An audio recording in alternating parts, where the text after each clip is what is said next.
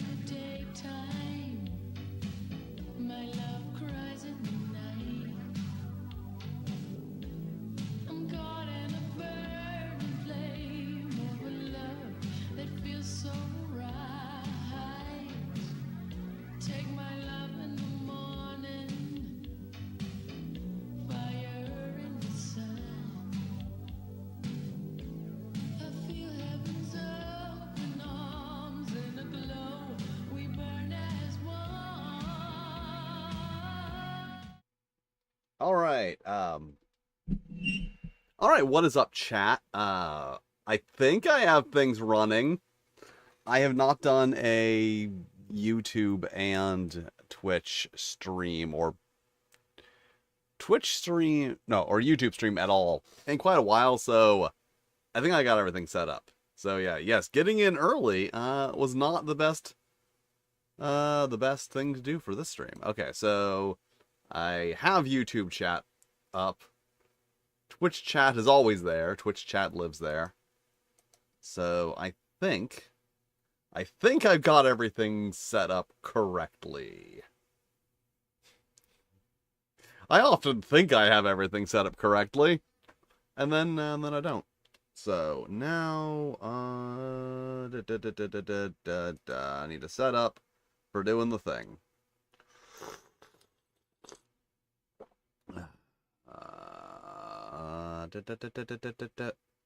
Oh, I need to. Also, slight issue that I think since the last time I recently switched from Chrome to Firefox, so all of my Chrome window captures now don't work. So I have to redo a lot of stuff. Window capture. There we go.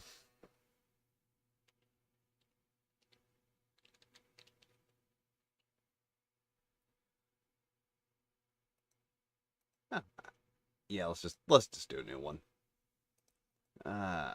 Okay, is that good? Okay, that looks good. But that needs to go under the universal overlay so that you can actually see shit, and needs to go bigger for reasons.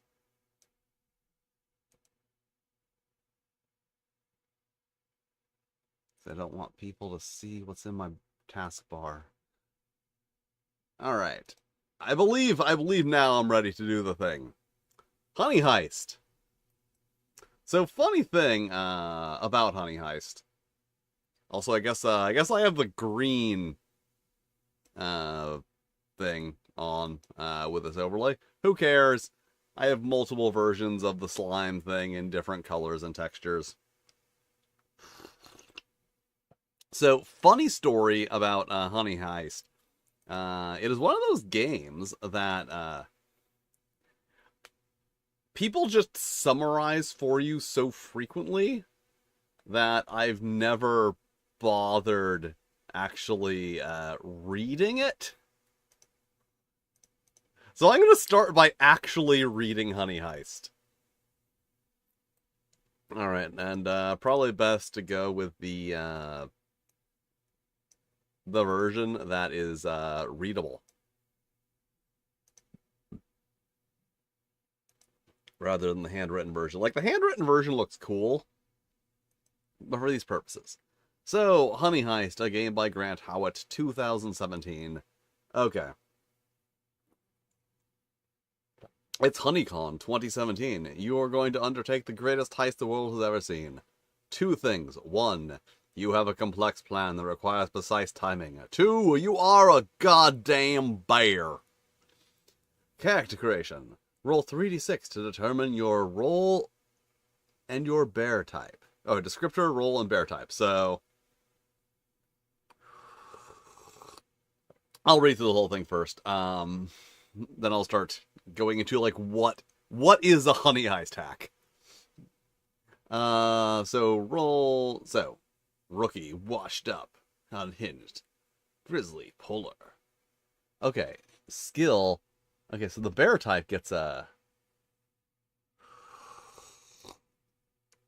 But do these skills actually come into play in the game? That's the question. Because with a lot of one-page games, people will like put something that as a joke and be like, "Lol, silly." All right, so hacker, brain thief, driver, face. Okay, name your bear. You're not a talking bear per se. You sort of vaguely. Okay. Bonus hat table. Okay, so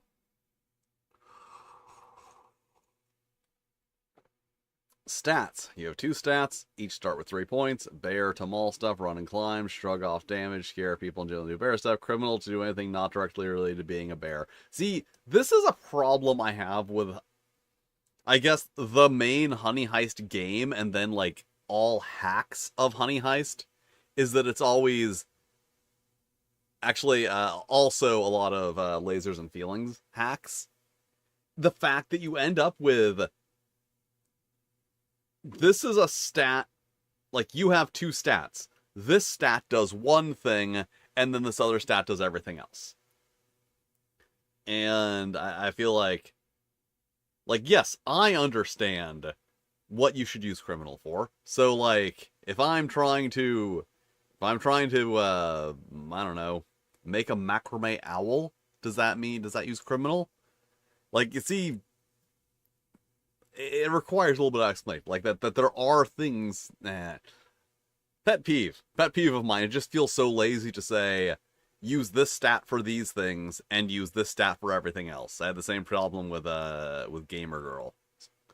That it was like, use these mermaid stats, and then use gay for everything else. And it's like, meh. When you act and the outcome is in doubt. Oh, I did a short reviewing that. If you want my thoughts on Gamer Girls, gay mer girls, it's in my shorts. I was trying to see, like, if shorts reviews would work, no. Now the answer's no. Like, what's their name? Sam, whatever. They do good, like, shorts reviews. They get traction on it. I don't. Alright, when you act, you're dead. Roll a d6. It's equal to the... When you act, and the outcome is in doubt, roll a d6. If it's equal to or under the relevant stat, you succeed. If it's over the stat, you fail. If you're using a bear special skill or doing something related to your roll, roll 2d6 and pick the lowest. Okay, so the roll and type give you the bonus. Frustration. When the plan fails, your bear runs into difficulty. Move 1 point from criminal to bear. Creed. When your plan goes off without a hitch, move 1 point from bear to criminal. You can voluntarily move 1 point from bear to criminal by doing a flashback scene in which you and the other bears plan out the heist over coffee and cigarettes in the back room of a seedy bar. You can voluntarily move 1 point from criminal to bear by eating a load of honey. If your criminal stat reaches 6, you are lured into a life of crime and betray the party. If your bear stat reaches 6, you flip out bear style and lose it, presumably picked up by animal control in half an hour or so. So here's my question there. It seems like when the plan fails and you run into difficulty, move 1 from criminal to bear. Okay, so like that seems reasonable, but when the plan goes off without a hitch, move 1 from bear to criminal, it seems like reaching 6 criminal would be very difficult. Like, you have a lot of say in whether or not that happens. Okay. And then GM, this is just a bunch of tables for designing a thing. So, now I start designing. I start hacking. I get out my axe. Ye have my axe. Sorry, I was just, you know when you open a new tab and you're like, wow, what the fuck was I doing? Alright, new Google Doc. I really need to find an alternative to Google Docs because I've been hearing through the grapevine stories that they are removing content from people's accounts. Alright, so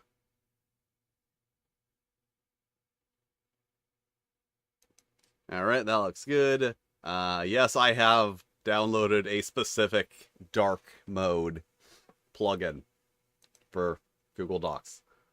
Alright, so to hack Honey Heist, we must first create the universe. Oh wait, yeah. So, well, let's just start with the title of the hack that I'm going to be making. lemon stealing whores. Guess what the two stats are going to be. Alright, so for a honey heist, we have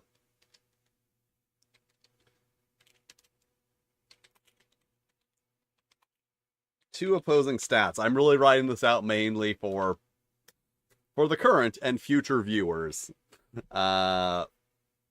Like, here's how you hack a game. So, main thing, you have two opposing stats. We have 3 descriptors.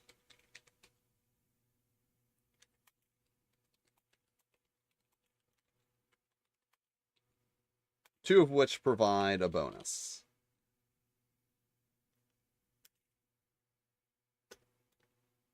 And what else do we have?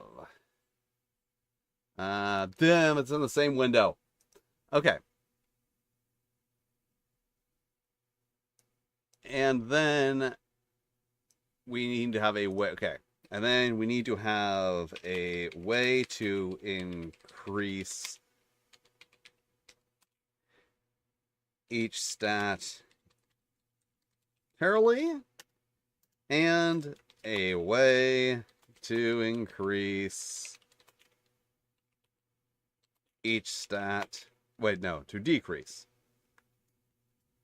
Wait, look. Okay, so here's. Okay. If you're voluntarily move from bear to criminal by doing a flashback. Okay. Let's say that's a decrease. Because you're doing, like, a criminal thing to decrease bear.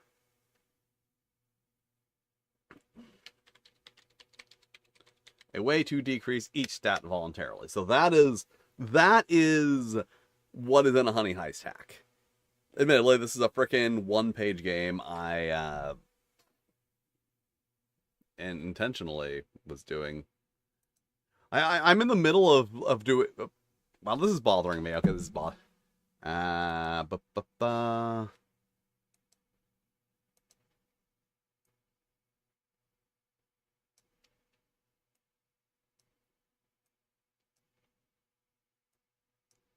Yeah, unfortunately, you can't like move that around as if it were like a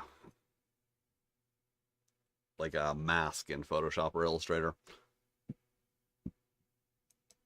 Yeah, I'm writing a math book right now, so I'm kind of busy. Yeah, it's a shift, but like I'm just calling it an increase. Because you're always gonna have. Yes, the Goblin Guide to Advanced Dice Rolling. It's like a month, 2 months behind schedule right now because I had a lot of issues with my proofreaders. Turns out when you don't pay people, you have to take the speed at which they do things. All right, so for lemon stealing whores, obviously our stats are lemon stealing and whore. So 3 descriptors, 2 of which are let's see. Let's go back to honey heist. Let's do this 1 per 1 just for now. So character creation, we have 3 d6 tables.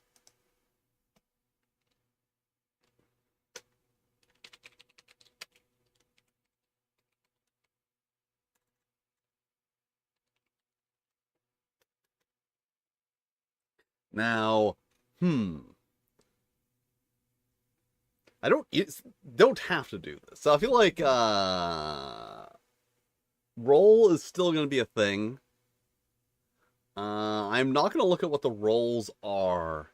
I am instead going to make up my own.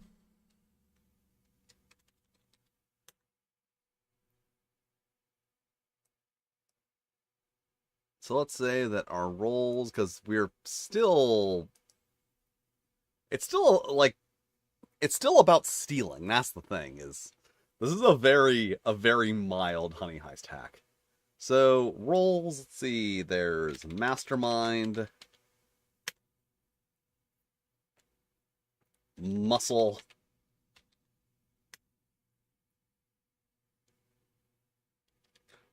Wild Card,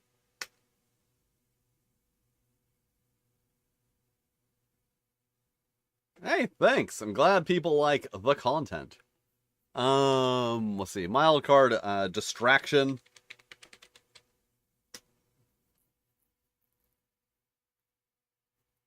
hmm, and, see, Sucker doesn't work, because that'd be like the person that you bring intentionally to double cross them, but that wouldn't work very well for a game, because people'd be like, oh boy, I'm the one who gets double crossed. It only works if it's secret, is the problem. Also, wild card, distraction, I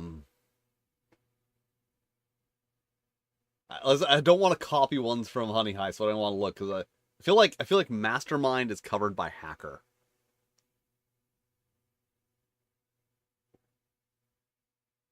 Let's say Infiltrator.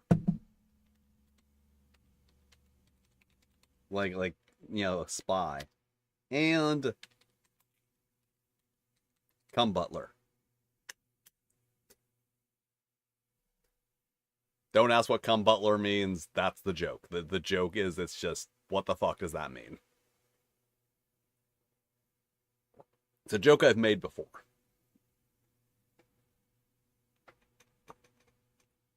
It just sounds funny. And then, hmm.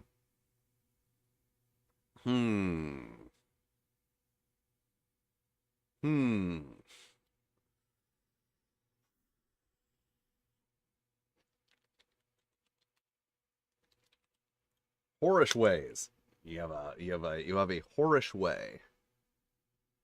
It's going to be equivalent to a skill. So, flirty. I didn't think. The whole point of the stream was I was just jumping into it. So yes, I didn't think through how to apply the stuff to the concept of lemon stealing whores. I would show you all what lemon stealing whores is, but I can't because of Twitch. Because of Twitch. Also, if you haven't, looked up what's going on and called the payment processors, you should do that. That's an important thing to do. Unfortunately, even the safe for work version of the lemon stealing hordes intro that you can find on YouTube still has nudity in it, so I can't that on Twitch. No. Go on my gaming channel, watch my rant about this. You can't nudity on Twitch unless the nudity is in a video game. You can play The Witcher or God of War, which both have nudity in them, but you can't watch a clip from a movie that has nudity in it.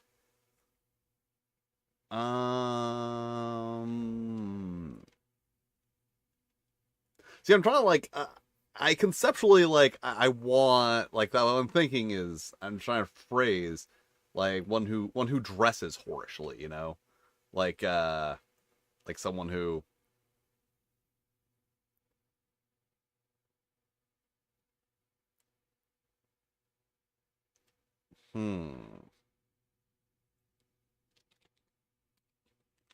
there we go. Flexible, that wasn't what I was going for.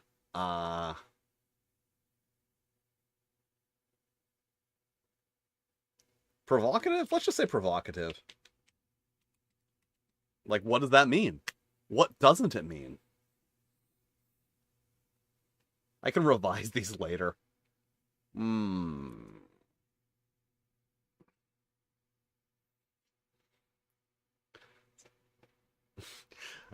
Don't Google whorish ways.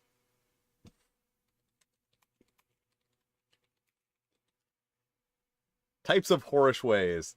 Oh god, I love that I Google this. I come with the 4 levels of slut. What is another word for whorish? What is another? Who is that? The first word you think of? Uh huh. Okay. Well, that wasn't very helpful. Okay, let's see here.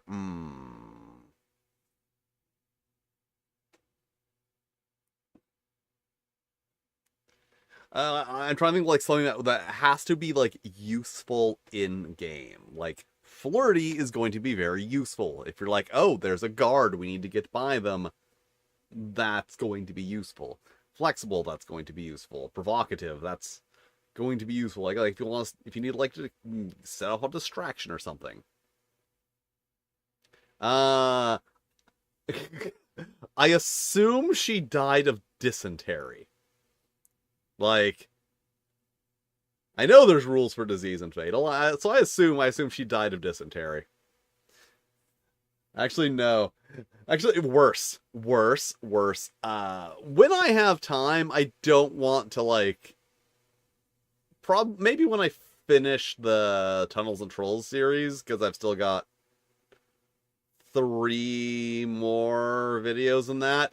If big if like the new 2025 edition comes out.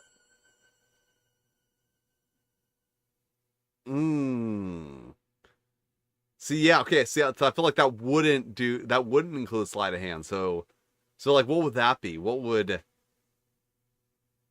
whorish way would be like deceptiveness and like, ooh, like like really big winged eyeliner. I don't know why that's what rogues have, but they do.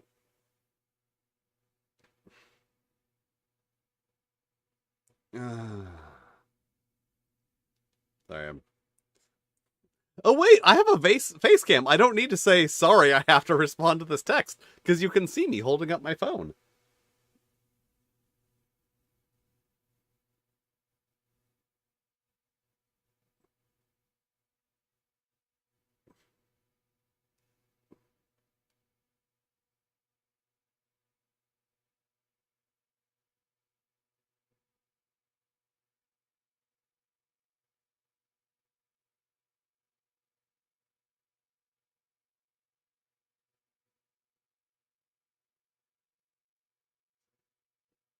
Yes, I hold up my phone like an old person. I need new glasses.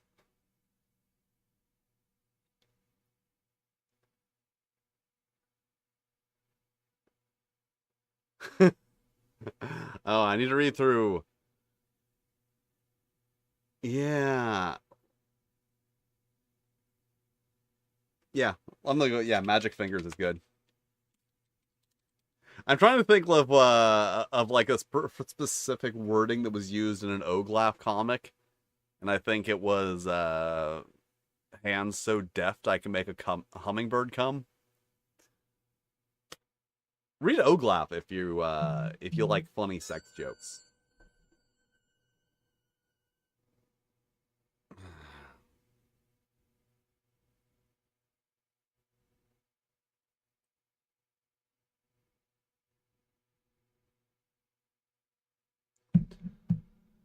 Da da da da da. So I don't want to get too explicit with this because I can get really explicit with this, but like I have to stay family friendly for Twitch and Yubble Tubble.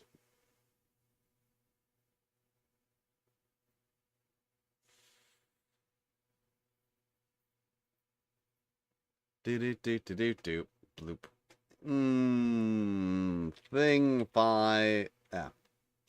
Thing five and wow, I screwed that up twice. There we go. Nope. There we go. Wow. And thing 6. I'll figure that out later. So I can also add anything I want onto here.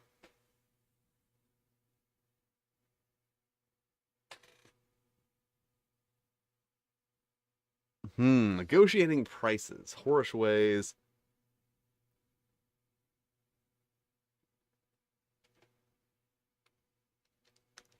I feel like adding bratty would be good now that I think about it. Like, let's say manipulative.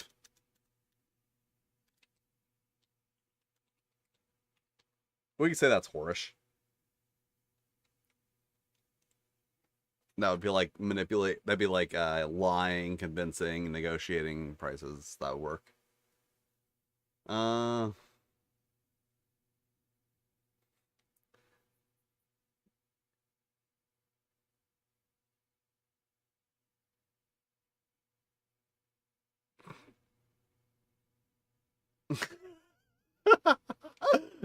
oh. Ah!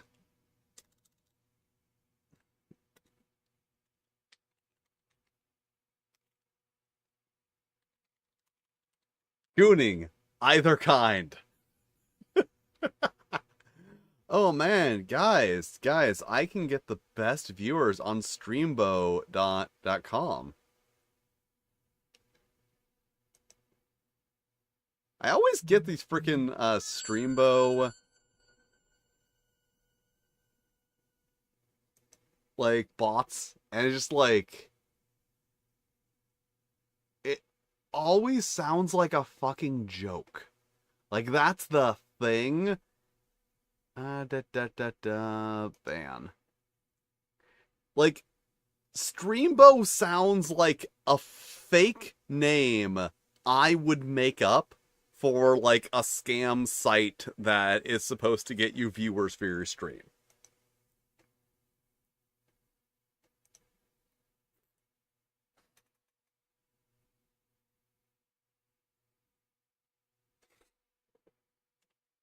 Yeah, that sounds like a thing Norm Macdonald would say. Sounds like a thing he would just say. Okay, so character creation, we got that.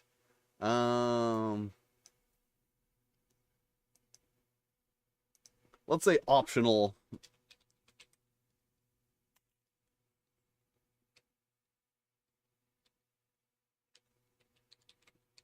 Or accessory.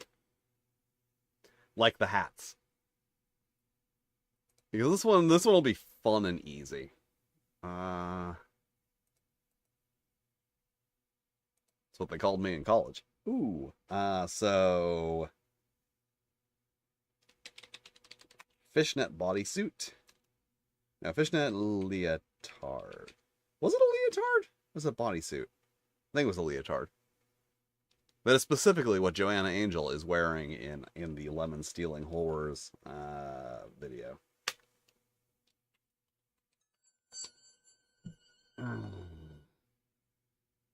Wow, my device has great new features. Don't really care.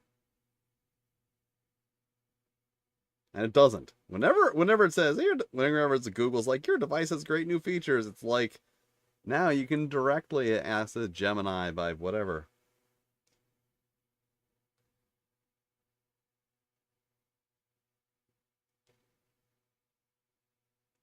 All right. So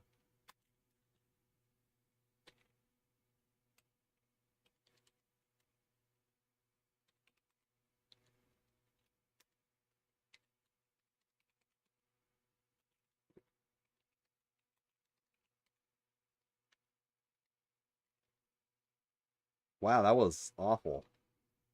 Spell that awfully.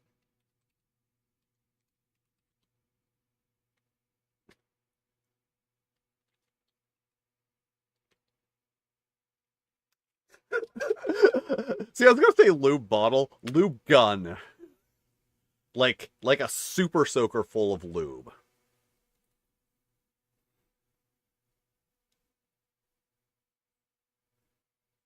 Hmm.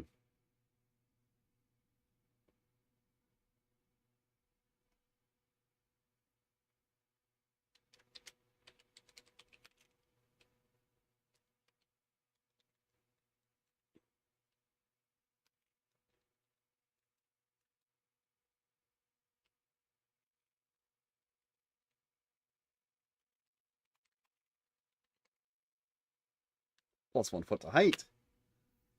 And let's say a riding crop. You know, let's get kinky with this. get weird and kinky, because there definitely are not riding crops right over here. Which I very much cannot, I very, very, very specifically cannot talk about that on Twitch.tv. Yeah. Well, yeah. Cum Butler. That's see, you missed it when I typed it. I was pointing it out. That's the great thing about Cum Butler is it's always funny. It's always funny. It makes you go, "What the fuck is a cum butler?" And there is no answer. There is no answer to what is a cum butler. As long as you never like address it, people will just be like, "Is that like a butler at an orgy who hands out towels and lube? Is it a butler who like mops up the cum? Is it what? It's a funny word."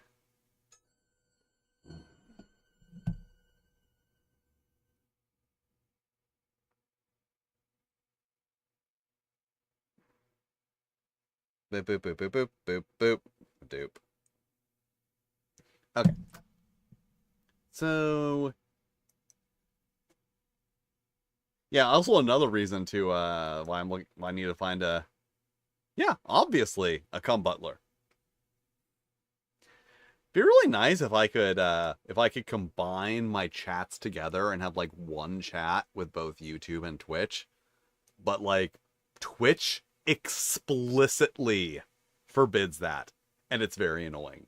Because that's like why the chats are so weird, with the YouTube chat specifically, is because I like the way I get Twitch chat into OBS is through Streamlabs, and they won't give you two browser sources for two different chats at the same time. They'll only let you have one, so it's either combined or nothing.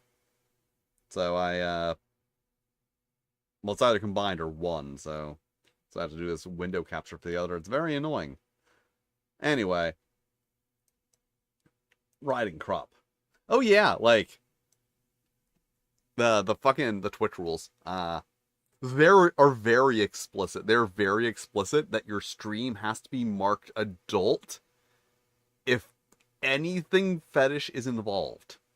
They even like the example they give is wearing a ball gag around your neck during a like just chatting stream.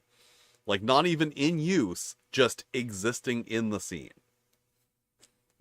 If I turn to the camera slightly this direction, I would be breaking Twitch TOS for the most stupid reasons possible. Mm.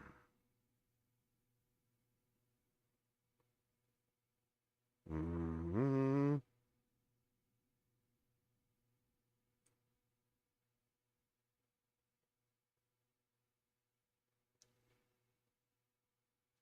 All right, and where was I? Okay, so optional horse accessory. All right, okay, so we got that. We got character creation, I think, basically taken care of. And now stats. You have two stats, starting with blah blah blah. That's that. I feel like stats is part of character creation. I guess it's not, because you don't have a numerically defined thing. I guess that's the big difference. Well, one of the differences between this and lasers and feelings is you always start at 3. Okay, so stats. You have 2 attributes. Lemon stealing?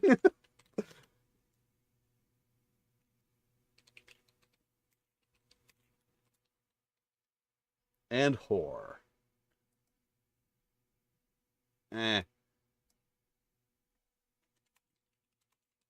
Each of which start at 3 points.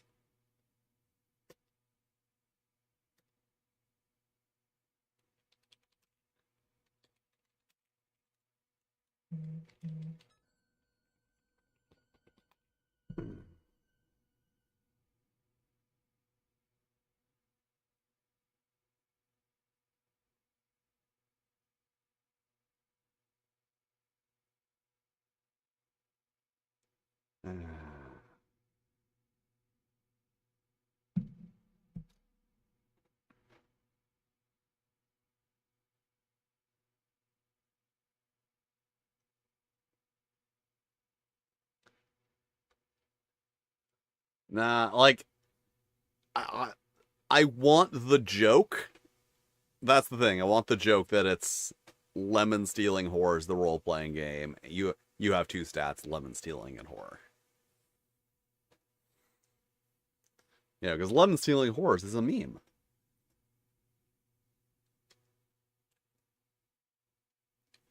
To perform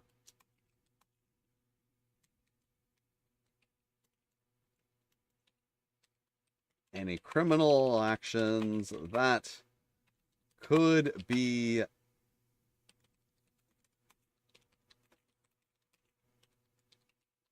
in the stealing of lemons. That's right. I'm being weirdly specific with this. It has to be for stealing lemons. Okay, I'm trying to think. Like, what can you definitely not? What could definitely not be considered a lemon stealing skill? Because like,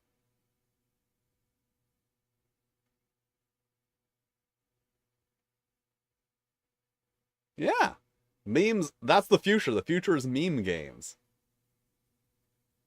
I'm just saying, like my best-selling game ever, it was based on a joke. My best-selling game, which then is getting republished by Steve Jackson Games.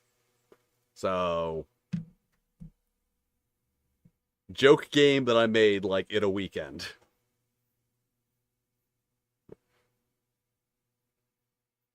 Versus like Cosmic Hooligans, which I've sold like one copy of. Okay, well, one post Kickstarter copy, but I don't count Kickstarter sales towards total sales because reasons.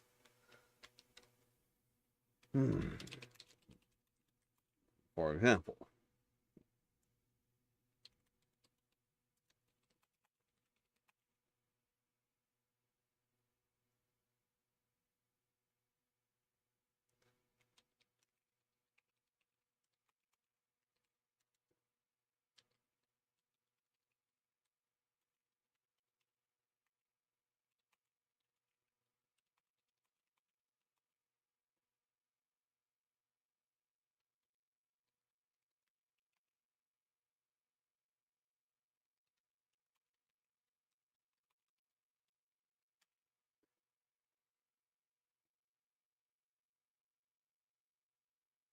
I mean, like also the regular GURPS guy.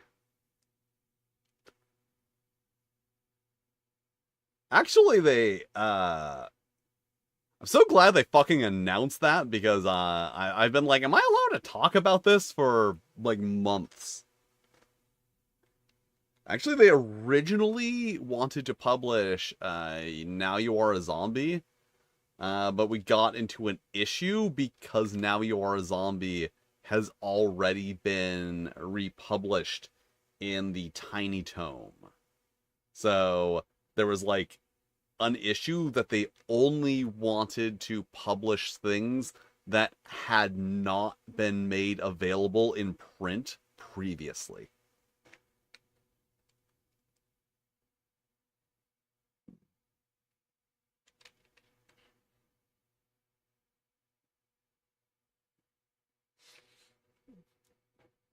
Okay, trying to think of like a situation where reasonably where like that is a criminal activity that reasonably could not be used in the theft of lemons. I'm like trying to get weird and pedantic about this.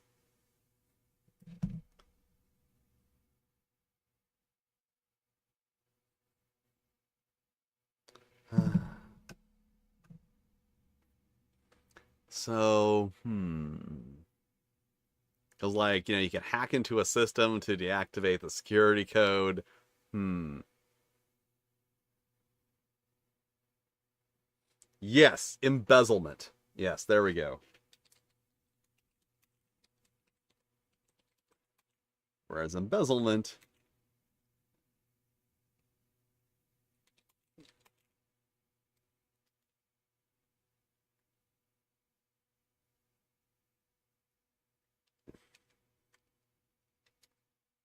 Whereas embezzlement cannot reasonably be used in lemon theft.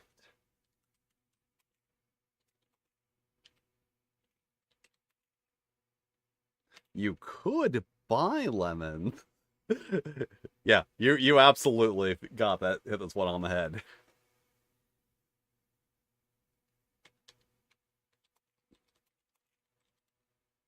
Money. But this isn't...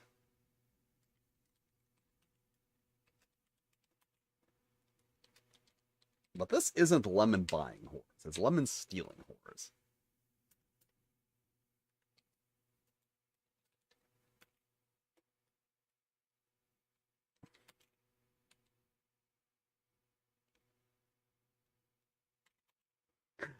I like how it went on like a thing about not liking that it said that people just say use the other stat for everything else, so now I can't do that.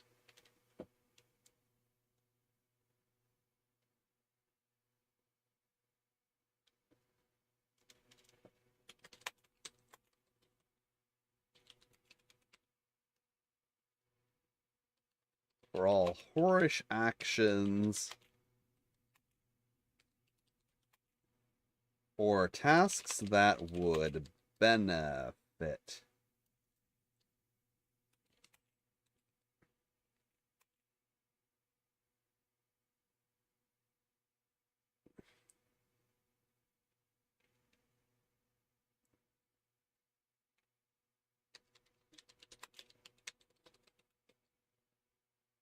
Or tasks that would benefit from whorish experience.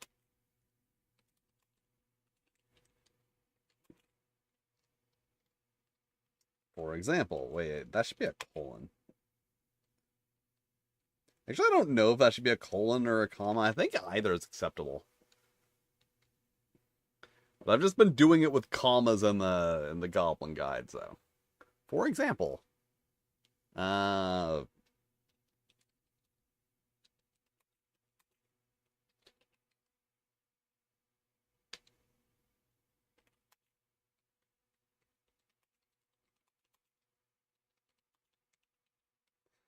see, there's a lot of overlay. Lap.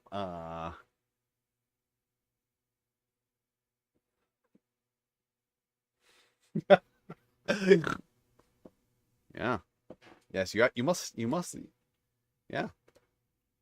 Well, it's like a stolen car. You take the lemons, you peel off the little stickers, and then you put another sticker on.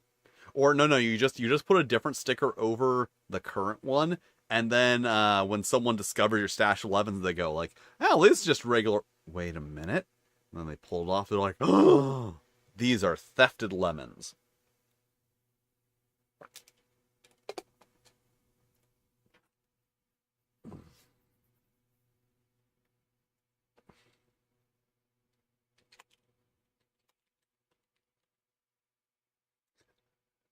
Oh wait, that's an example I use in actually, yeah.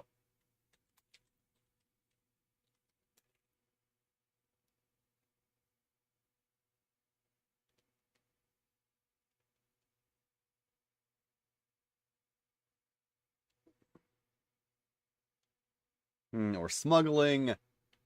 Like we all know the joke I'm making here. I'm just trying to think like what you need to smuggle. Hmm.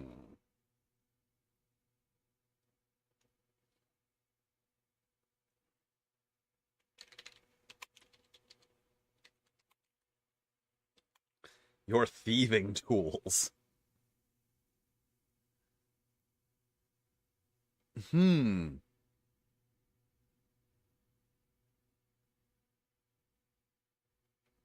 I'll keep it in mind. I'll keep sourpuss in mind. So if I see if I can stick that in somewhere. Eyebrow.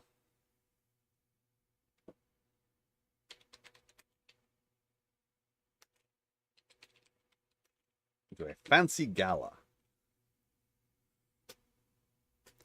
I'm starting to realize that my concept for the Lemon Stealing Whores role-playing game and my concept for the Bimbo Squad role-playing game are very similar. And I might... No. Like, maybe I should just combine them, but no, because the whole... As I've said, the whole point here is that I'm doing a honey heist hack based on Lemon Stealing Whores, and your two stats are Lemon Stealing and Whore. That's the whole joke.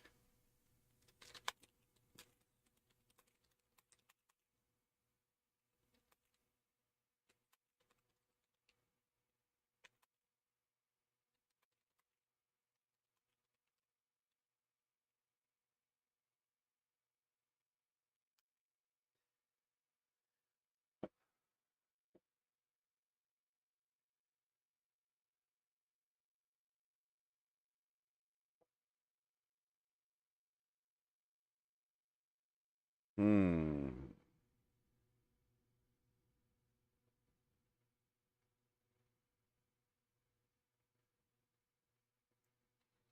You may notice there's a bit of overlap.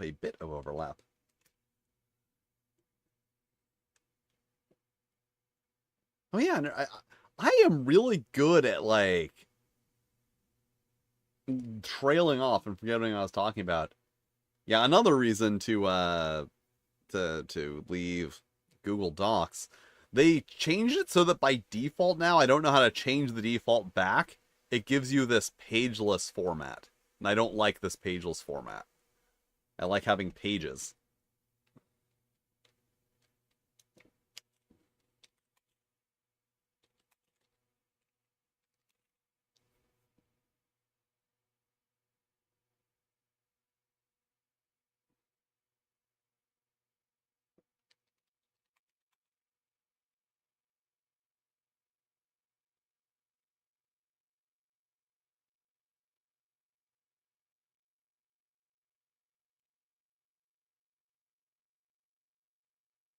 See, now you understand. Now you understand why I'm constantly looking off to the side in my videos. That's what I do when I'm thinking. I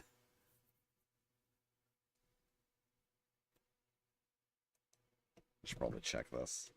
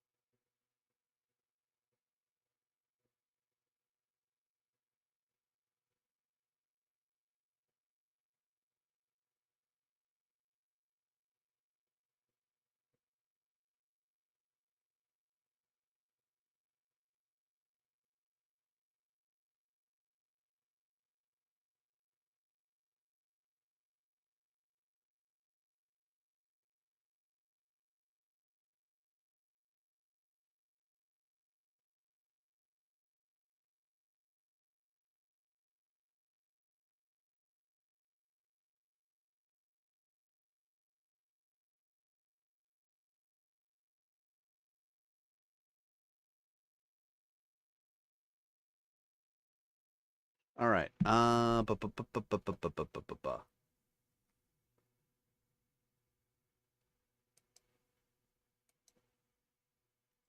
see, my thought is that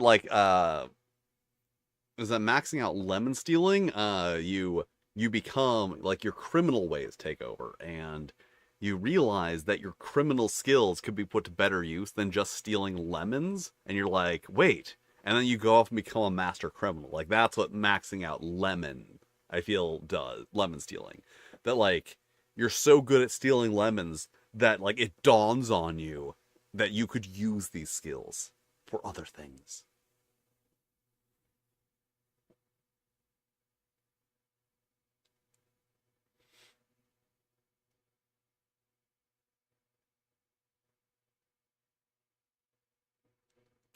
Okay, so a lot of overlap there. So let's say you were trying to. Okay. I'm trying to avoid saying like, oh, you're trying to distract a guard. I'm trying to think of something that's more clever than that.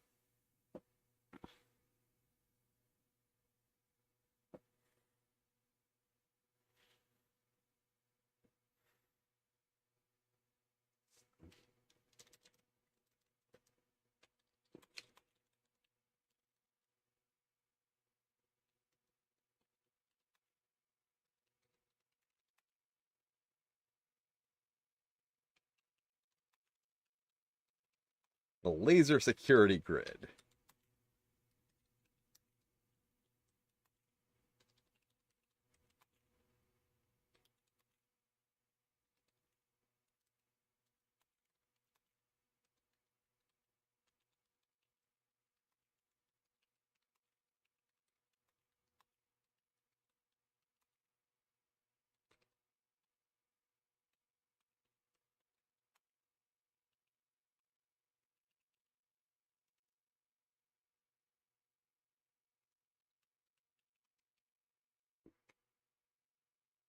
There we go.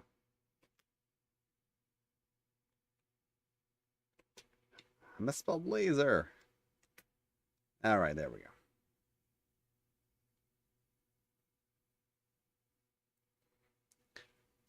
That comes in later. That comes in later. A setting comes in later. First, I have to give the core rules. Then I have to fit the core rules onto a page, and then I have to see how much room. Actually, no, man, I'll just.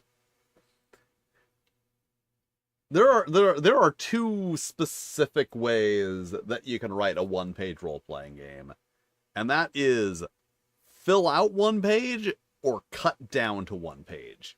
Like 98% chance you are not gonna like hit one page perfectly. So either you write the most, basic ass version of the game, put it into your layout, and then be like, oh, I have room to add this, or you just like write the game and then be like, oh, I have to cut out this and that and the other thing. I have done both. Like notably, Now You Are a Zombie was one that I wrote up from a low level, from like the most minimal version of like the concept of the game, and then Head the Severed, I cut that one way down. Cut so much out of that game, but now it's a fucking World of Darkness parody. Like I made a one-page World of Darkness game. But yes. Well, actually, here's the question. Would lemon stealing horrors really be on a pirate ship, or would that be lime stealing horrors? I feel like you're gonna find more lime stealing horrors on sailing the seven seas than lemon stealing horrors. Like you might find some lemons on a ship, but I believe limes were more common. That's why the British are called limeys. That's legitimately why. It dates back to maritime when the British sailors would stock limes to get vitamin C so that they wouldn't get scurvy, because scurvy is not fun, probably.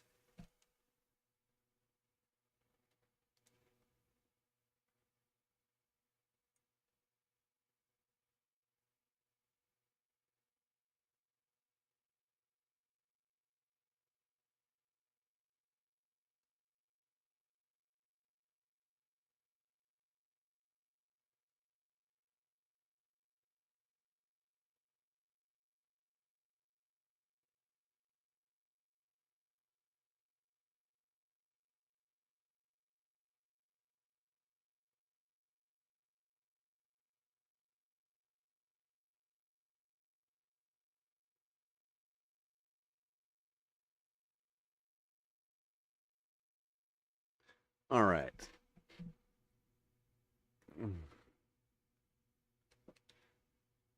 Lubricants.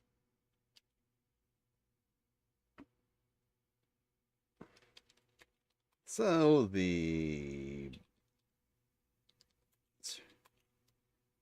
in such situations, the solution of which stat use the answer to... Yeah, that should be the answer to. Answer to... Stat to use... is...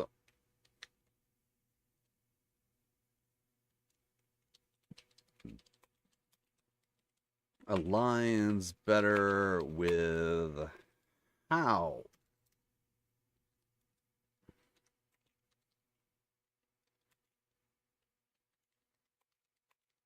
doing the thing.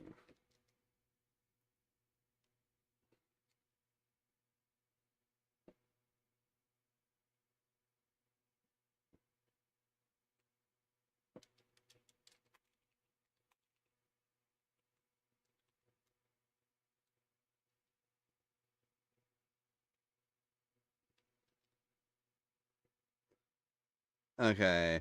How you're doing the thing. So action can be carried out sneakily or what the fuck was that?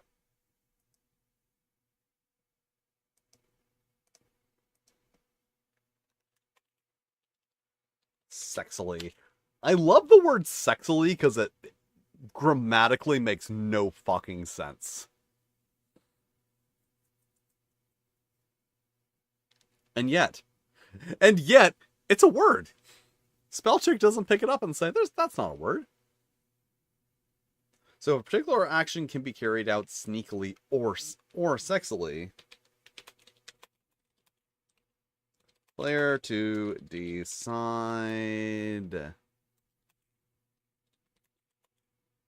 to use.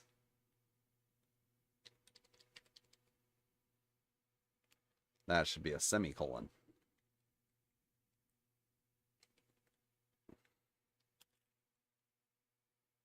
However, the player is also race.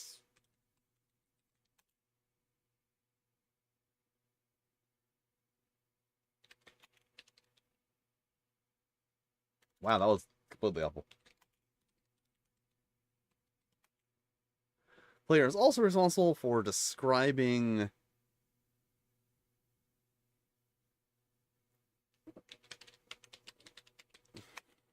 specifically how their character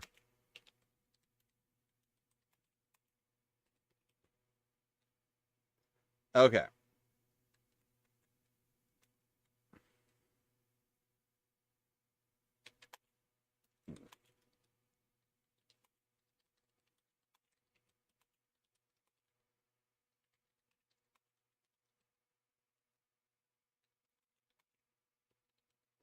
Okay. See, I just made a point about like sexually not being picked up by spell check, then spell check picked it up. Okay, a task. What are you doing? 1 year. Okay. Yeah. Okay, so if there's an overlap, you get to choose, but also you have to explain. You can't just say, oh, well, my horror is at 5 right now, so I'm going to use horror to hack the computer. You need to explain how you are using horror to hack the computer. You need to explain that to get past the laser grid, you are lubing yourself up and like twisting and moaning as you move through the tangle of blah blah blah blah blah blah blah blah blah blah blah. That's a different game. Seducing the Laser is in a different game that I also wrote. That's in Dinosaur Erotica, the role-playing game. I just had a realization about something.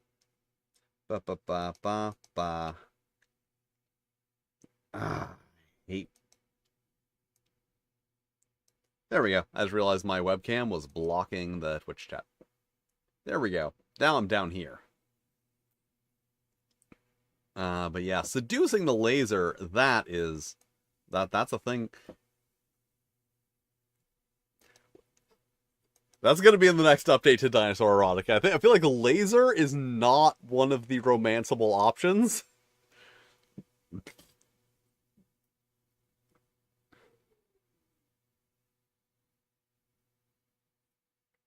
Hmm.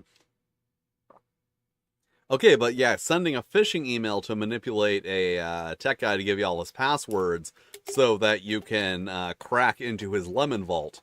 But is that, are you doing that using lemon stealing or whore?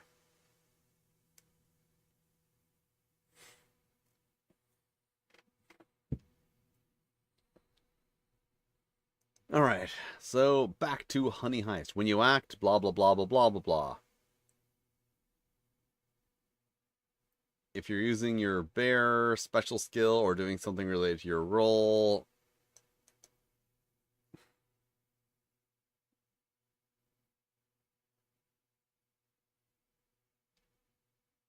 Okay, so see here's uh see if I'm the see if I'm the game master of the situation, you're telling me that you're going to use whore to hotwire the car, even if you're like you're fingering the ignition hole and moaning like I'm gonna need I'm gonna like ask for a whole performance on that.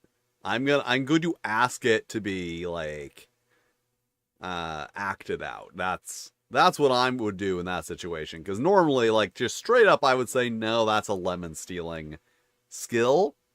Uh, but like, I'm not sure if y'all have noticed. I have this crazy idea that games are supposed to be fun.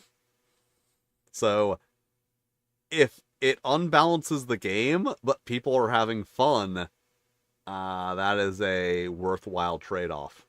So if someone's explanation for why they should be able to do a thing doesn't make sense, but like the way they present it like makes everyone laugh and we all have a good time, I think that is like a good use of bending the rules.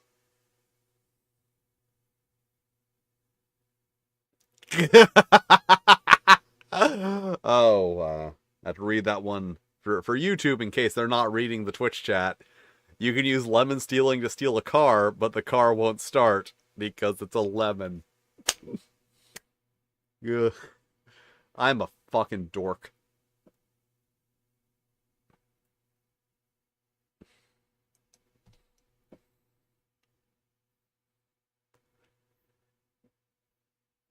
Yeah, Twitch. Oh, see, that's why I have to. Well, this is yeah. Maybe this is. See, that's see the weird thing. It's like, see, Twitch chat. They're the horny ones. So like, it seems like if anything, allowing me to combine the chats would be like a good influence on the Twitch chat because Twitch chat's all like, you know, I want to finger the ignition keyhole, and I'm like, Twitch chat. This is a stream where I'm making a lemon stealing horrors role playing game. You know what? Fair point. No one made a point. The point that I imagined in my head was a fair point.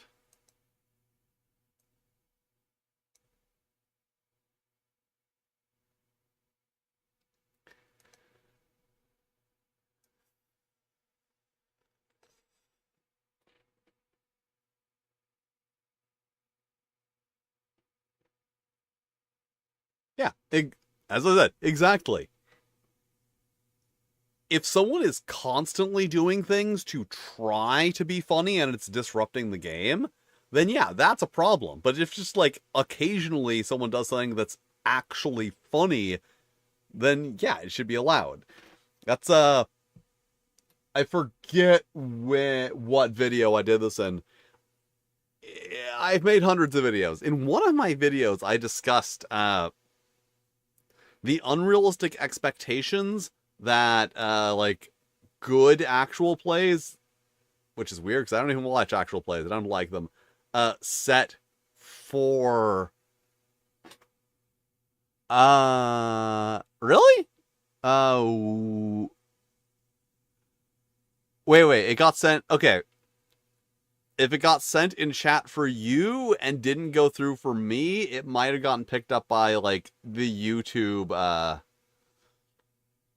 filters. Because my chat window is directly, it's like I'm literally just screen capturing the chat window, from YouTube for this. What was I? Oh, yeah. I think, was it I don't remember. It was either my rule on my video on safety tools or maybe my video on GM is supposed to lose fudging rolls. I don't know. Point is, I made a point about how okay, not exactly that actual plays provide an unrealistic expectation, that people don't interpret what is going on in an actual play correctly.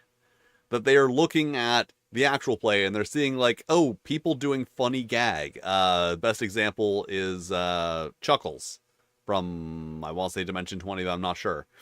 I've never actually watched the thing. I've just seen lots of clips on YouTube because YouTube especially Chuckles clips.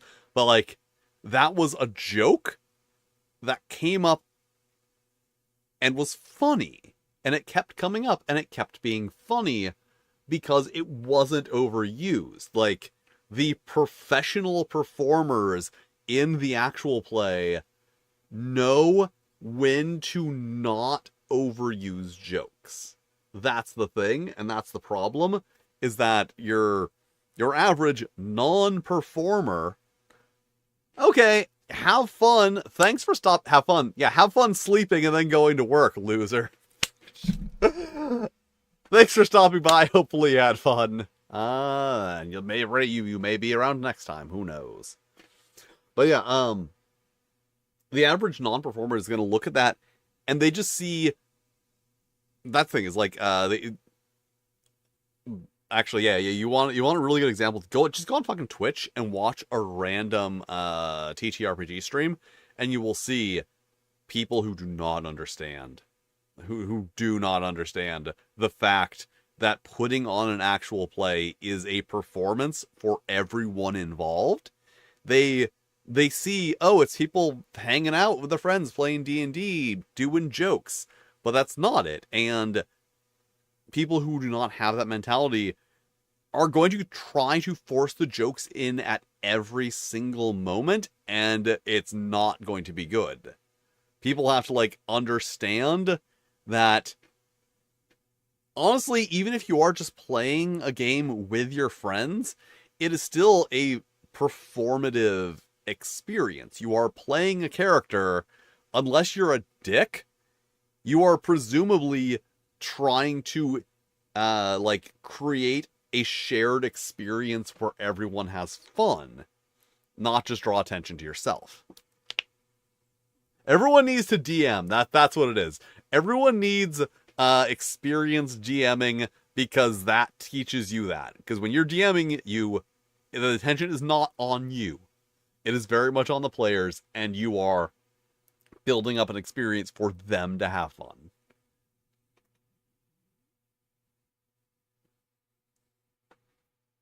Well, it's not just like if everything's funny, then nothing is. It's that people who are constantly trying. Actually, no. So, remember the big fucking adventure actual play boom, where, like, you know, College Humor and, like, everyone, I don't think College Humor actually did one. They're just, like, my thought, I don't even know if they still exist. They're just, like, my go-to shitty internet video, you know, example. Was trying to make a professional one, and some of them were, like, animated and shit, and D&D did one with puppets. Like actually Wizards of the Coast did one with puppets. Like, no one remembers that.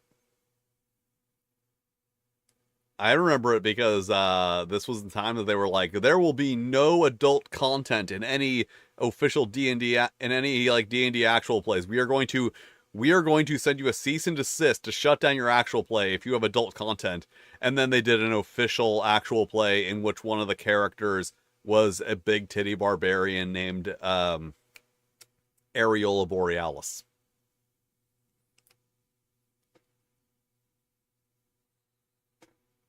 But yeah, so I saw like a lot of clips from some of these. Harmon Quest, I think, was one of them.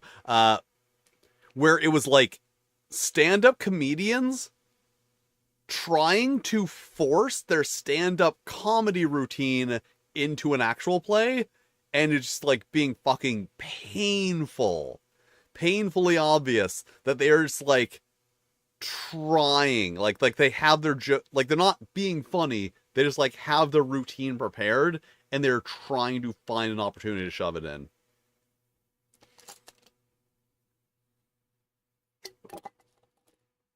Yeah, like it must not have done very well because the fact that I am telling you about this, people are like, what?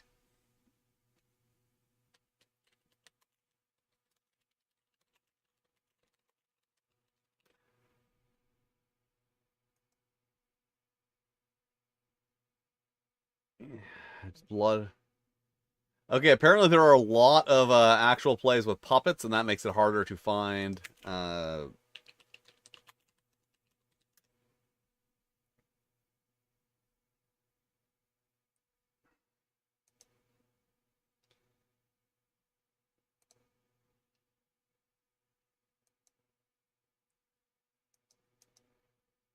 Stuff of Legend is what it was called. Uh,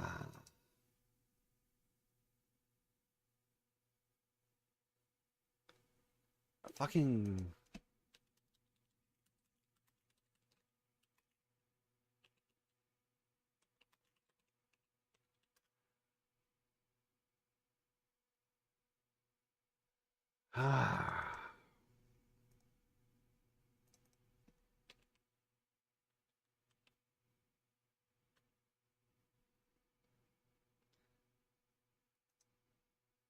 This is difficult to look up because fucking YouTube, Google keeps changing my search to Aurora Borealis.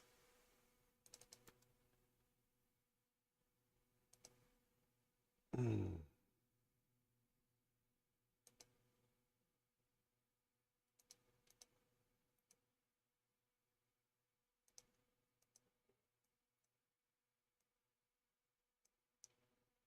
Okay.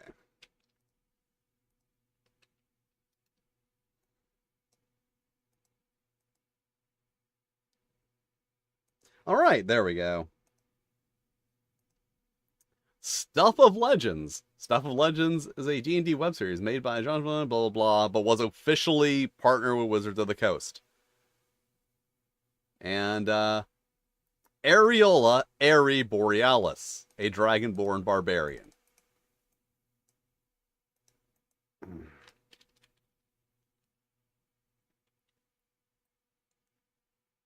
That was that's fine. That's fine for Wizards of the Coast, but like that's big. But if you're too saucy in your actual play that you're not partnered with them, they might shut you down. Yeah, I've actually want before they did that. I've actually thought that would be a really great idea. Uh, I've wanted to do that just like for an in-person game, just like for funsies. That like if everyone had a puppet, I feel like it would help people. It would help people get in the groove, get in the spirit. You know,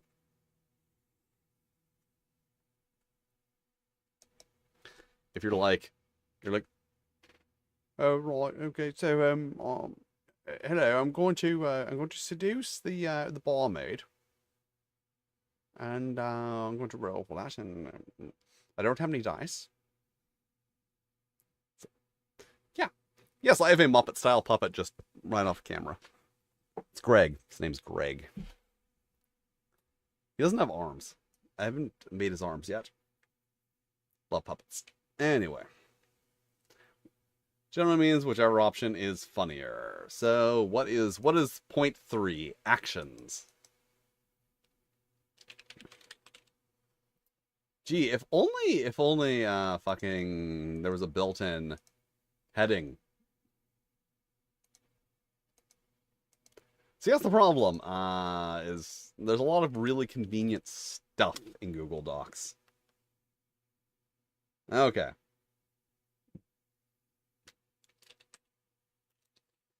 When performing. I am so tired of writing this sentence. If you are not a game designer, let me tell you this. You have to write this goddamn sentence in every single game, but you feel like you're cheating if you're just like writing the exact same thing word from word over and over again. So you try and figure out like different ways to subtly rephrase the same basic concept. Performing an action in an action where the with a reasonable chance of meaningful failure.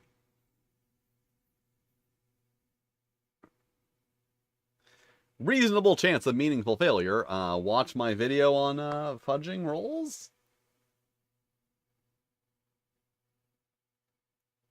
I think that's what I called the video. I think I called the video fudging rolls is good, comma, actually.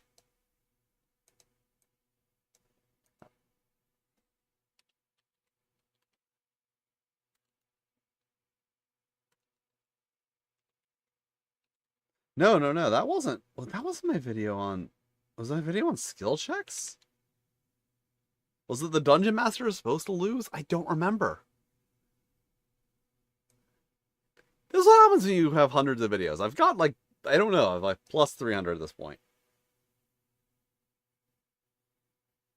I think it might be on, oh, this is bothering me now. What video is that?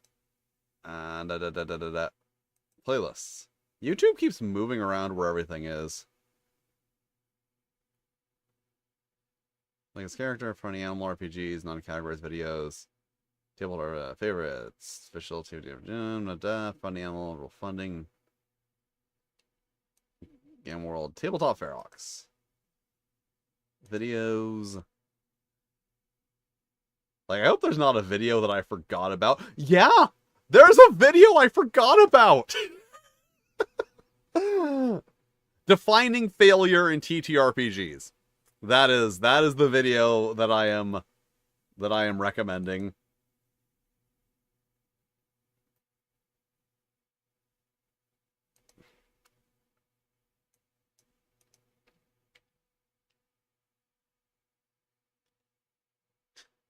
That is the specific video that I'm recommending, and I'm going to put in both chats. Because that is like relevant to the things that I'm saying here. You can watch that later. Like discussing the fact that failure has to be meaningful to roll a thing. Because I've had games where fucking the DM asks you to just roll for everything. It's like, oh, you're climbing in the window. Roll to climb the wall. Roll to open the window. Like, no, none of these things are important. Like, to summarize that video, it's a good video. It's one of my like videos where like, you know, I don't review a game. I talk about like a general topic in role-playing games, which I would love to do more of. But here's the thing. That video got 689 views, and my video looking at the original female character rules in D&D got 173,441 views. So that's a problem, is that whenever I would love to do more videos talking about, you know, general, you know, concepts of role-playing games, people don't watch them.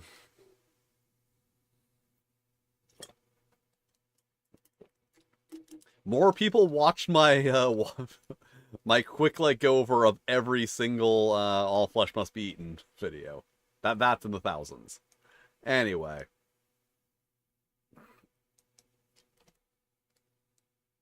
Page XX. And then they gave us the Page XX in the Malkavian clan book.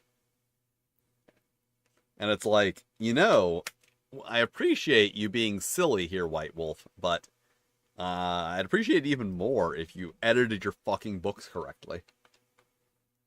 For more on this, watch my watch let's make us a Gamma World 6th edition character, because that game gets so sidelined by White Wolf's complete lack of editing.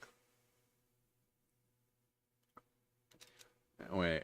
Any action with a reasonable chance of meaningful failure, roll a... Wait.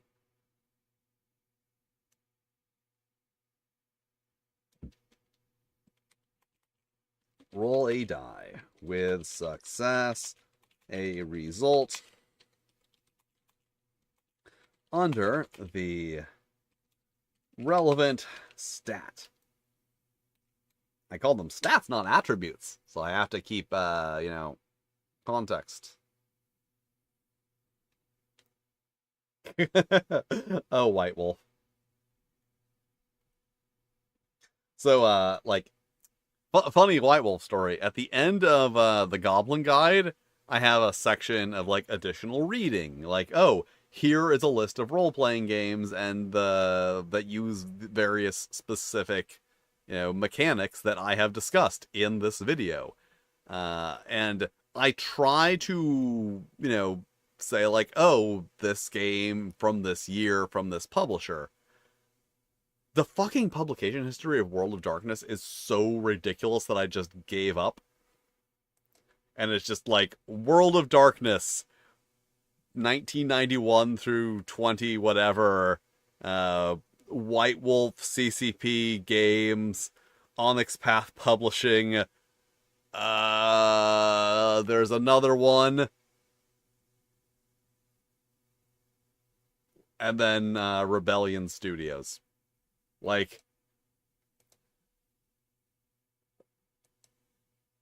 There's a lot of publishers have published World of Darkness books, is my point.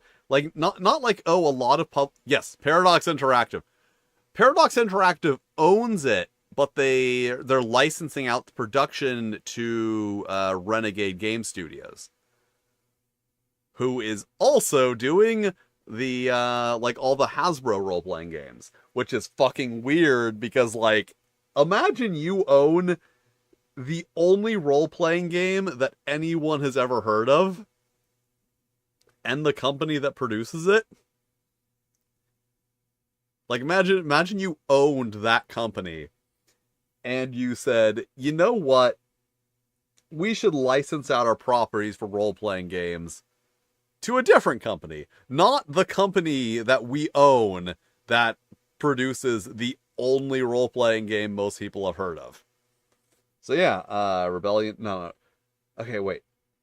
Renegade Game Studios. I keep getting, okay, Renegade Game Studios publishes 5th edition World of Darkness, as well as the Transformers, My Little Pony, G.I. Joe, etc., all the Hasbro role-playing games. And Rebellion Unplugged is the company that's doing the new Tunnels and Trolls. So yeah, publication history for World of Darkness is weird and confusing. But let's be honest here. World of Darkness is a little weird and confusing.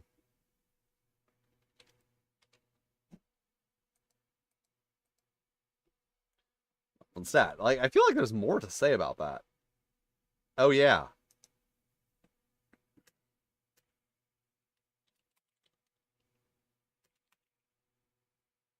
If your roll or horror if your roll or whorish way.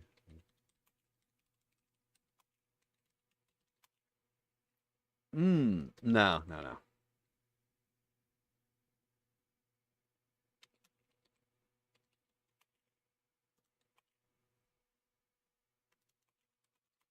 If your roll or whorish way would reasonably provide a benefit on the task, is it you roll 2d6? Yeah.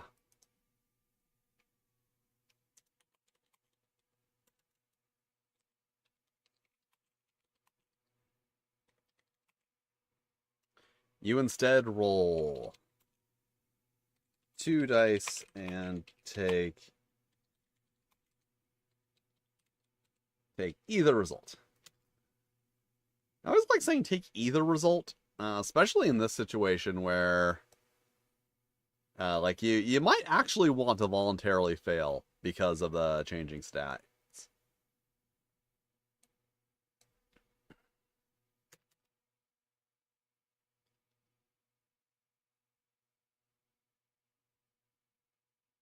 Yeah.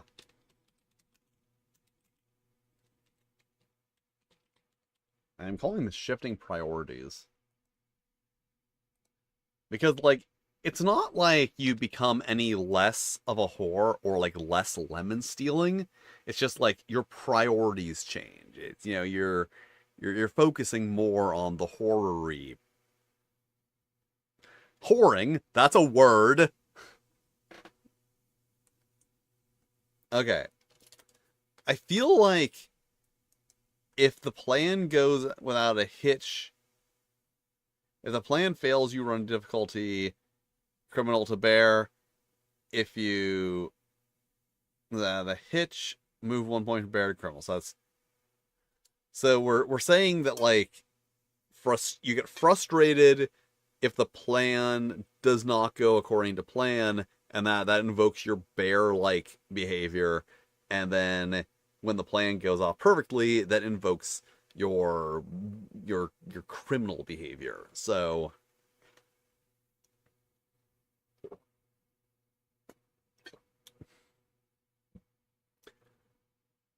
the question becomes like, how's that? Like, I don't, as I've said before, as much as I am basically doing that, I don't want to just like directly copy this. So, like that. I'm trying to think of like a different way to do this. Okay, all right, yeah, Renegade. Yeah, Renegade publishes a lot of stuff. They're just not very good. And they have their own D20 system. I don't remember what it's called. Well, see, I feel like I can write like I can just copy and paste and like thematically change this. I can just say, oh, when the plan fails, you know, oh, you become aroused or some bullshit, but I don't want it to be like that. I want it to be like I want there to be like a different condition, a like functionally different condition than what is going on here exactly. Oh shit. Yeah. You know what else I want to do though? I want to go feed my cats because it is quite a bit past the time they're supposed to be fed and they're little dumbasses. Like let me tell you how these cats are doing. Well, you know what cats are doing now? They're probably sitting next to their food bowl waiting for me to feed them. If they came over here, if they came here and said like meow meow, go feed us, I'd be like, oh, sweeties, I need to go feed you. But they don't do that. I just noticed like, oh, well, they're supposed to be fed about now. And I have a whole setup. I have a whole streaming setup. Actually, no, I'm gonna do the other one.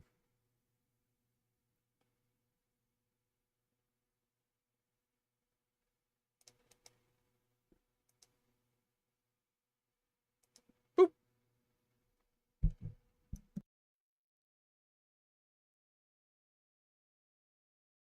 Oh yeah, yeah. I failed to consider that YouTube would cut out any reference to the word whore in chat. Wow. That was a thing I failed to consider. Stupid YouTube. Which is weird. I don't know how to turn that off. Like, I know how to. I was able to turn off the automatic chat filtering for Twitch. I can't figure out how to do it for YouTube. I don't know if you can.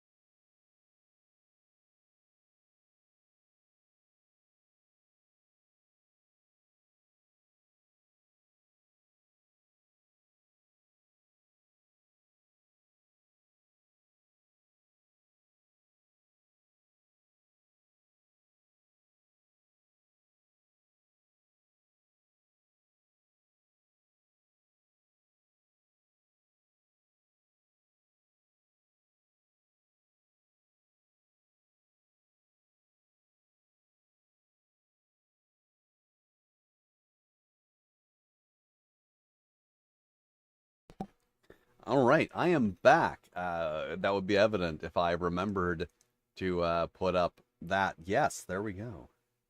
I don't know why I suddenly transitioned into ASMR voice, but you know what? That's what I'm doing now. The hell's there we go. Burb. The bee pun. Ah. Okay. Okay. So,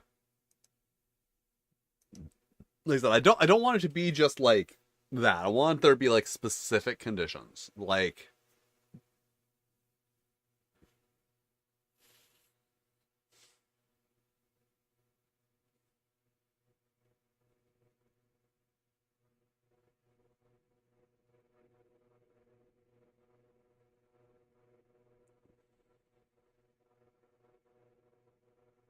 okay, I think I got an idea. I think I got an idea. Whenever you are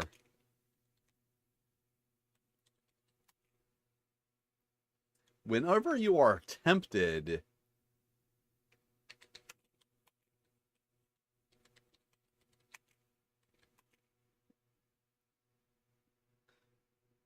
whenever you are tempted by an opportunity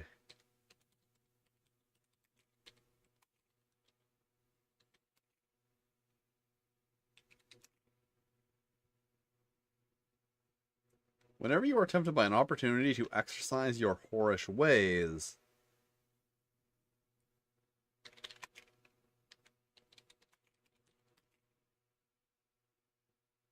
you must make a you must make a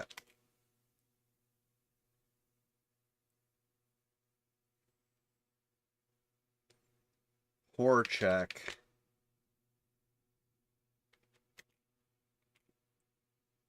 Let's make a whore check. If unsuccessful, it's a drive resist.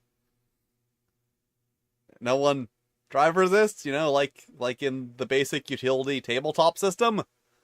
My house system that I use in Cottagecore Goblin Lesbians Destroy Capitalism and Hell of an RPG.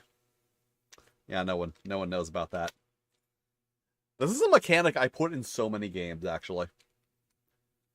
Because, like, you're a whore. So, like, you're gonna be tempted to like do whoring stuff. Like, you're gonna be like, yes, just doing some crimes, and then like, I don't know, Fabio walks in, and you're like, oh fuck, and then it's like, you have to like resist the urge to like, get sloppy all over Fabio.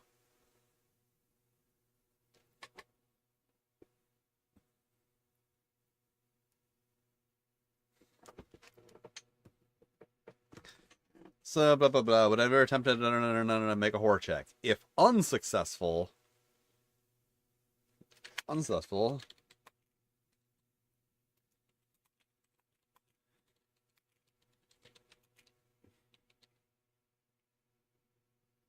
whorish ways, and increase your whore by and move 1 point. Yeah, move 1 numeric point from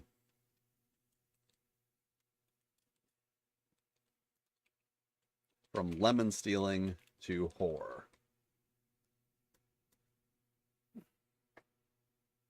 Yes, be whore, do crime. And okay, so whenever you're tempted by an opportunity to exercise whore and lemon stealing to whore, whenever tempted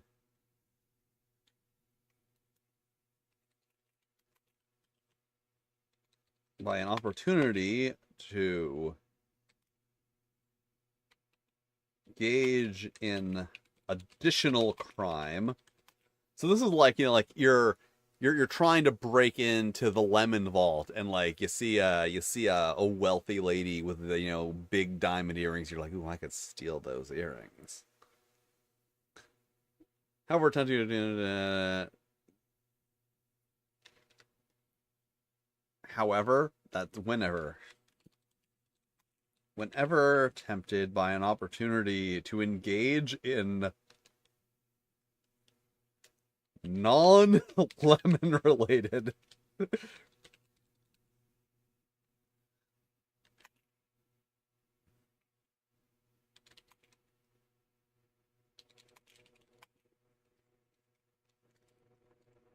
make a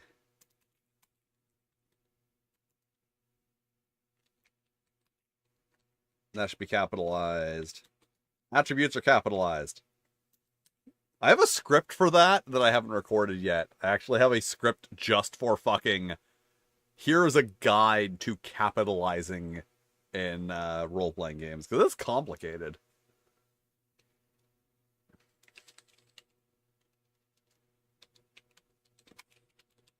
Must make a lemon stealing check. I just realized that I copied the Blue Sky post and pasted it into Tumblr, but I tagged the one-page RPG account, so that tag isn't going to work on Tumblr. But I'm definitely not going to open tumblr.com on stream because there's this thing called titties. They're legal on Tumblr now. They legalized titties. It was a new thing. Well, they legalized them kinda, like, technically yes, you can have titties on the Tumblrino now, but like the titties have moved on, basically. Like, even the accounts that like were not posting explicit sexual content, were just posting nudity, like have left Tumblr. So when they allowed nudity again, it wasn't like an explosion of nudity. And no, you cannot steal different types of citrus. That would defeat the point of being a lemon stealing whore. You steal lemons. That's what lemon stealing whores do. If you were a grapefruit stealing whore, then you'd be a grapefruit stealing whore. If you steal limes, you're a lime stealing whore. We're being thematic here.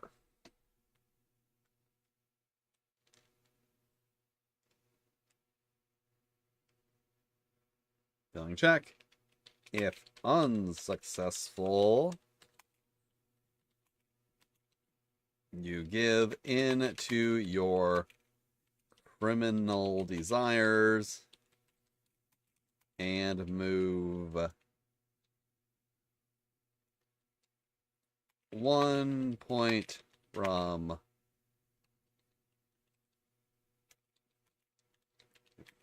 to lemon stealing.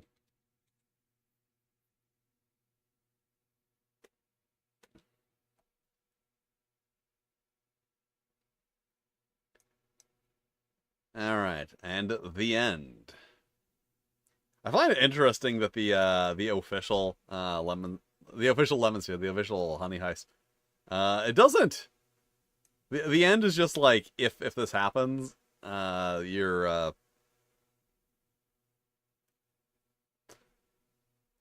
like there's only a fail condition. Hmm. I feel like tempted. Like, well, this is the first draft.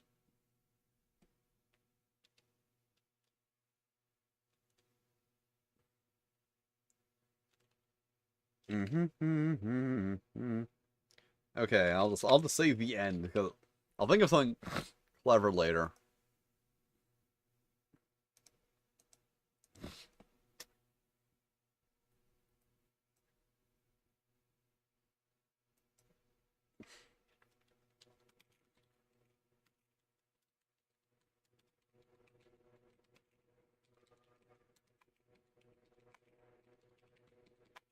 If your lemon stealing stat ever reaches 6, you realize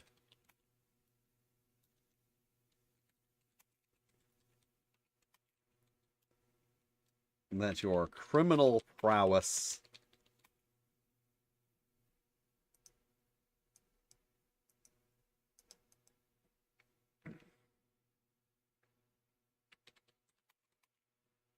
put to much better use.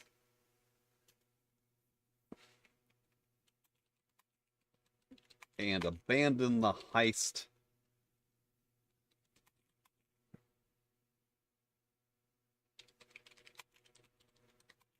Non-lemon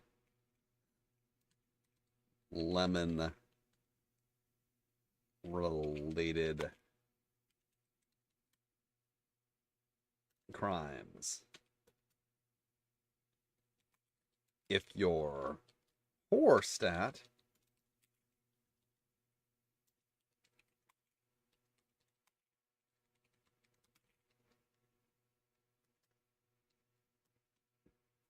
ever reaches 6,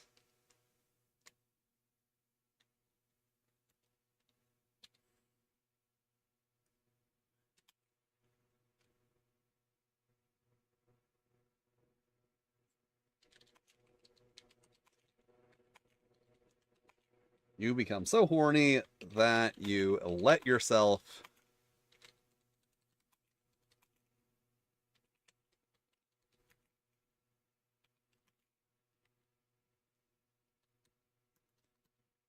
and punished.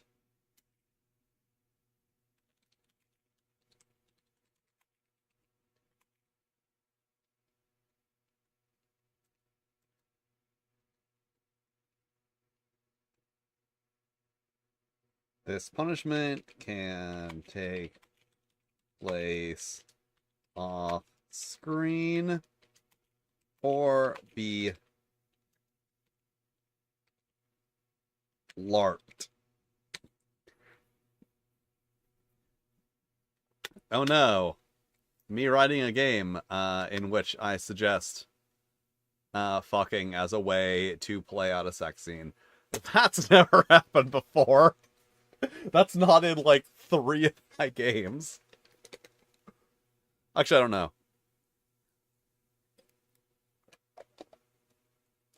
As a concept, like the idea of the optional LARP rules for sex scenes, I came up with the idea when I was working on Penetrating the Veil, but I have a weird feeling that I actually cut it out of Penetrating the Veil because I didn't have room for it.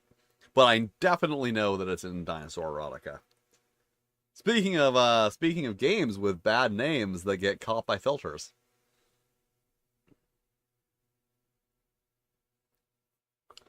All right. Or LARPed. Okay. Oh, I forgot the voluntary how to voluntarily do the thing. Okay. Okay, so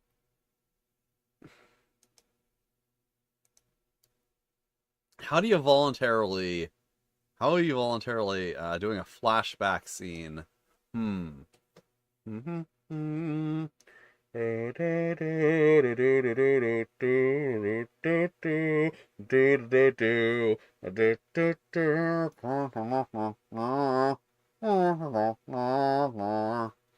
All right. You can. Did they say voluntarily? I feel like they. Yeah, it does.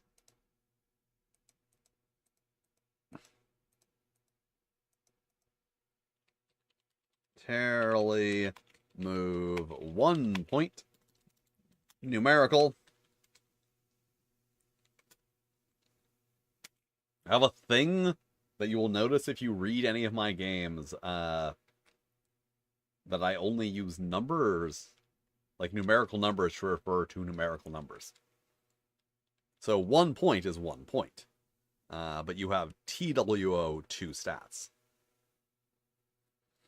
You can voluntarily move 1 point from poor to lemon stealing.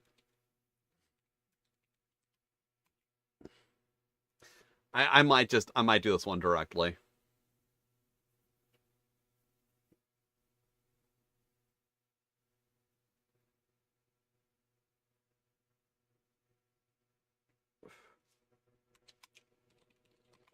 Yeah, by flashing back to what did it say? seeing which you and the other plan the heist.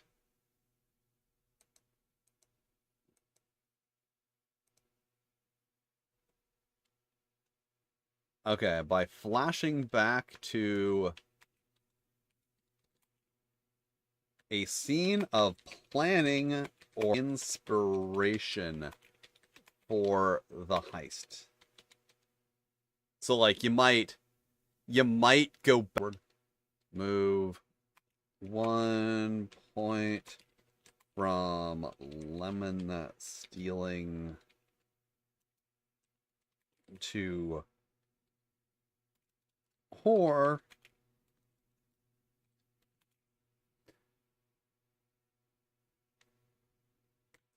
by coming or else to come.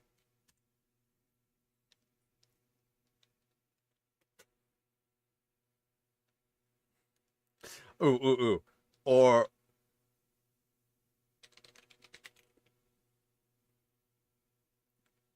okay, by coming or through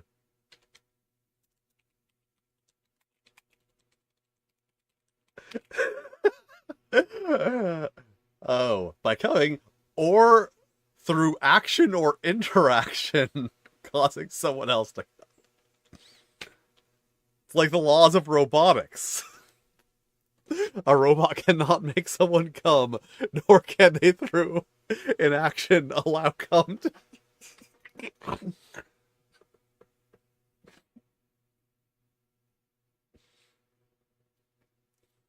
Yeah, I can put that in. Like if I have room to do like a little GM page, like on here, I could add like that you're being opposed by the palm, the grapefruit stealing sluts. Let's look at the original. How much of this information was there? Oh wow, yeah. Okay, so this was all in the original. Yeah, I absolutely. Yeah, I absolutely made the right call by going with the laid out version because I can actually read that one.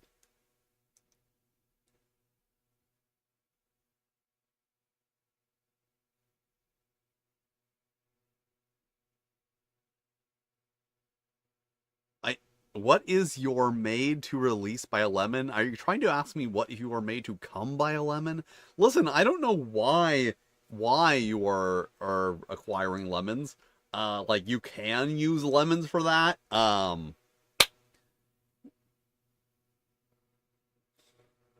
Sorry, I just had that moment of like, am I the only person in this conversation who has actually seen lemon stealing horrors in its entirety?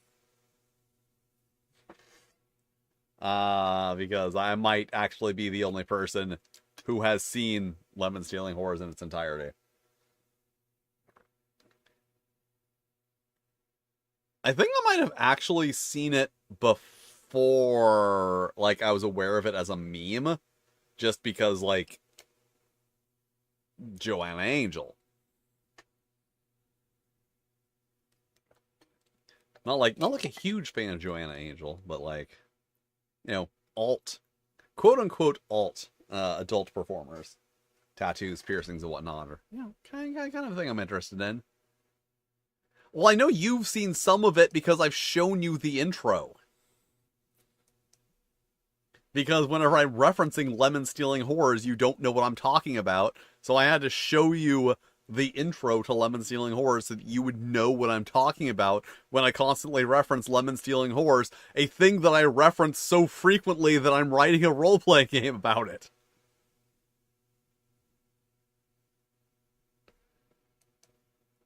Yeah, hence why I said in its entirety. Because there's some use of lemons in the in the full unedited version.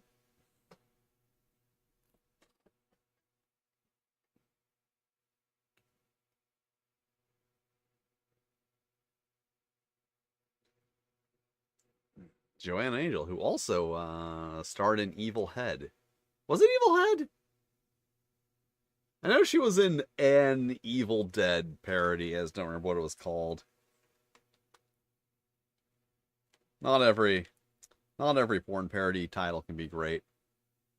Night of the Giving Head is pretty much the best, and like all other parody titles must live up to that standard. Like I feel like that is quite possibly the number one, because you hit both words. You hit both living and dead.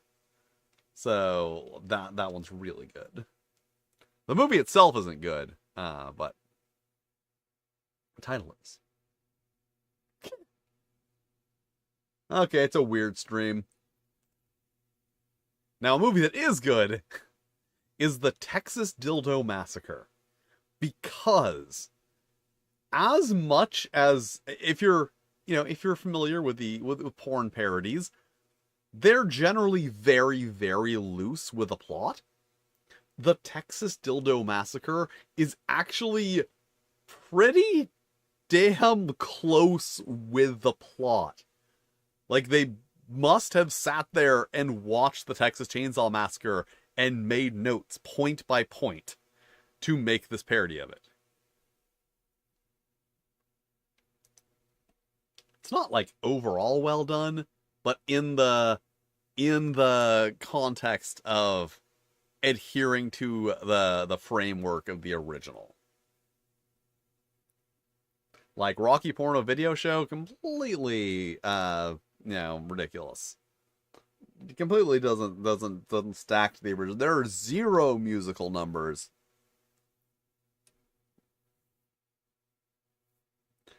It's a fucking carpeted bathroom.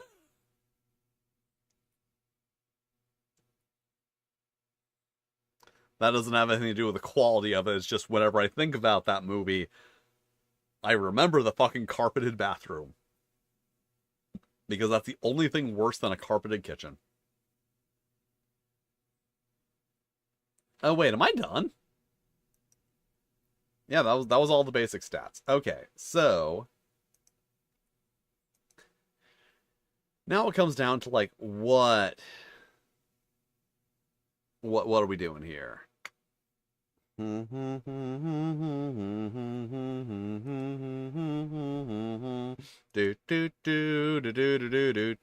I just opened the wrong program.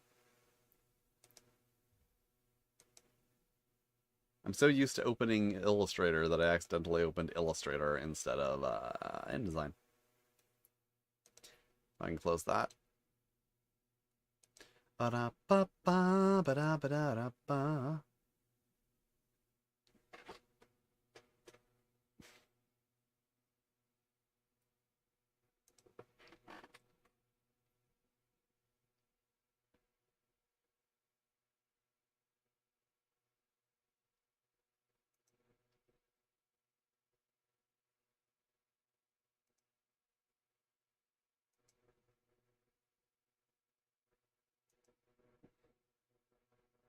All right, new document. Let's go that landscape.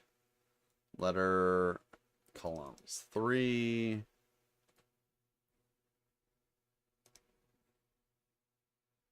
No, facing pages. Ah, my eyes.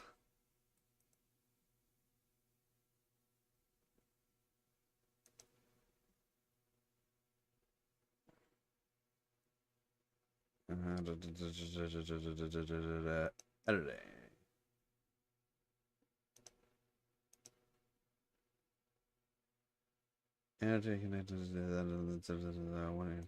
You know, I've been streaming for years. You think I'd be better at this?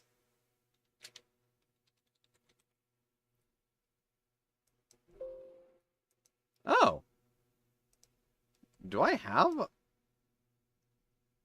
Apparently I have an InDesign window already set up. Who'd have thunk it? And now your eyes burn too. Actually, I'm going to have to make this window smaller so that I can actually see chats. Okay, I gotta fucking do something about that.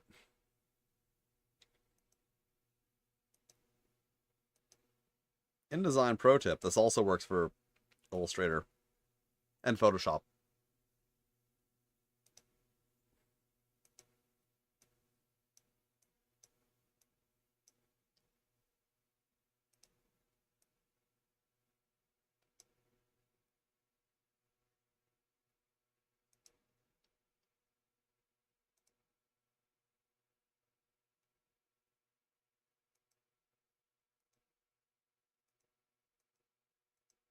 There we go.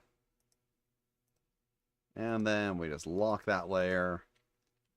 And now we have a gray background instead of a white background so that it doesn't burn our fucking eyes. What is anything about? This is be making a honey heist hack about lemon stealing horse. Starring Joanna Angel. Unfortunately, I don't have any way to contact Joanna Angel to get her, like, you know, endorsement. So I can't call it the official lemon stealing horse role-playing game. Alright, so this is the basic first page of a honey heist hack. And it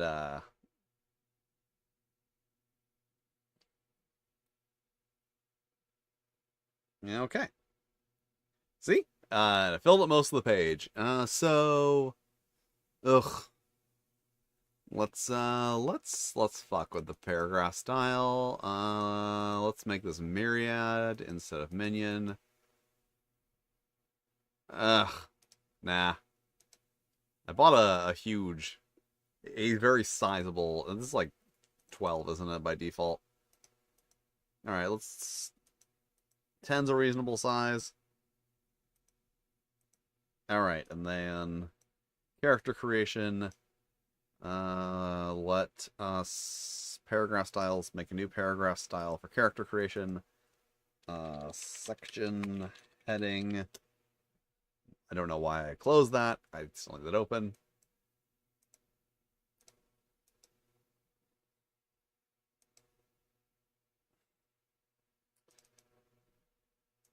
And actually, let's just apply that, apply that, apply that. That one, I'm really applying the wrong thing. Cool. Apply that. I feel like I'm missing one, but anyway, section heading now goes. Nope, there we go. Basic character formats. Let's go with Schlop because I'm lazy.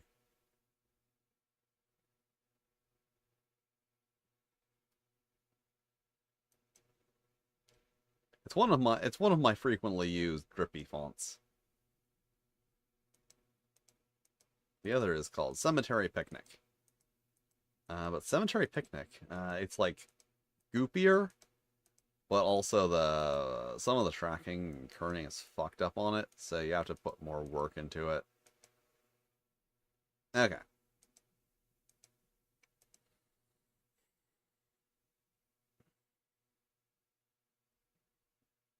Do do do do do do ba do ba do boom. Okay. Oh, I never wrote like an actual explanation of what to do there.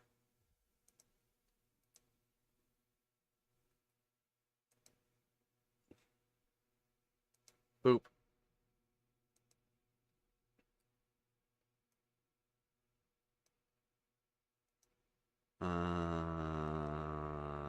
There we go.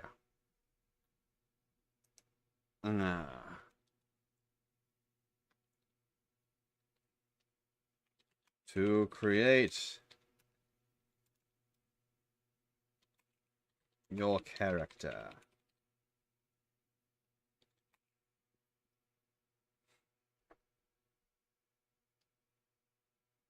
To create your character, roll one die on one die.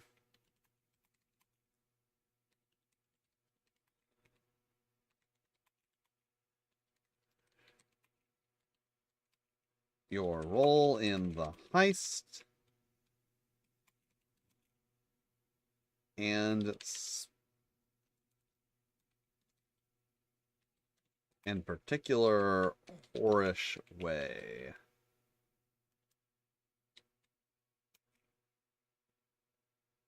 As optional horror accessory.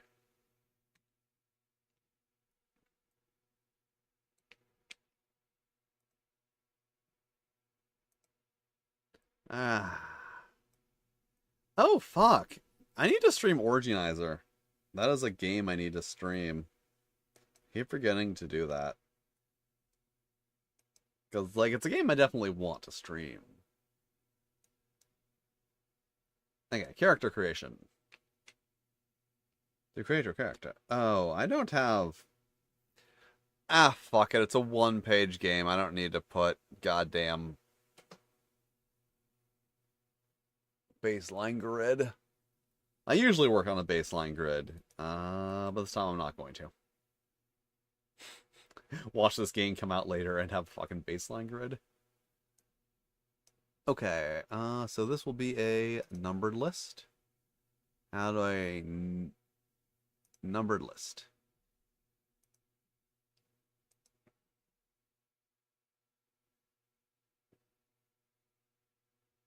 Hmm.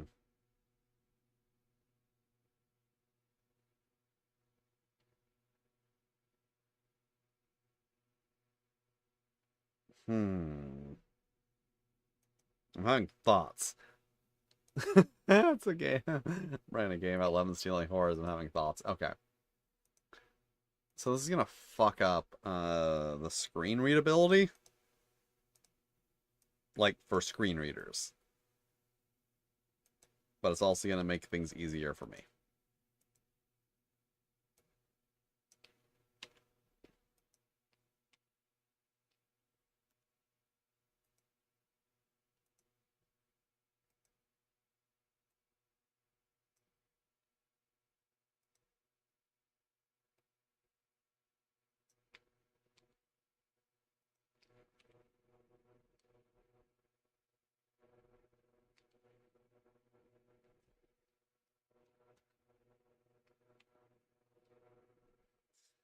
And then these will also be a numbered list.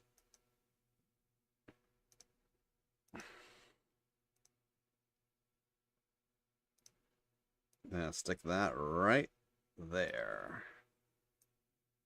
And then I set the text wrap to jump object. It's not the most elegant way to like get that like that, but it works. The most elegant way is to set up a paragraph style that splits the column.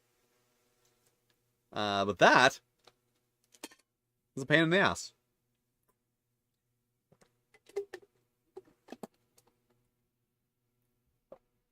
Okay, so now I want that to be schlop. No, not serial killers. That's the font I've been using in the Goblin Guide. Schlop. Near a pro now. Schlop. There we go. Okay, so I want that to be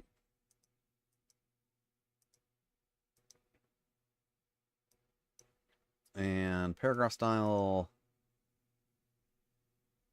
It's paragraph. No, character style. New character style. Okay.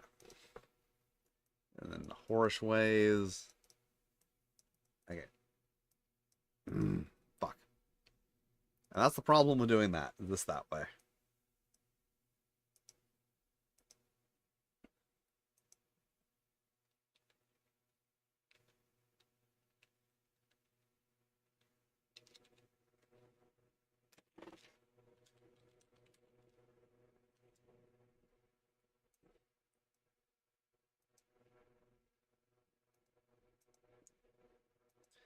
Probably want to adjust that later.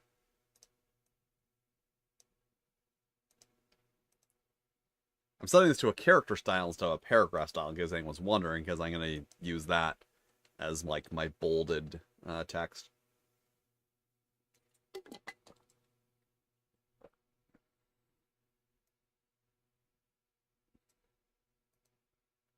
And by making it a character style, if I decide I want to make it smaller, I only have to change like one thing, and it'll change all of the text.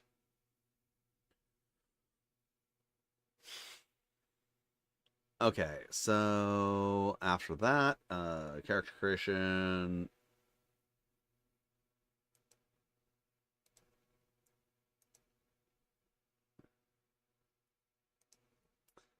After that comes down to do.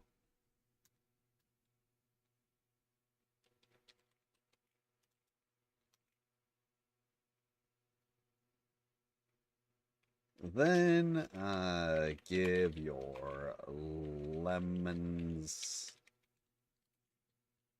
for a cool name, like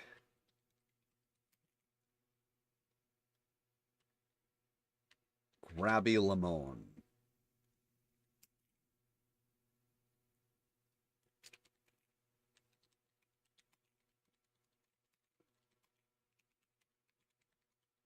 Also, perhaps consider honey.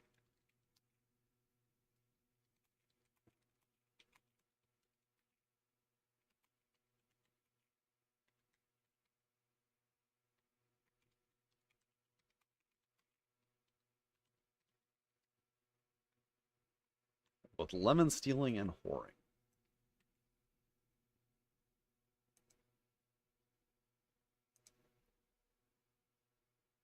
Oh, you know what I realized?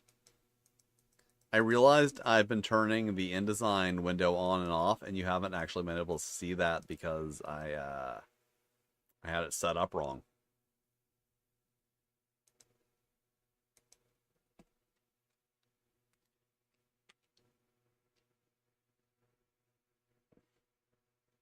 Eh, a widow isn't that important right now.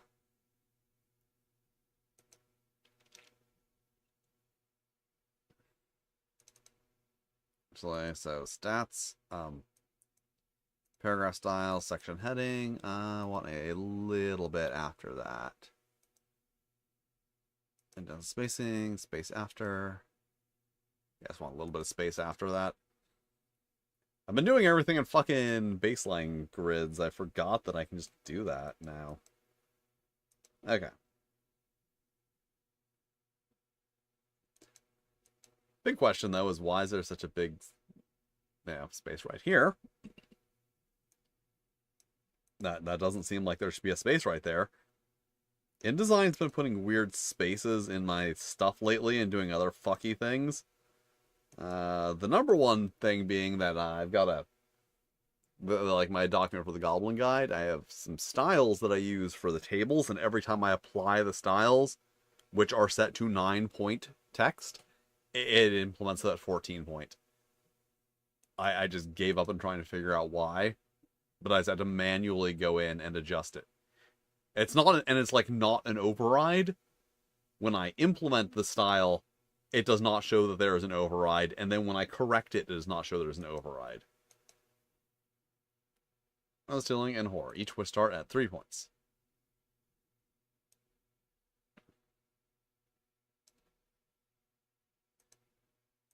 Use lemon stealing to perform any criminal actions that could be directly used. Use horror. Okay, so this is going to have to be a column break. Because you don't break a column in the middle of a paragraph. Doot, do, do, do. Actually,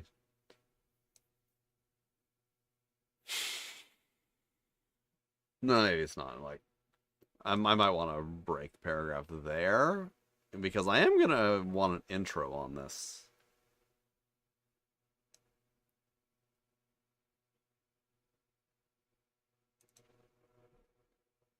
Okay, my explanation, there's been an overlap.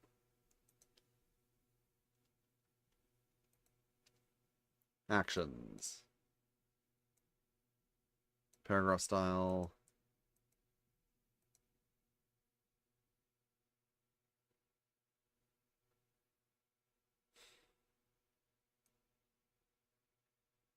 Character style.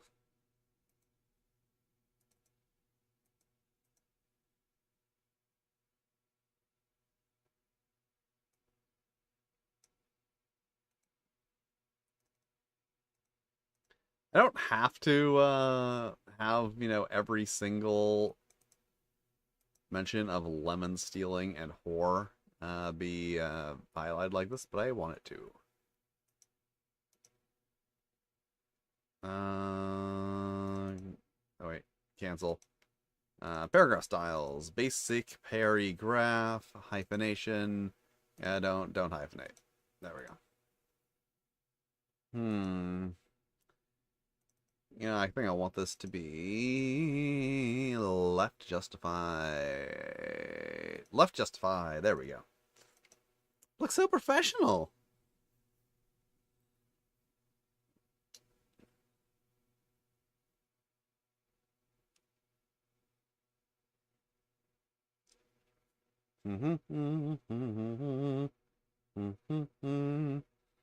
Whenever it exercise your whoring ways, you must make a whore.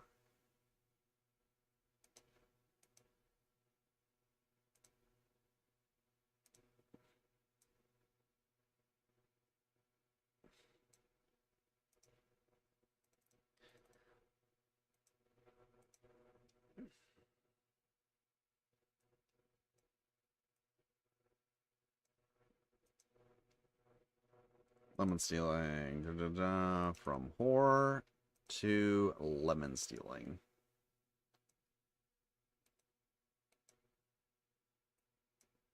Character style. Okay. Action. If you provide.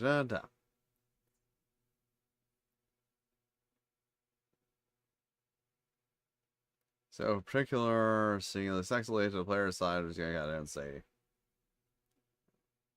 I feel like at this point, me changing the font of the fuck was that? Oh, it was a Facebook. I'm logged into Facebook on my phone? Huh. Sometimes my phone makes a noise that's an app that I don't use. And I'm just like, what the fuck was that? Okay, so I have room to write a little introduction. Let's break character, column break here.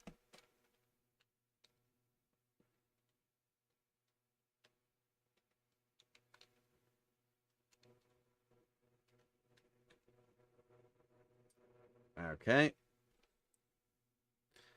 Now a pretty good idea how much room I have. Because I'm gonna write an introduction.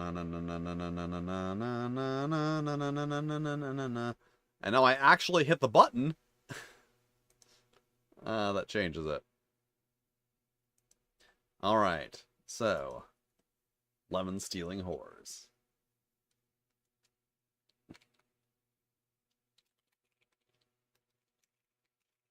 You are a whore.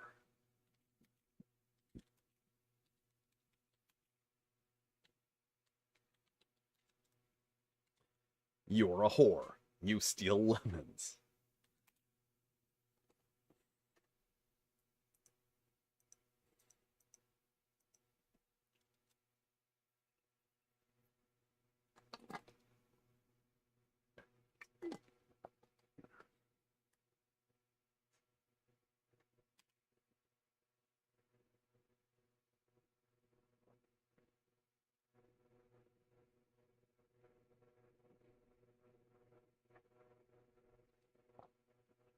You are a whore. You steal lemons.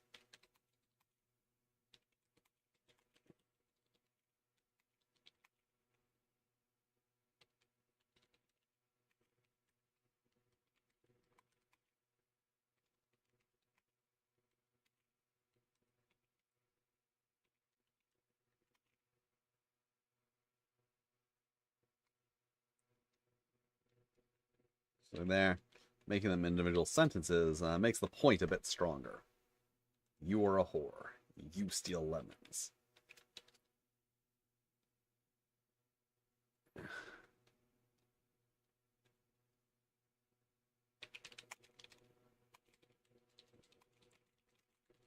You're about to pull off the biggest lemon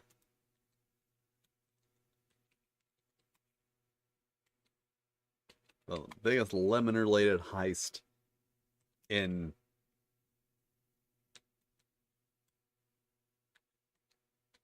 the biggest lemon-related heist in lemon heist history.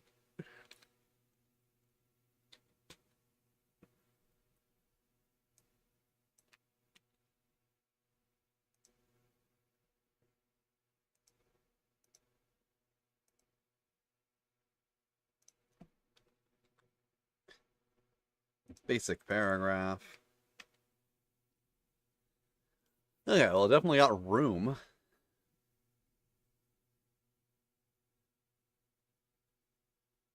What if? What if there were a title?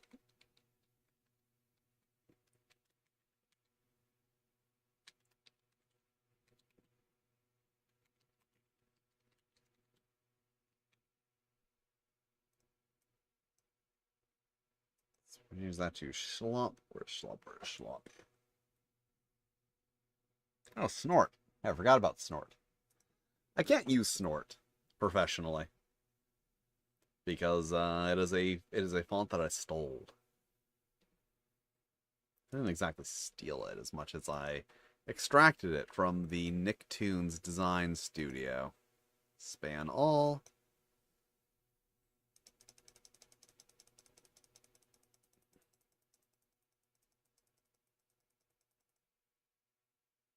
Ah.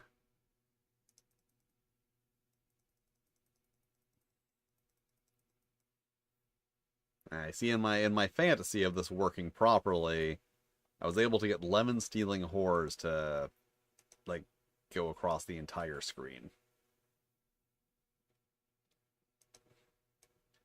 Fuck it, let's no. There's no way that that's gonna be way too big.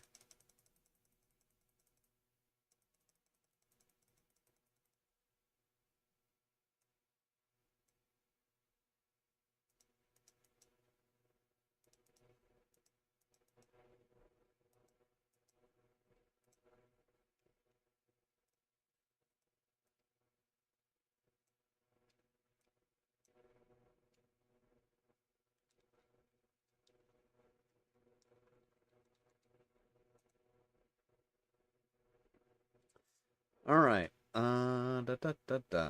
So the problem with that is then I also want this to have a space after, because if there's no space after, it's a little fucky.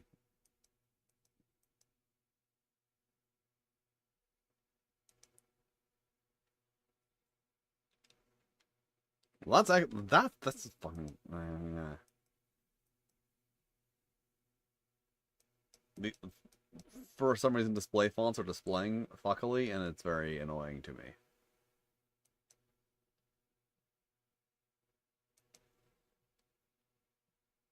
So, like, there's that much text. I can easily get that text onto one page. The problem is getting it onto one page and having it look nice. See? All the text onto one page with the giant logo.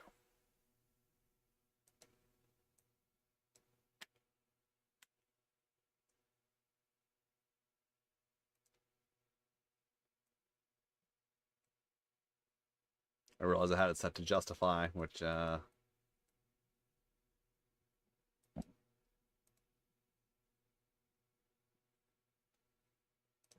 also, there's the fact that it's, I feel like I should replace the O's with lemons.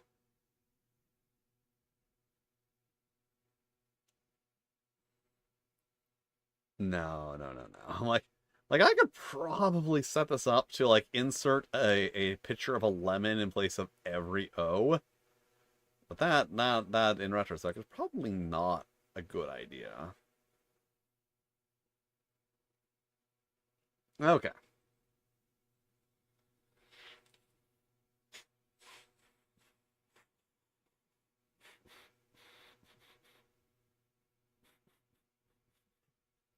You don't need to playtest a one-page RPG. You only need to playtest games people are actually going to play.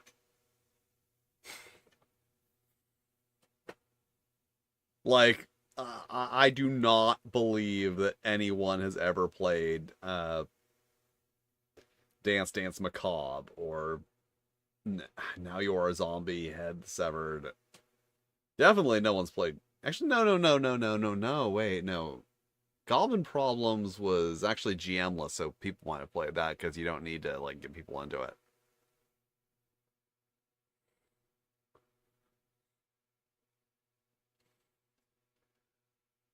Like I am fairly confident. I only have one confirmed report of anyone actually playing one of my games.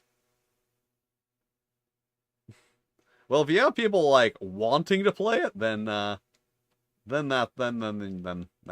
a different story.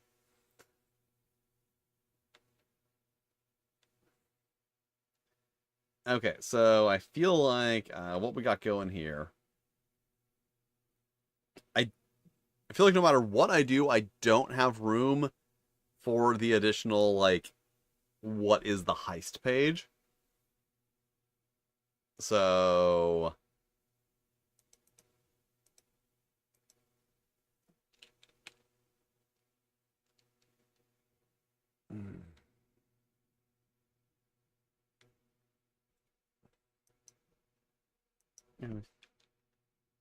there we go. I don't know why there's a something's fucky with that.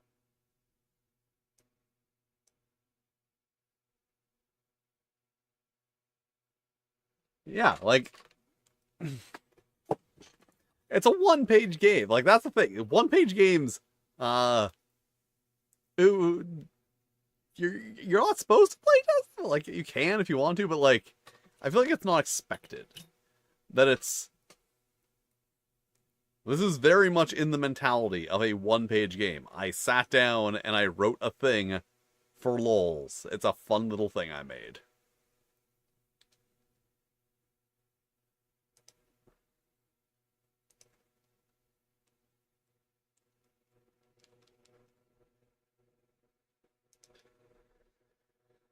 Okay, so I need to revise this section right here. This is the least important section. So I need to revise that to get these lines of text onto this column.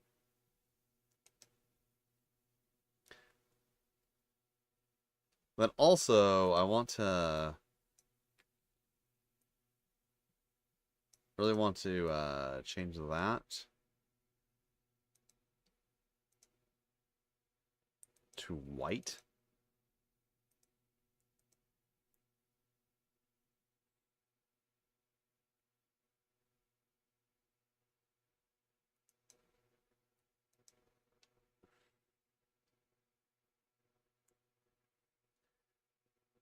What should I use in Crabpocalypse?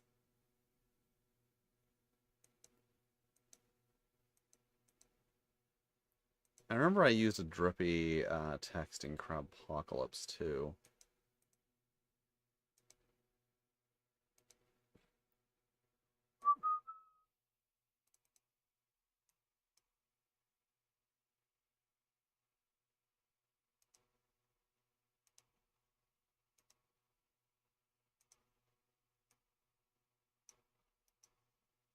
Okay, I use Cemetery Picnic in Crabpocalypse. It's fucking aesthetic though. Like this is one of the most aesthetic games I've ever made.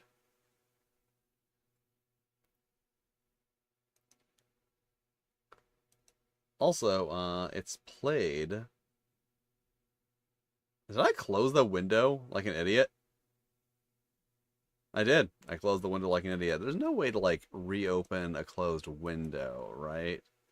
Reopen closed tab. No reopen closed window. Okay. Well, that little annoying. It's not that bad because I just need to find the file. Wow, I've got a lot of games in my whip folder.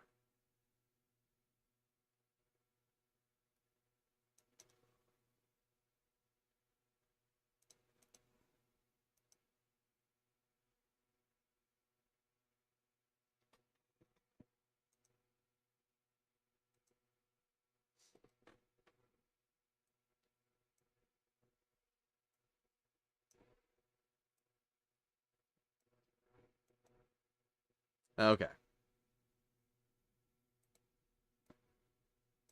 Well, that went weird.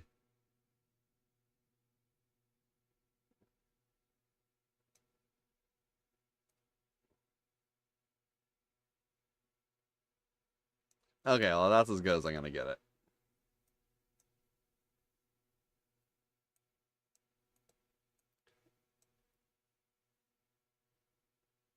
Well, I was thinking of putting just like a photo of a lemon in the background.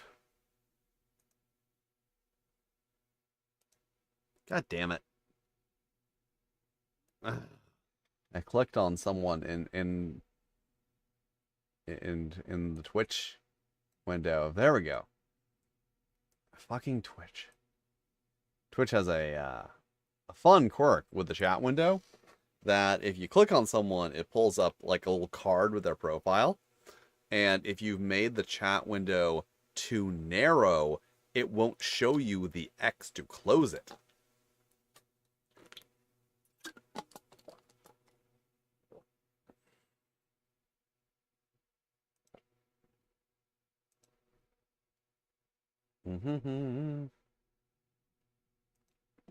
You may notice a bit of overlap between. You may notice a bit of overlap. And that's.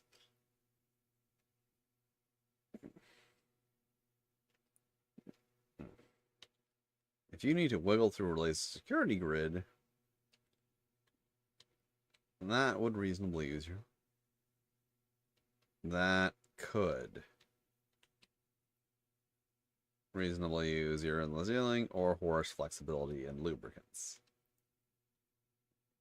It aligns better with how sexually it's a way that wish to use. Task. Okay, that wasn't helpful. Let's just cut the part about whichever's funnier. That's the unfortunate part of this is that usually when you have to cut something, you have to cut the joke. When you're choosing what to cut and what to keep. Yeah, you have to cut the joke.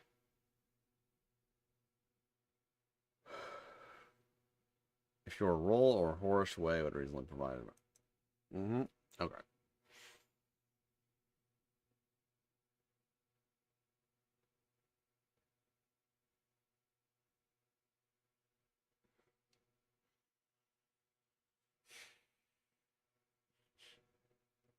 We end up in Orlando. Okay.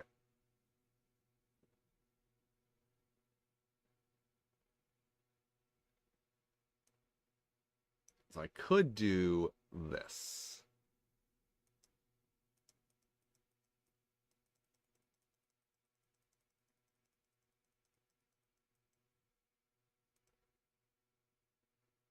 I did it too much.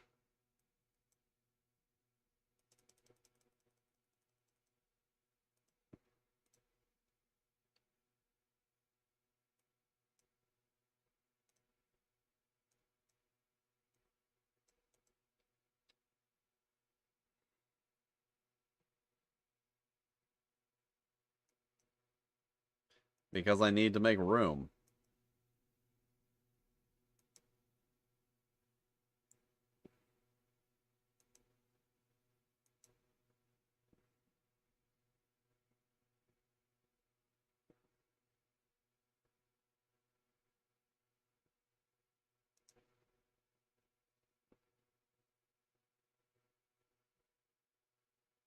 Alright, so...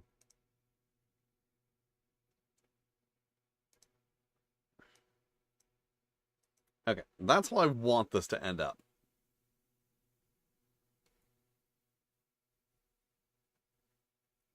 So I need to cut out this particular...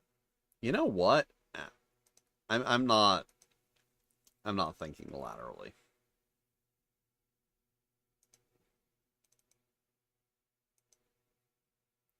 Indents the spacing. Space after. I don't think that helped, but... Yep, that didn't help that situation, but like it looks nicer. This is what I usually do. That's how I usually do paragraphs when I am not doing a baseline grid.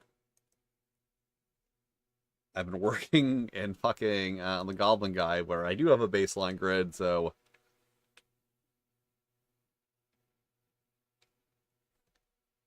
now why is there such a fucking huge line after this? Because I put a huge thing after that. Did I put a huge thing after that? Yeah, I did.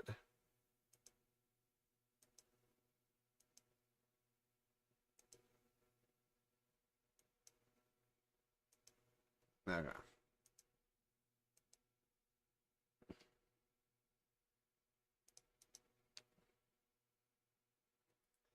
Like I could do a lot better of this, but it's like I don't want to.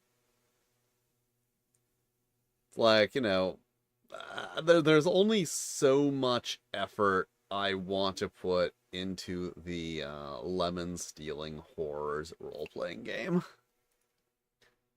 These need to be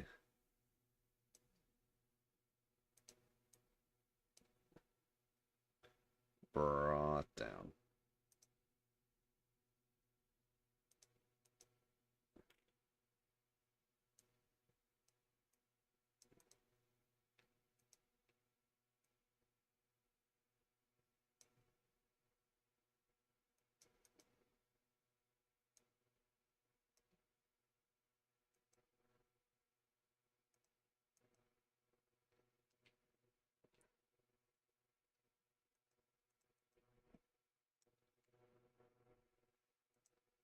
There we go. A fix.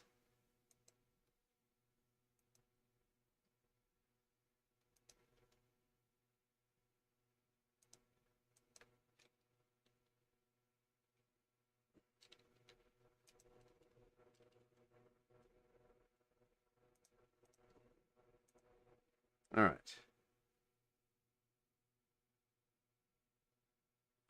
Well, I'm glad. Thank you for supporting my work in the horish arts.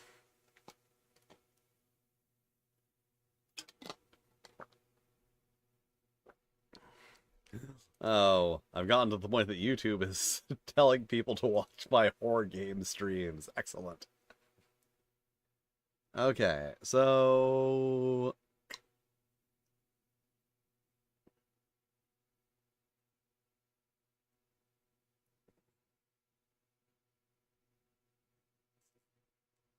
oh yeah, because I don't need the extra lines there because I added lines there. No, I do want a line after this though.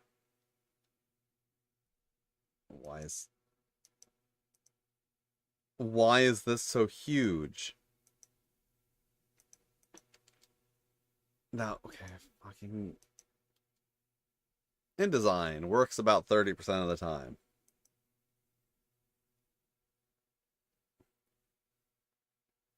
That should be Adobe's slogan.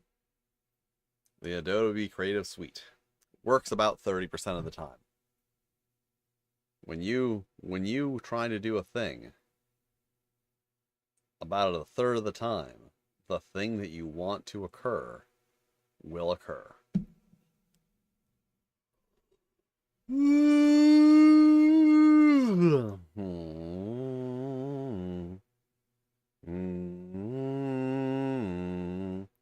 Your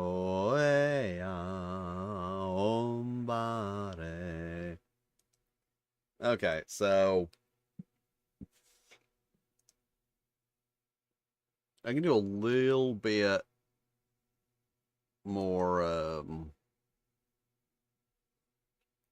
I have room to write. I have room to add more to the introduction and the character creation sections.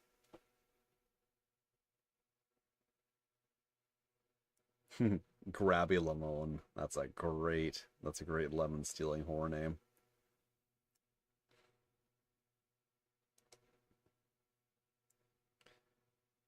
A life of both lemon stealing and whoring. Um, all right, let's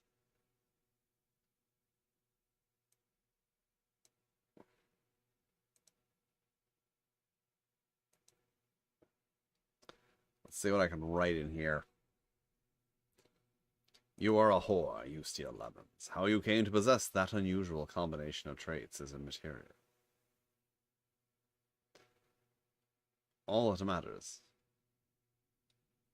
that you're about to pull off the biggest lemon-related heist in lemon heists.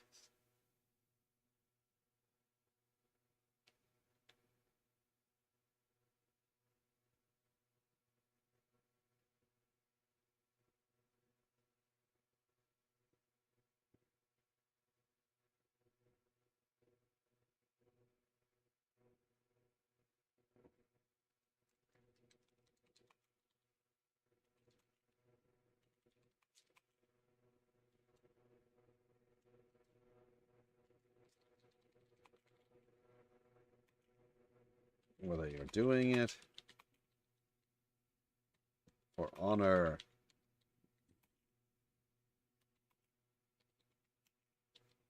or just simple lols.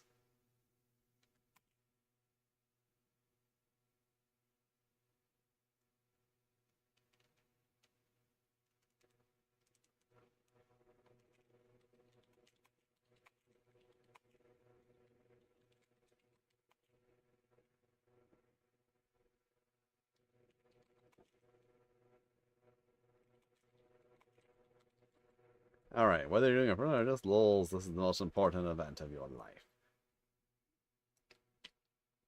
Problem is, like, I'm not a very, like, dramatic person. So I'm like, what the fuck do dramatic people do? Character creation.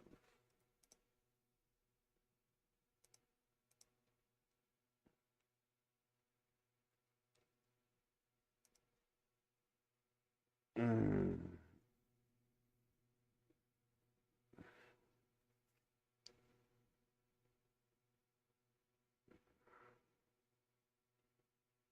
Yeah, there's unless I no, like unless I really make the font small, there's no way I can stick in a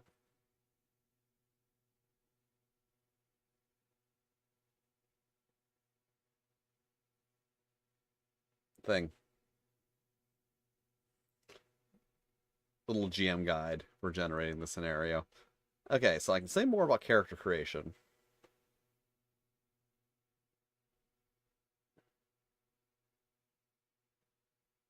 Or I feel like I should say more here at the bottom.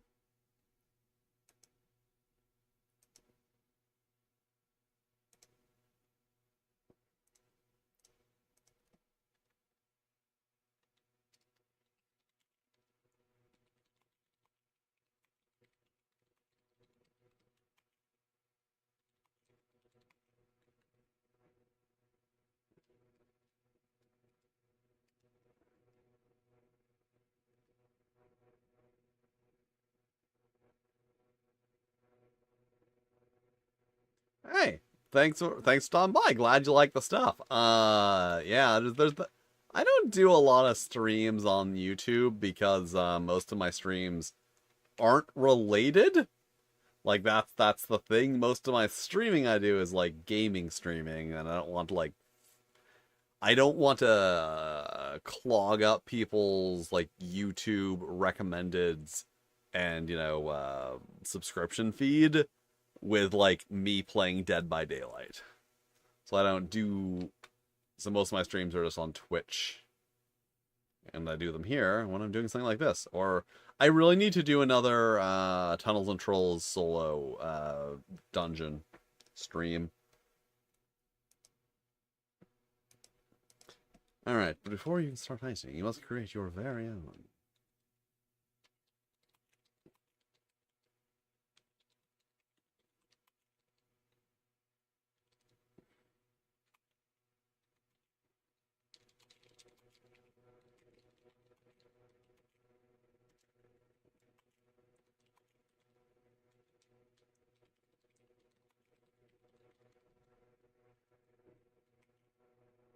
I'm sure.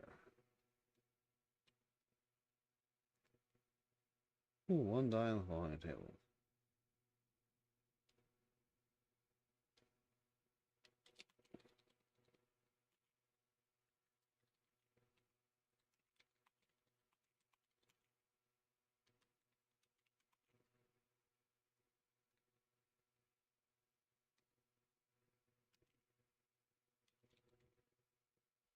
Okie dokie.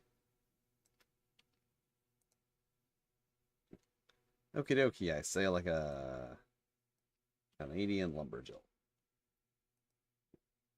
Right. And alright, that brings that more down here. Because we want this to be about even. We want it to look nice.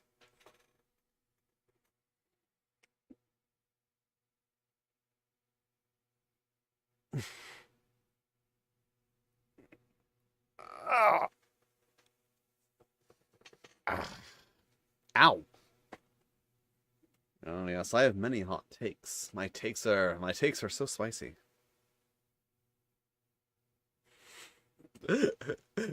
Most of my takes are like, "Hey guys, I was thinking maybe D&D isn't that good." And then people are like, "No, it's the best game ever. It's got Dungeons and Dragons and like no rules for fucking either of them."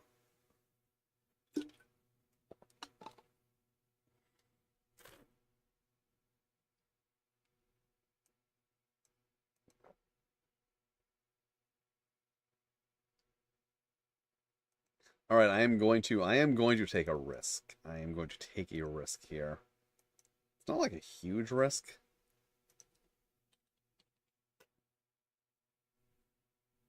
But the site does allow nudity.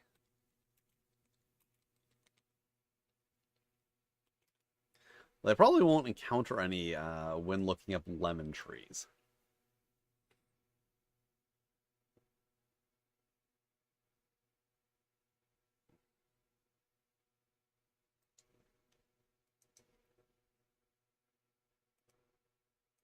See how that one looks.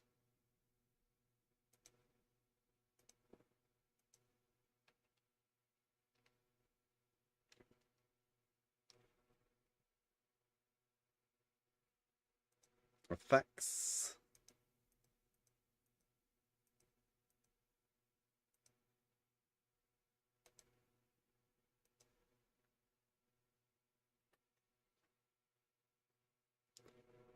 Oh. Yeah, I stick by that. I stick by my bold claim that Tunnels and Trolls is the first role-playing game. Because like if you watched if I had a time machine, if I got in my time machine and I snuck back in time to 1975 with my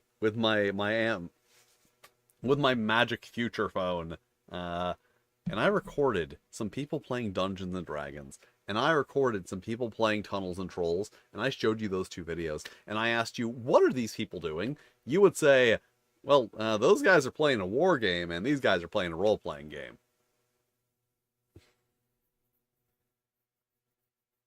Like, that is Ken St. Andre, not the greatest person. Gary Gygax's not the greatest person. But like Ken St. Andre definitely did the like the most important step in defining a role-playing game, in just cutting it off from the tactical, like, war game battle. Like, that is what he did, and that is what makes a role-playing game a role-playing game and not a war game where you occasionally say, where you have like your own character. Like, what are they called? Brownstones? Not brownstones. I forget what they're called.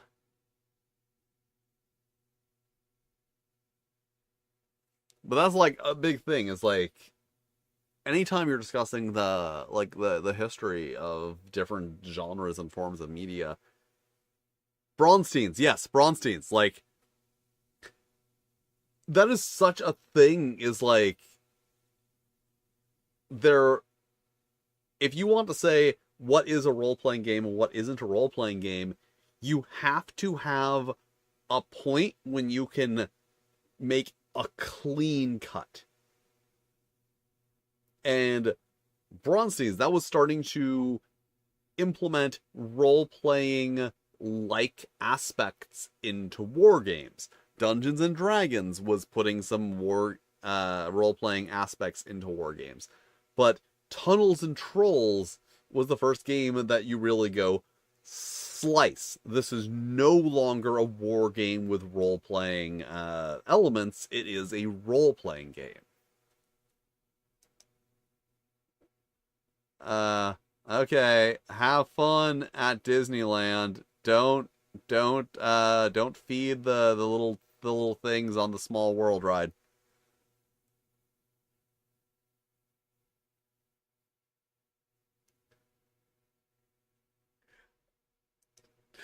Hey, I will always stop and explain how Ken St. Andre well, like, as I said, he, see, here's the thing is, I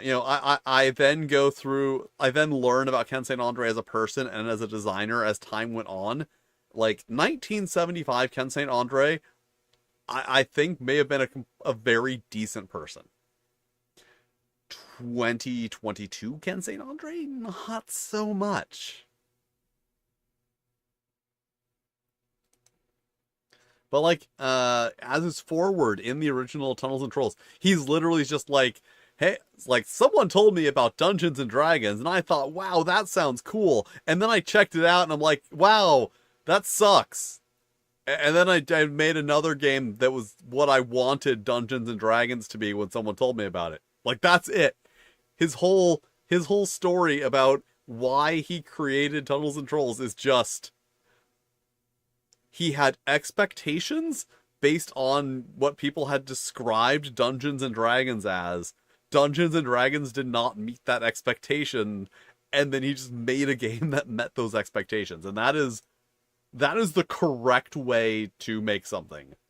To be like, I want this thing. Oh, this thing doesn't exist. I'll just make it. It exists now.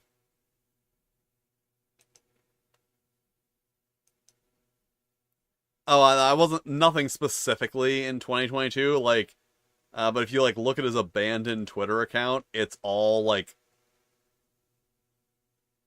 not just, like, oh, it's all AI generated art, is, like, literally him posting, like, the prompts and the, like, link to the website where the image is hosted. And, also there's the weird way that he just, like, started trying to make Monsters into a new Tunnels and Trolls, because he still owned the right to Monsters but not Tunnels and Trolls. There's his complete reluctance to actually work on the... I forget, did I character assassinate him in the last video? I don't remember.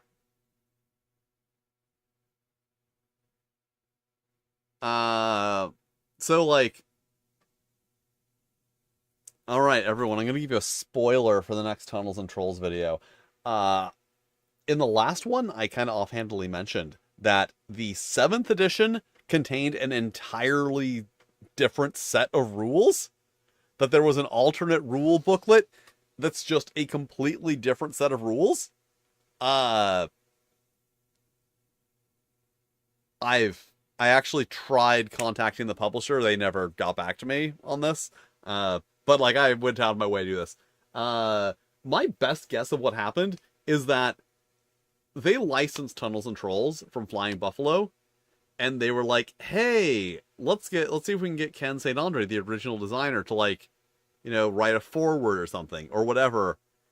And then he just took over the entire project because like it's a better version of Tunnels and Trolls. That's the thing, is it seems like the seventh edition was intended to be that version that was in the original rules, because that's written by a bunch of people. Like, that has a lot of credits on it. And then if you look at the core 7th edition rules, it's only credited to Ken St. Andre. So I think he kind of like elbowed his way in and just steamrolled the original Tunnels and Trolls 7th edition, because also those alternate rules were gone in 7.5. And then if you look at Deluxe, like, very rarely do you see a game that goes down in quality. Like, you see changes made that are like, oh, these are good changes. Sometimes they're like weird fucking changes, and then they go back to a previous good thing. Like, D&D 4th edition. They were like, oh, we fucked up on that, so we are going to go back to 3rd edition and then, design the next edition, from where 3rd edition was. Deluxe Tunnels and Trolls feels so genuinely like a backward step. Like, it was Ken St. Andre being annoyed at the fact that anyone would dare ask him to modernize Tunnels and Trolls, which, I mentioned in the video, he has a little like snarky comment about in the foreword of the 7th edition. He just seems like he stopped being interested. He made the most revolutionary role-playing game of all time, and then stopped being interested in anything that advanced role-playing design or anything. That he just sat there and played the game he made in 1975 for the next 50 years.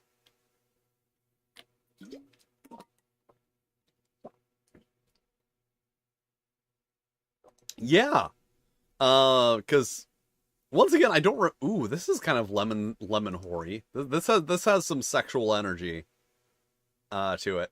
Because the big thing with that I credit him to, like I credit that success to, was the fact that I don't remember if I said this word for word, but like that he did not have an emotional investment in the D&D rules. That D&D came out and he was like, "Oh, this seems like an interesting thing, but I don't like the I don't care." Like, he didn't care about the chainmail rules that D&D was based on. He didn't care about the aesthetics of. You want me to tell you all about Steel Horrors?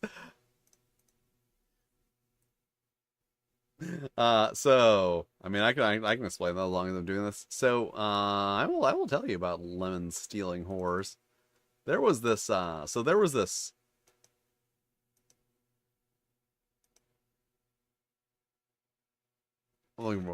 character color. There we are. Okay, yeah, that's looking good. So there was this there still is this adult film star named Joanna Angel. And when you're making porn, she was like an independent. She was like working independently at the time where most porn stars were still working for like studios. So like she had Burning Angel Productions, and like you're just normally when you're just oh, I don't care. Like, so normally, Joanna Jones or where are they going with this? I was explaining it. Oh yeah. So if you watch internet pornography, you might understand that like a lot of porn that you find doesn't have a story. It's just like, they're like, okay, let's get, these two people together and we'll record them fucking, yeah, and then they go home. So I assume they had intended to do that. But so there's this one film she put out by the name of Lemon Stealing Horse. And I assume that they got together and they were like, okay, we're gonna shoot the scene, and then we're like, should we have like a story or something? So the movie starts with this couple sitting in their backyard talking about how much they love their lemon tree and how great it is. Okay, but also that they are concerned about lemon stealing whores stealing their lemons. So then we cut on then we cut to the lemon tree and we cut to Joanna Angel, who is dressed in like a neon pink fishnet leotard and high heels, and she's sneaking over and she starts stealing the lemons and stuffing them in her fishnet leotard. So like that's the thing. They go back to them. They're both talking about like, oh yes, we love our lemon tree so much. Isn't our lemon tree? I hope it's been about 10 seconds. We should check the lemon tree. And then they look over. They're like, oh, a lemon stealing whore. And then they capture her and they bring her back in the house and then they have sex with her for stealing their lemons. But it is so ridiculous that it kind of got like meme status on the internet. So if you type lemon stealing whores into Google, you will find like just the intro on YouTube.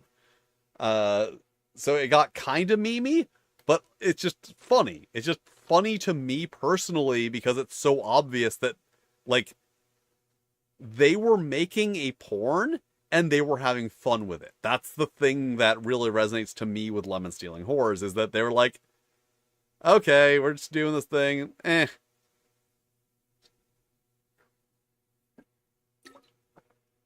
I mean, also, as I said earlier, I enjoyed Joanna Angel.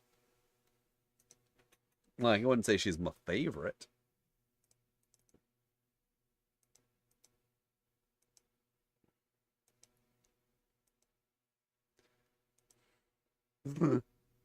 I didn't even go to Comic-Con. I don't have a favorite porn star. Lots of people have. No, lots of people don't have favorite porn stars. It's very interesting, like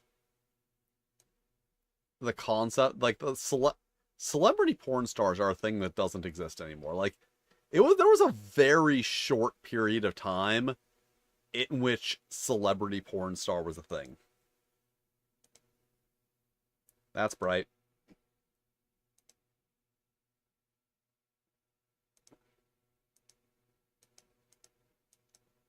And like I feel like we're never gonna have that again. We're never gonna have like a Jenna Jameson again.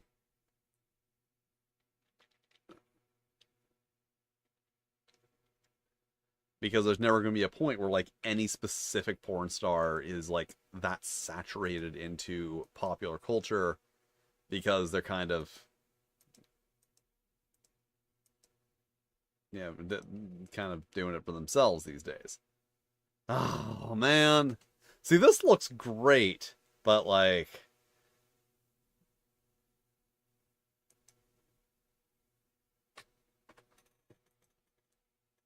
wait, why is that fucking color nut bunnies? I would have to change this to fucking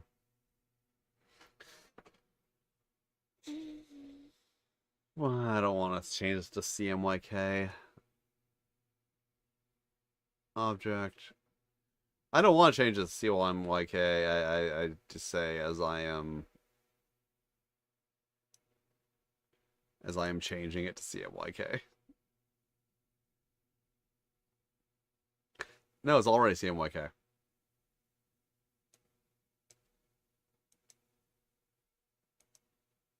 Hmm.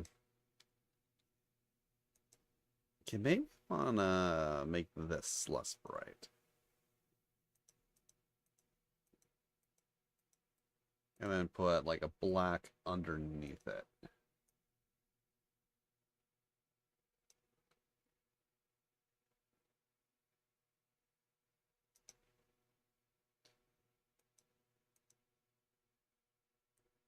Layers.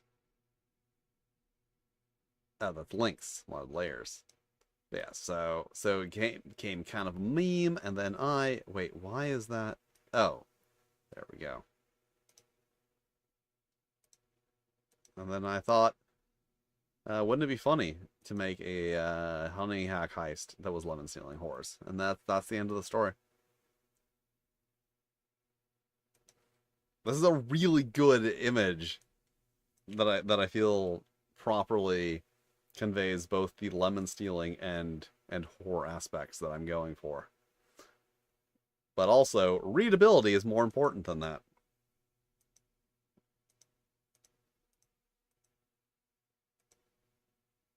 I feel like if I make it too...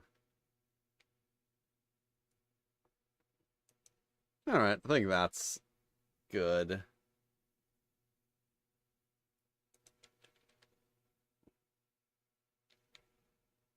Yeah, that looks pretty good. Ugh. Ugh.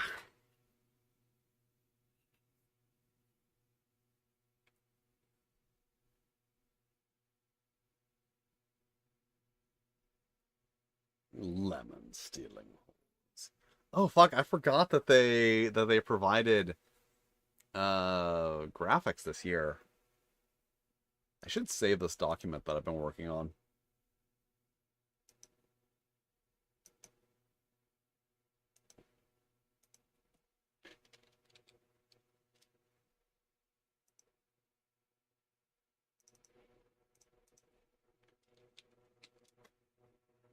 LemonCeilingHorrors.com.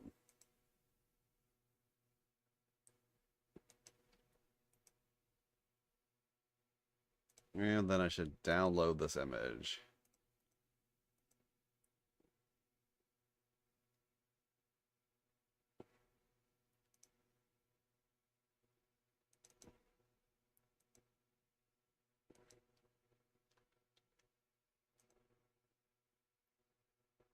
And then I should delete that. And then I should find the image. And then I download it. And it will be huge. Oh, I don't want. Cool. Okay, how big do I want this to be? Okay, I don't know what's been going on, but like lately every time I download an image from fucking Pixabay, it does this.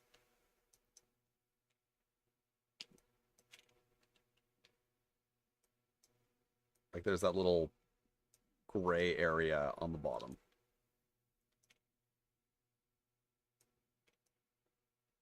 I don't know why. It doesn't show up in like the preview or anything.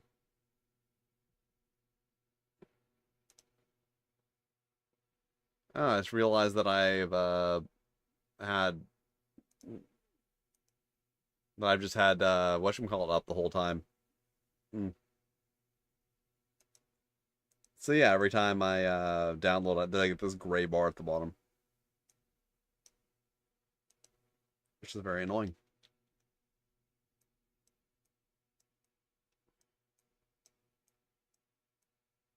Ah, I would love it if I could keep the image this saturated. But then you would not be able to read the text, and reading the text is more important.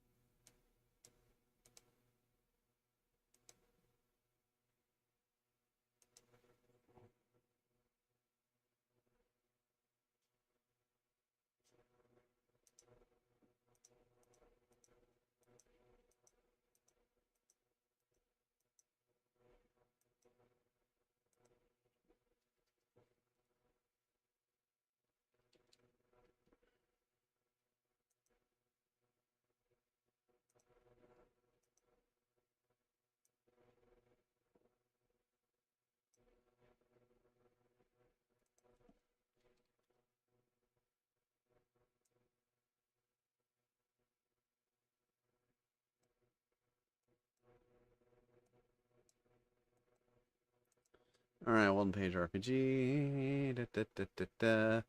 I wonder if they will reblog my post about this. Because they one-page RPG Jam. RPG Jam Creators Kit. There we go.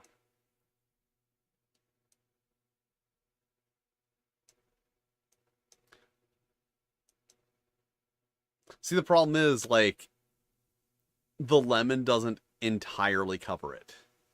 Like, that's the problem. Is, like, if the entire column was covered by the lemon, then I could change the color of text. But, like, the problem is that, like, there's no color of text that will read well over, like, black background and yellow lemon.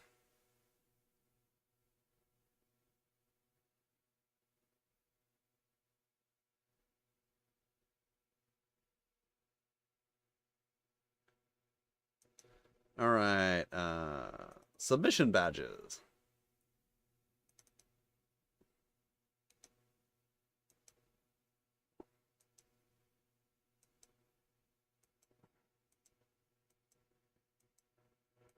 Hmm.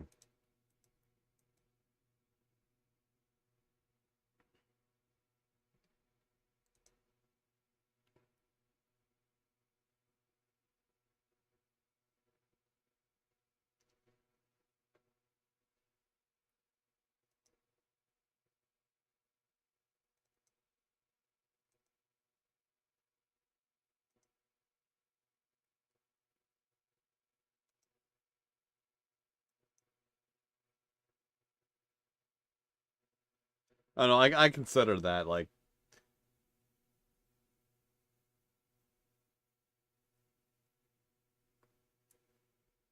it's just like I'm I'm held to a much higher standard than other people because I regularly complain. See, when you complain a lot, that puts you in the unfortunate position that, like, you can't do the things that you complain about other people doing. So I have to, like, be very cautious about putting text over images, or, like, you know, just readability in general, and then fucking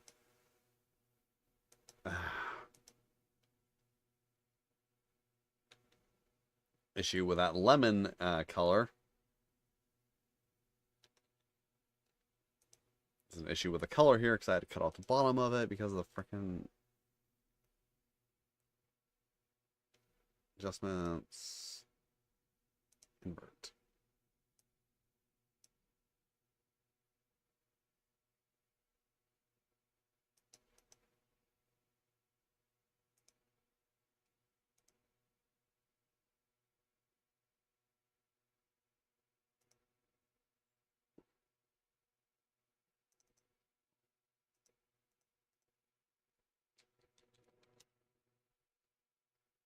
Very annoying that they did not provide a white version of the submission logo.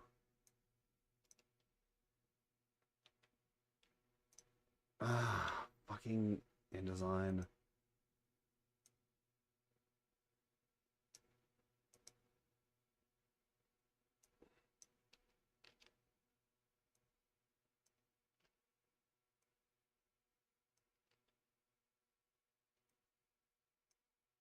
There we go. Created for the one-page RPG Jam. Come on and slam. Yes, that's why I clicked.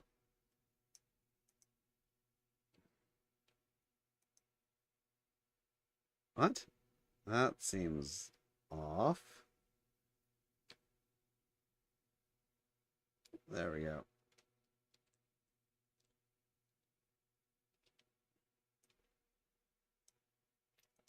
There we go. Created for the jam.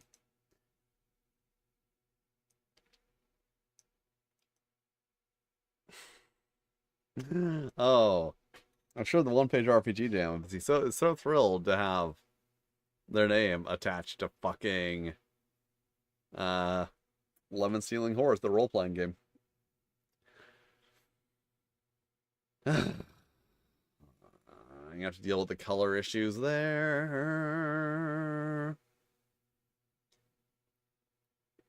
Yes. I reference Space Jam every time I reference any jam. Because like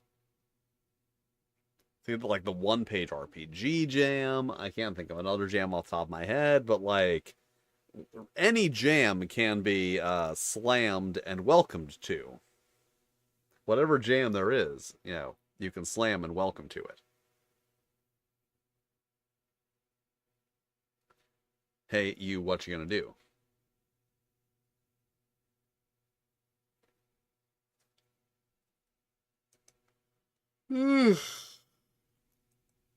That's another meme I quite enjoy, with a Space Jam theme, and it being mixed up with other songs. I like DK Rap better. Actually, a really ridiculous mashup someone did, where they mashed up Space Jam and DK Rap with One Winged Angel.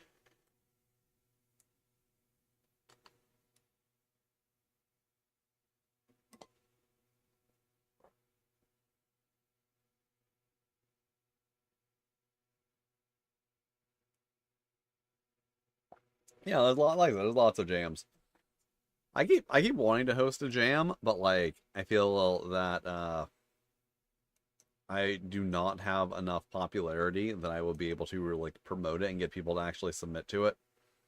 There's like two things I'd like to do. One, a legally distinct jam for making, because a lot of people are like, oh, I'd really wish I could make a game based on this you know existing property, but like I don't own the rights to it, and like okay, well, make a legally distinct one. Like my pop like my popular I don't have any popular games. Like the game that I have released, Eek Actual Monsters.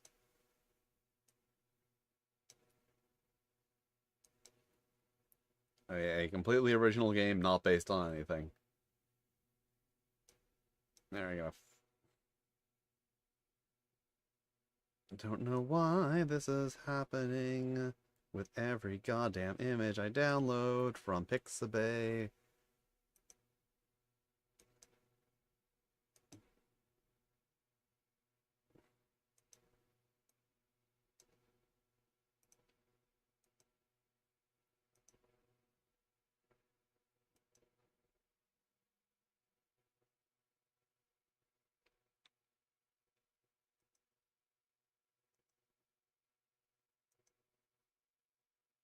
And I fixed it, and there we go. I fixed it in Photoshop. Or Pahotoshop, as I like to call it.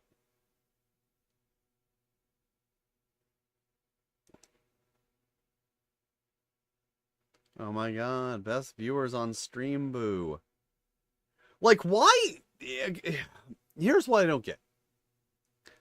Why isn't Stream Boo fucking, like, a banned term on Twitch when the fucking Stream Boo bots are constantly showing up in everyone's stream?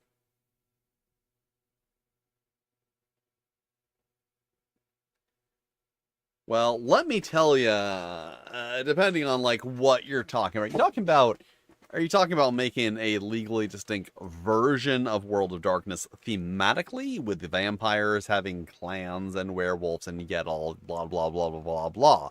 That, yes, it could be tricky. But it's important to remember, if you're trying to do a legal thing, World of Darkness system, rules cannot be copyrighted, rules cannot be trademarked. It is honestly one of the most important IP laws around, because here's the thing that I guarantee you, if you could trademark or copyright, patent, whatever, game rules, like just rules, words, you can patent a game itself. like there's a game. The wording can, yeah, you just have to rewrite everything. Like yeah,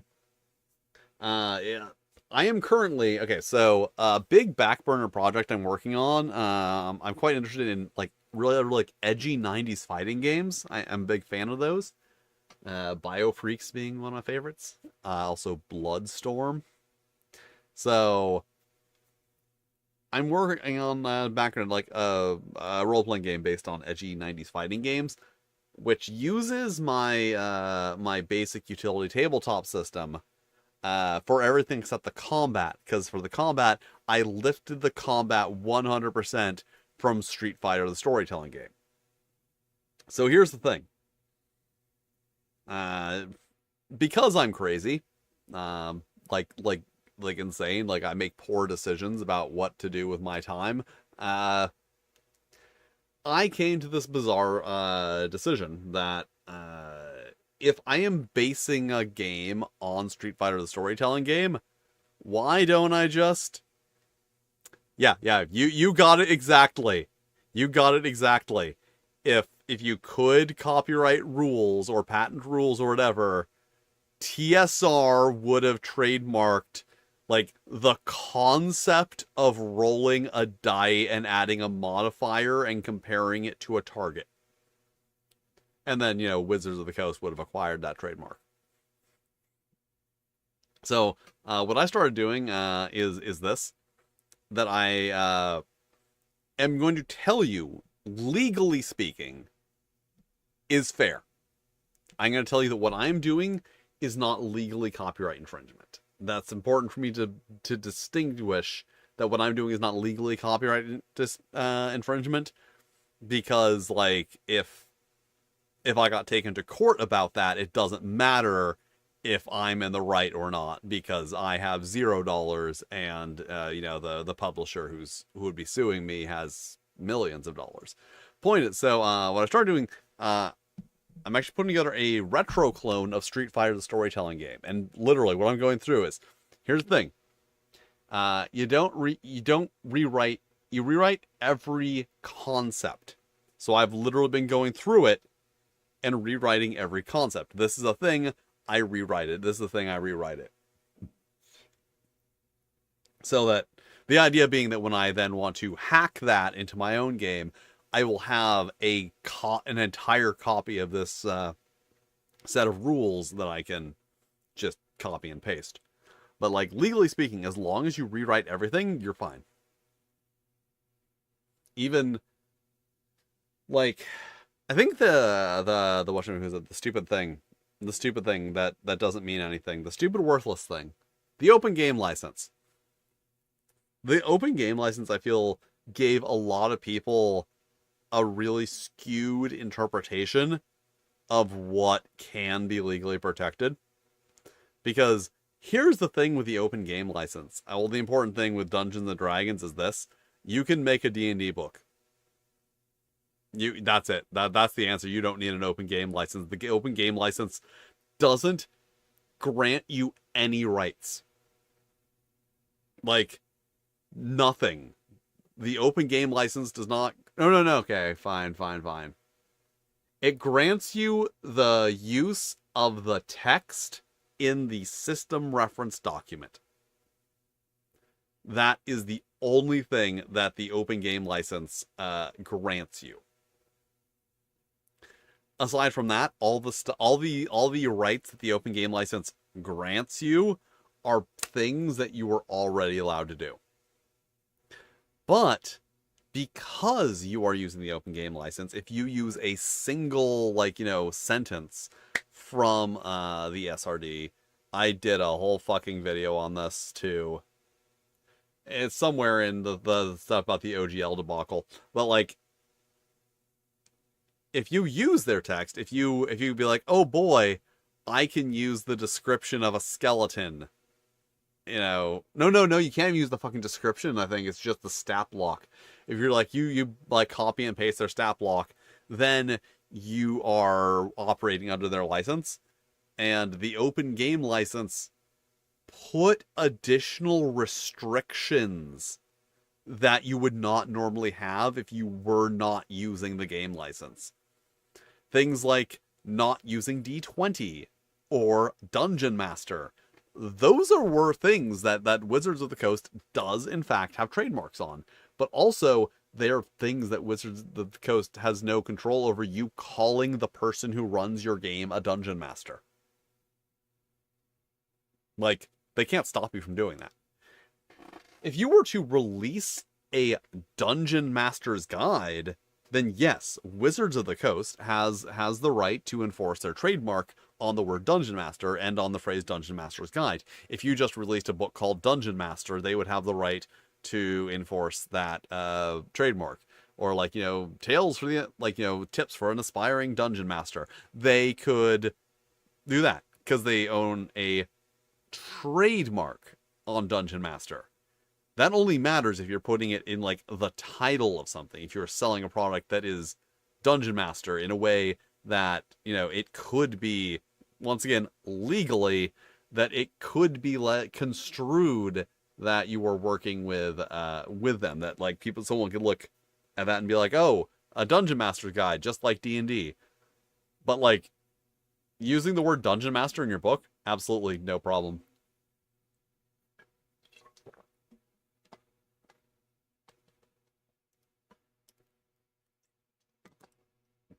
The reason that the Tolkien estate was able to take so much action against Wizards of the Coast was because it was 1979. And also, there's a weird thing. Because Hobbit is the name of a book, they are given a wider, ban hammer to enforce their trademark on the word Hobbit than other things that appeared in Lord of the Rings. Good example being this. So as we all know, in 1979, Dungeons and Dragons was got copyright cease and desist from the Tolkien estate because they're using Hobbit and some other stuff, and they changed it to Halfling. Where does that term come from? Oh wait, that's another word for a Hobbit. In the Lord of the Rings and the Hobbit, halfling is another term used to refer to a hobbit. So it's like they didn't even make up another term. They just used a different term from the Lord of the Rings. Okay, so there's probably like a little bit of revision I could still do on this, but overall, I think it's basically done.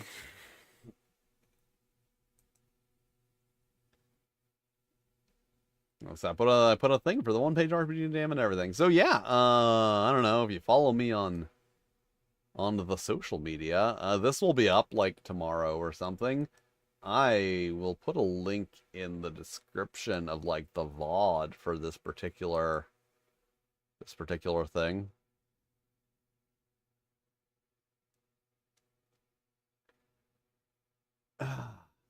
See, that's the thing, is like, as you're saying, just like DM's Guild, Storytellers Guild, like, I don't remember what the other ones are.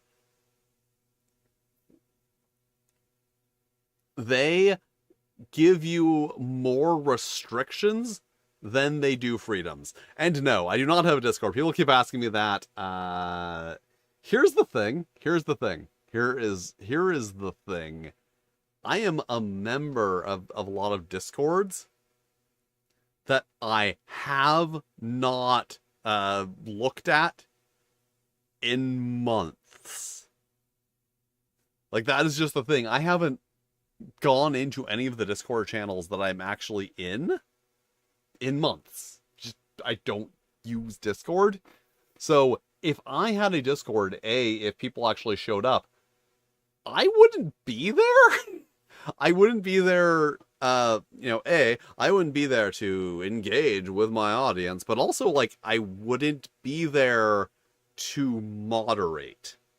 And that is my big concern with having a Discord, is that I would not be there to moderate. So, things could get shitty. Like, yeah, I could. There's very few people I would like trust to moderate on my behalf. Who would not also be annoying and spam the Discord with videos and memes. So that's yeah. That I'm also like I'll be posting this everywhere. Itch.io, I'm same username. Oh no, I don't have the same username on Itch.io or itch.io. I don't like Itch.io, so I keep calling itch.io. That one's easy. That one's actually easy to remember. If you go to itch.io and you want to find me there, it's Dig the Zig. Because I actually like need to send people there, like that I might meet in person. I used a different username there that I can actually tell someone like verbally that it's Dig the Zig, and they are then able to get to that. Maybe someday I'll make a Discord, but like it's kind of like a weird, like specific issue in that I don't use Discord, so I don't know what to use a Discord for, basically. Aside from the moderation issue, it's just like, what would I put up a Discord for? Do I put a channel for pictures of cats? Like, I don't know what people do in Discords, so I don't know what they would want to do. I should ask my partner because she fucking loves Discord. She's got a Nitro subscription and everything.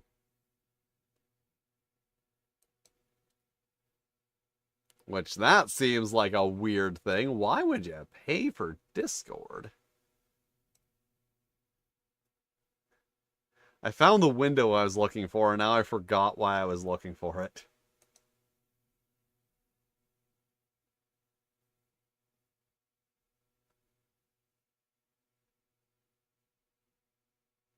Alright, there we go. Oh yeah, I was looking up how many subscribers I have on the YubTub.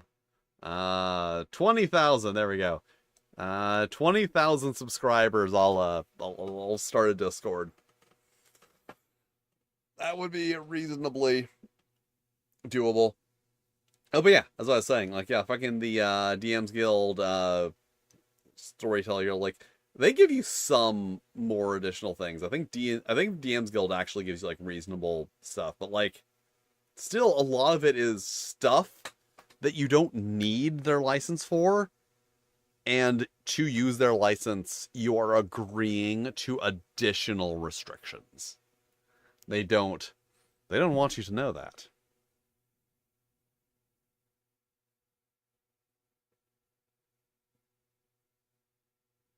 Oh yeah.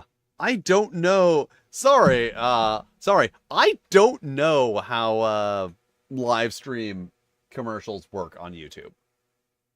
I just realized that. As you said that right now, I'm like, I don't actually know the like how it works.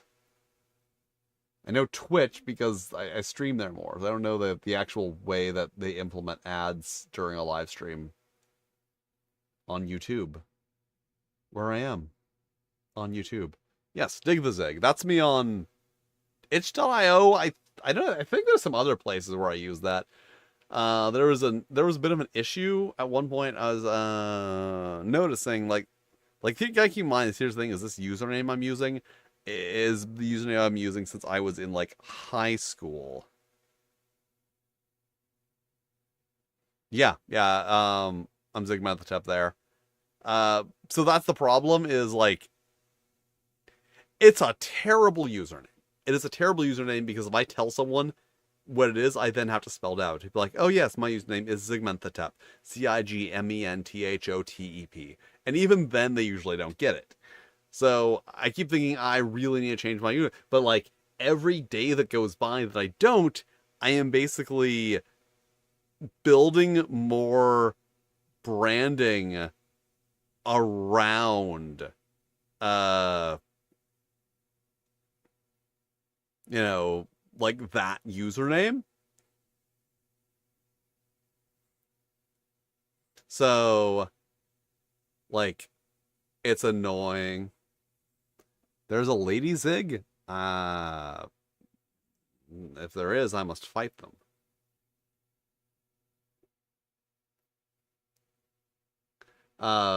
So like it's a constant thing where I'm like, oh, I really need to start using a different username so I can tell people that username.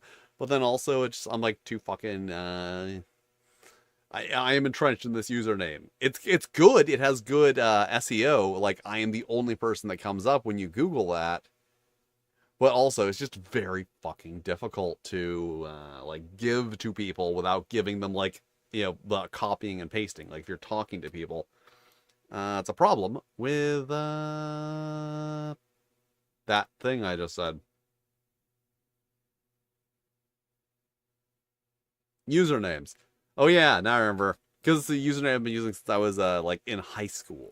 And that was the point in time at which people had usernames. Like, nowadays it's much more common for people to use like their names on the internet. But like I am from a generation where you use a username and like a unique username specifically. So I had one and I'm still using it. But also, there's like decades of use of that username now on the internet that I've used it so much that it's like I can't bother. I can't really get away from it. I can't turn off.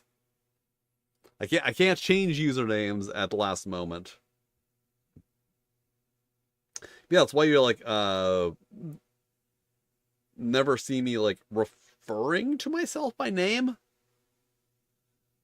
Cause it's just kind of like a difference in internet culture between like older millennials and younger people. That like we were that was our internet was very username based. Like you didn't know who people were. You knew people for like goddamn years of your life and were like, yeah, I have no idea who this person is. Yeah, this person I spend 6 hours talking to every day. Yeah, never met him, never don't know who they are, do not know what country they live in, don't know their legal name. I just know them as Twinkle Spark.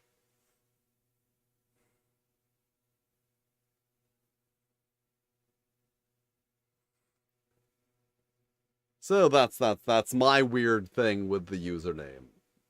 It's like I keep because like no one once again, no one ever calls me that. It's not like moist critical, like where people call him that. No one actually calls me that.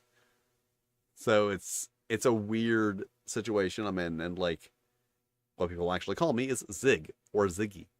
So like that's not a fucking username I can use. Like I pounce on Zig. I pounce on Zig if I can ever get it. I think the only account I have at Zig is Itaku because that's such an underused site that I was able to like pounce on that username before anyone else got it. Oh, yeah. Yeah, yes, there is a lady Zig. She's a little brat.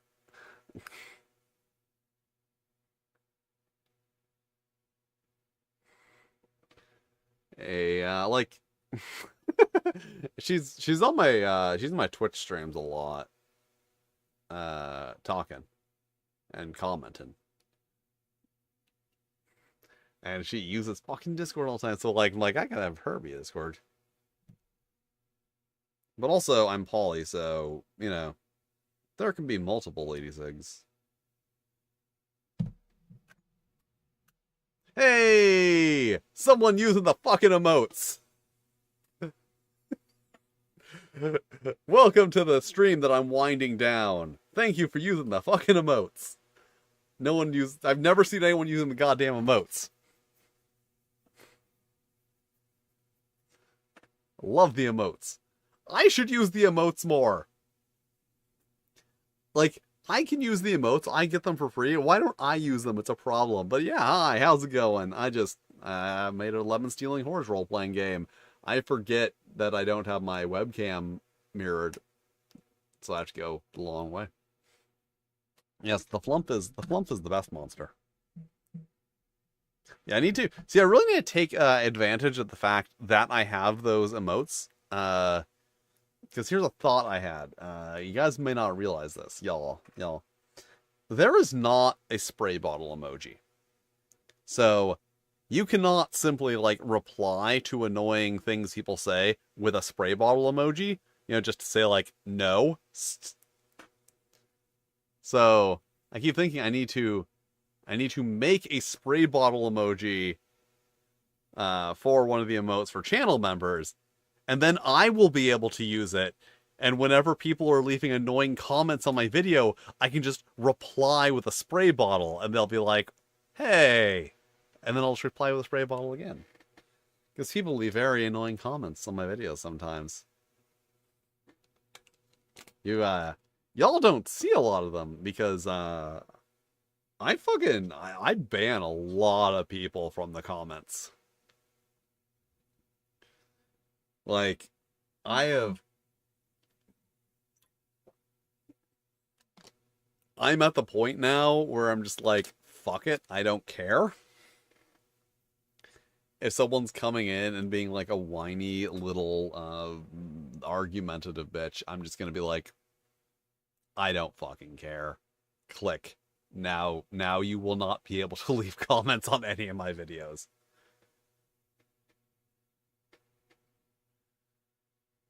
Well, if you don't need to know my kinks, then do not follow me on tumblr.com.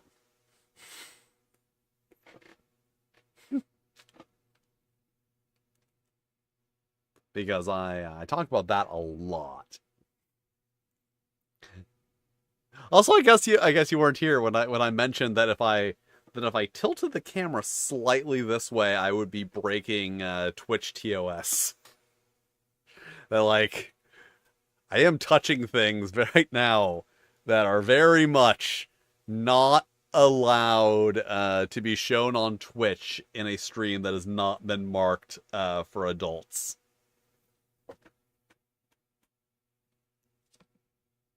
Okay, I've got one. I'm going to risk this. I'm going to take a risk here, chat. I need to make it very clear, chat, that there is nothing kinky about this. This is the most vanilla thing in the world. There's nothing weird about this.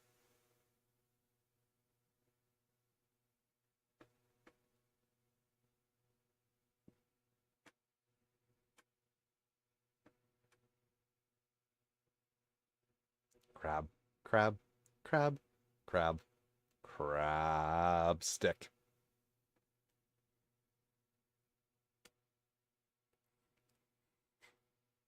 Yeah, just a crab on a stick for no reason. No reason. Why? What reason could one have? I am the monarch of the ocean with my crab stick. I rule over the ocean with this crab stick, and all those who oppose me, I won't hit them with a crab stick, because this crab stick is very specifically not for hitting people. Twitch.tv. I have not and never would hit anyone with that crab stick, particularly not in an erotic context. Perfectly innocent. The most innocent thing over there. Actually, there's lots of innocent things over here because this is my closet.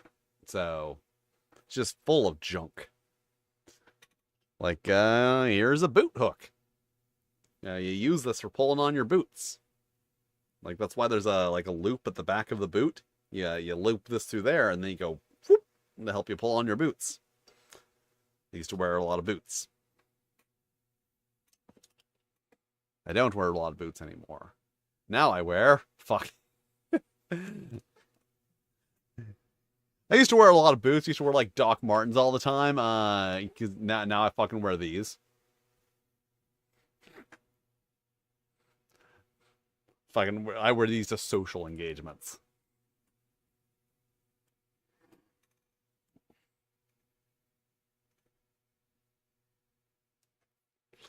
Like they're not, they're not the best. They're not the best. Like Crocs are not the best shoes, but they're good.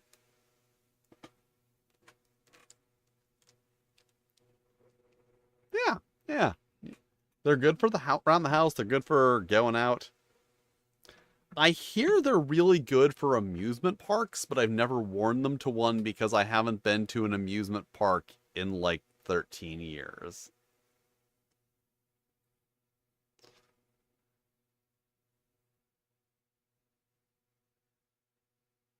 Ha! You're already following me on Tumblr.com website and app, which means you see all of my posts where I talk about weird kink stuff. Did I just post one? I feel like, oh yeah, I did. I did just post one.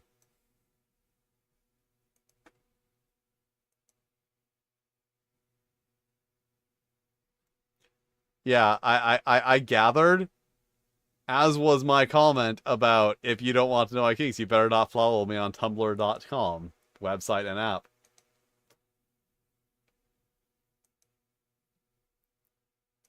Unfortunately, as I said, they are fucking like you read. Oh, that's what yeah. My most recent kink related post. Doctor is a good gender neutral honorific for your sub to call you, but does run the very real risk that they'll do it in the Audrey voice.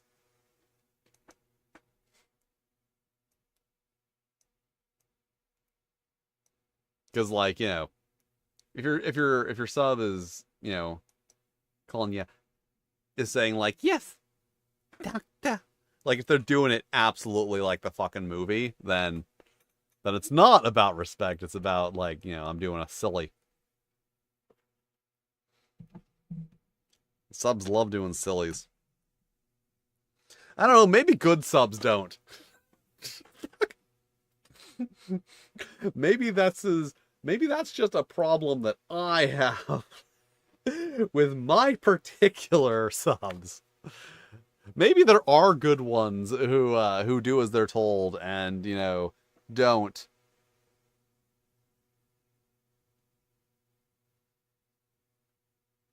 See, I would cite a specific incident, but once again, it's not about like, oh, I will get caught breaking Twitch TOS. It's about I don't want to break TOS. Like I prefer to maintain like the effort of like adhering to the things so that I don't accidentally do it. Because if you start being lax with the rules, you start breaking them a lot, and the next thing you know, you're doing a tearful video where you're saying that YouTube demonetized all your videos because you broke the rules without realizing it. No, I do not have a kink for 1960s building codes. I don't know where I got that. Like, I'm gonna go get it. Maybe I won't get it.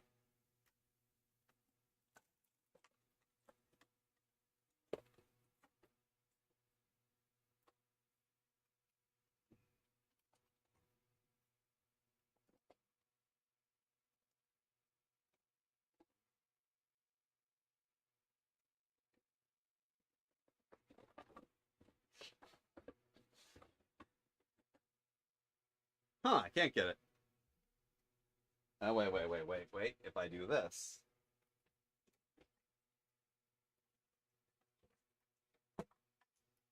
Then I can get in here.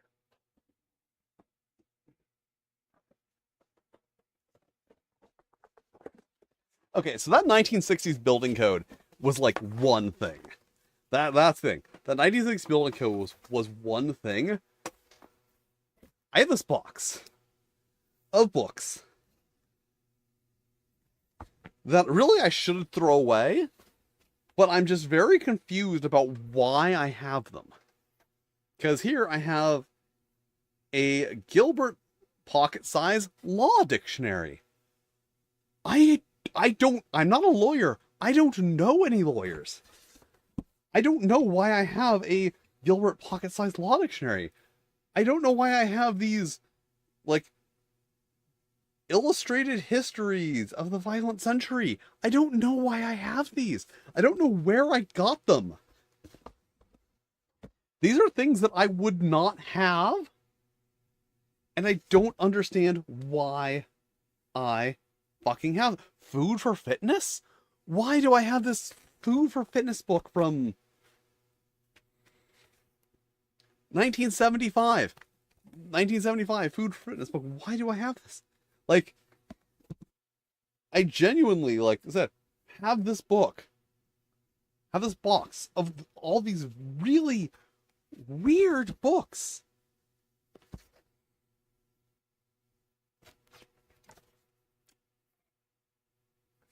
American Airlines Jet Age Meteorology.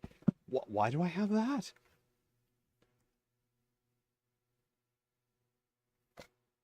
Professional CR Computer Instruction Handbook.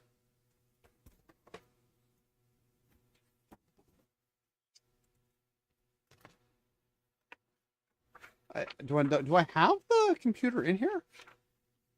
Okay, I don't have the actual like thing. But like I'm just very confused. Sequoia and Kings County National Park. Never been there. It's Tube Substitution Handbook. I don't know why I have these. Little Giant Ladder Systems. It's a fucking ladder handbook? Why do I have a handbook for aluminum ladders? I'm very confused about why I have these things.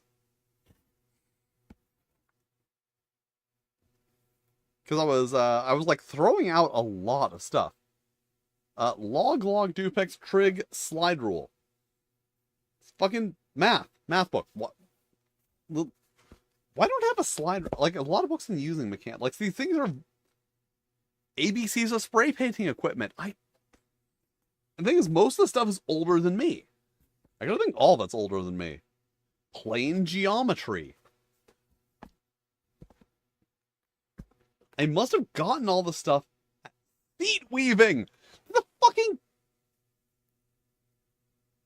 seat weaving. Where did I acquire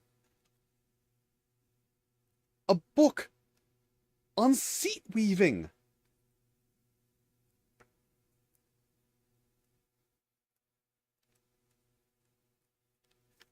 Because my original thought was like, oh, okay, maybe this is like stuff that I found somewhere. Like I found this box of weird books and took it home. But like, the stuff is also inconsistent. Intermediate Algebra International Correspondence School course.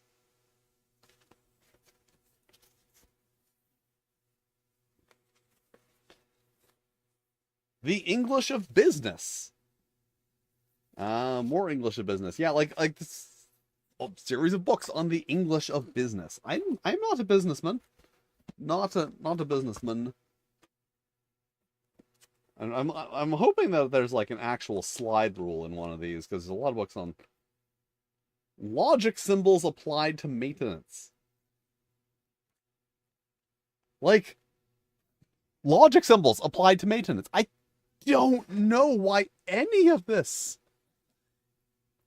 Yeah, like, but like, I wouldn't pay $5 for this box. That's the thing. And it feels like it was just Plumbers and Pipe Fitters Library. Like, and if someone was just throwing this box out, why would one person have all these A New Approach to Chess Mastered? Why would one person have all these incredibly weird, specific technical books? And then also the Years of Napoleon. And this book on Finland.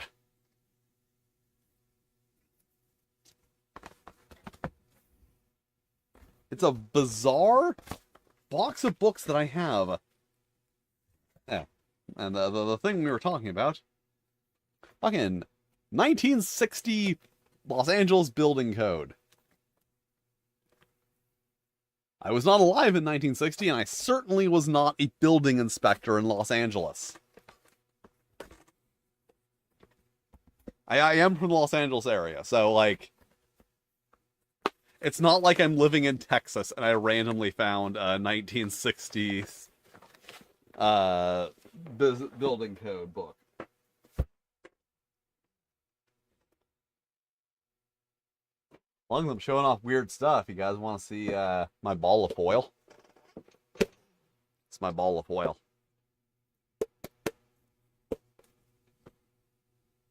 I have been pounding it into a perfect condensed sphere with a piece of wood. It's still quite a bit off of perfect. But it's pretty round. It's much rounder than it was before. When I started, it was... Honestly, it was about like this big when I started. So I've like compressed a lot of it and rounded it quite a bit. Not perfect though. It needs to be perfect.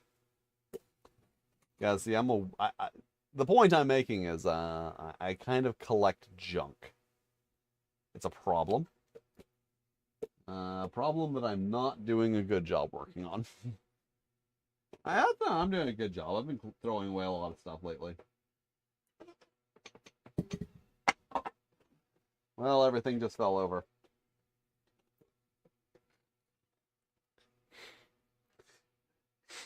As evidenced by the fact that I have the fucking boot hook that I haven't used in, like... When's the last time I wore boots? God. Oh. I think the last time I wore boots would have been, like, before I worked at Blockbuster. I feel like we weren't allowed to wear boots. No, that doesn't make sense. But, like, no, why would I be wearing... Because I would have worn boots if we could. I don't remember. That was a long time ago. I'm old. When you're old, you don't remember things anymore. Everything blends together. And then people say... Actually, no, you say what you say. You say, you're like, oh yeah, that movie? Yeah, that came out, like, recently, right? And then you look it up, and it was, like, 8 years ago. That's a thing that happens when you're old. Like, a lot. Is that you find yourself being like, yeah, 2018? Yeah, 2018. That was like a couple years ago. Oh, no, that was 7 years ago.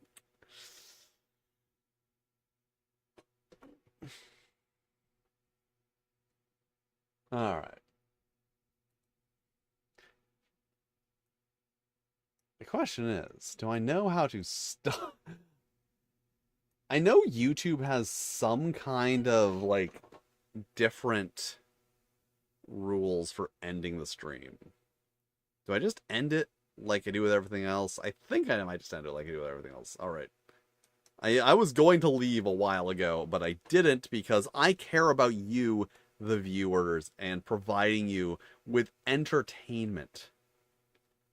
Actually, no. Like, this happens to me a lot. I am like, okay, I am going to end the stream now. And then I just start going off on something, and then I go off on something else, then I go off on something else, and then I just end up streaming for like another hour. Because I just got distracted. Like, I don't have ADD. Like, it just seems like I do. I don't have ADD, I'm just very easily distracted. Alright, so now I am going to end the stream because I am hungry, and you don't eat on stream for free. Those are the rules. You don't eat on stream for free, and you don't show feet for free. Those are the two rules of live streaming. Oh, you know what I could do? You know what I could remember the fact that I literally have all these things set up. I keep forgetting that I can just, like, go back to my cool streaming setup.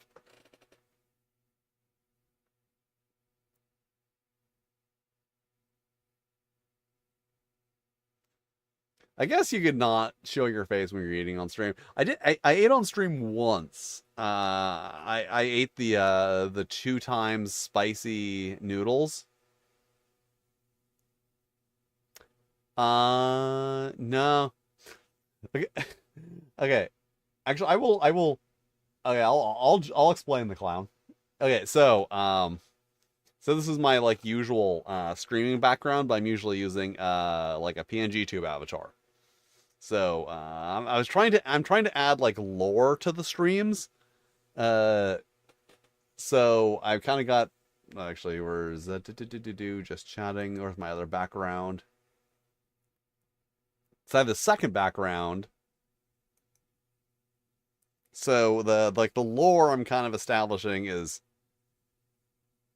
that my like me my VTuber like that this abandoned like department store area. This is the upstairs, and then like downstairs is this little area. So last Halloween, like the lore bit that I was doing was that a spirit Halloween had moved in upstairs, and I was trying to get rid of them, but they kept saying, but apparently they said that I was trespassing, and they were calling the police because the lore is that I'm squatting in the basement of an abandoned department store, so that's why I brought the clown in from Spirit, and that was for my Halloween stream. And I was like, oh, I'll take it out later, and then I never took it out because it just fucking it goes with the rest of the aesthetic. Like my camera's covering up a lot of it, so you can't see a lot of the aesthetic. But like, boop ba doop.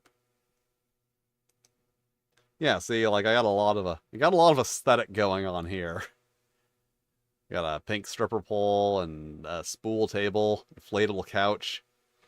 Some art.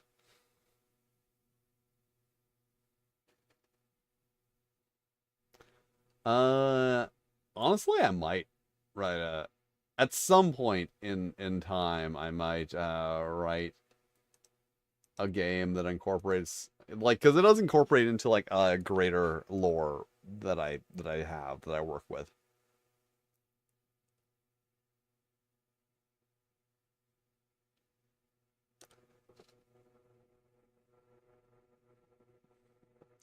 Oh, everyone does a thing.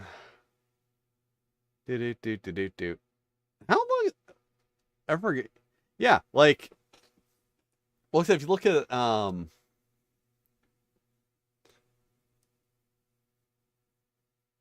like it kind of like I said, it kind of like awfully offhandedly like kind of connects to like a couple different series of illustration that I've done in the past.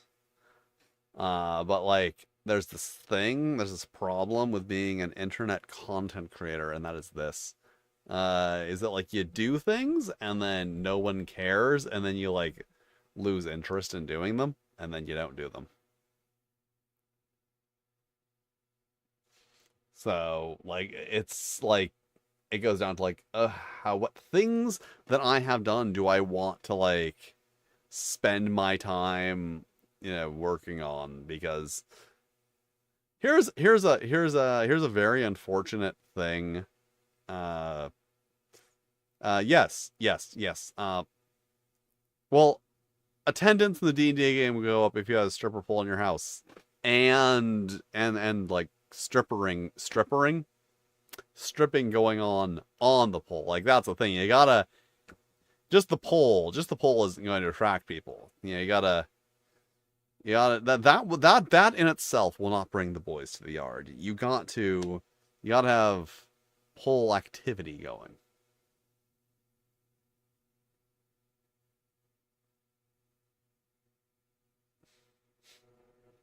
See, that's what I was thinking, is like, do the players pole dance? Do you pole dance? Because if not, then then you need to supply a pole dancer, or they're just gonna be like waiting. They're just gonna be like, what's happening? Is someone gonna show up? And then like after no one shows up to dance on the pole like once or twice, they'll be like, I'm starting to think that the pole don't mean nothing. Starting to think that the pole's a lie, like that air cake.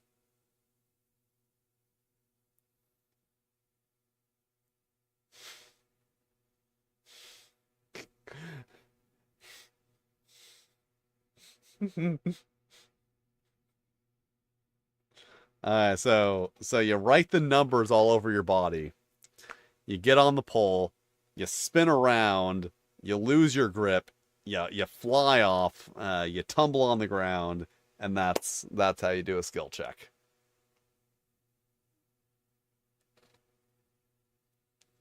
Because the pole spins. If y'all didn't know. Okay, so the numbers on well, so like the numbers like randomized around the pole on the ground, and then wherever you land.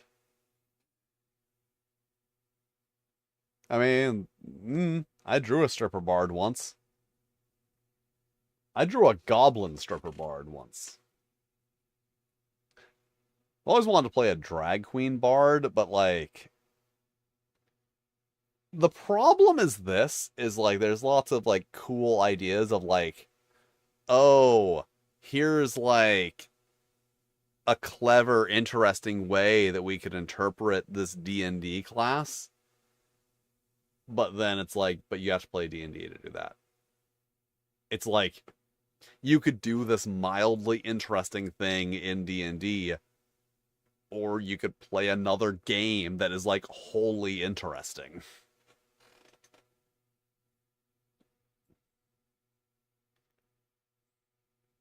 That's my take on that. Like if I had a D&D game, like some of these like character concepts would be like things that like, yeah, that would be fun. But like I'm not going to go out of my way to find a D&D game like to play a specific type of bard, especially like so that's the thing I don't really like. I do not like the 5th edition bard, and I really don't like, okay, I don't know what the 6th edition bard looks like. I really didn't like the playtests 1 D&D bard because it seems like they're removing more and more of the actual performance aspect of a bard. So that's the thing, is that while you are doing that, it does also mean that you can like choose much more esoteric performances because you don't need to do them to activate your abilities. Because like, 3.5 Pathfinder, you had to perform to activate bardic bardic performance, inspire courage, inspire greatness. Like you had to actually perform to do that. Versus bardic inspiration, which makes no fucking sense.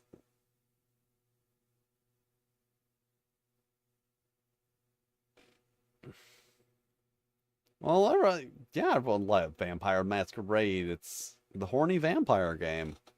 Okay, hear me on this. What you do, you get them to play Exalted first. And then they're like, oh, it's like D&D, but we roll D10s. Because everyone loves D10s. I love D10s. I got some D10s right here on my desk. D10s. They are squishy D10s because they are silicone. They're silicone D10s.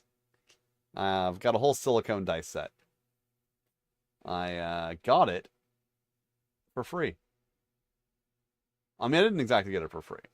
I contacted a company that made silicone dice, and I said, "Hi, I'm a YouTuber. Would you be interested in sending me a set of silicone dice that I can review them on my YouTube channel?" And then they did. They also make D&D themed sex toys. Like if you want, for like decoration, like if just for like decoration or whatever, you wanted like, a silicone beholder eye stalk, for like just, for funsies, just for like, sitting around, you can get one from the Wandering Bard.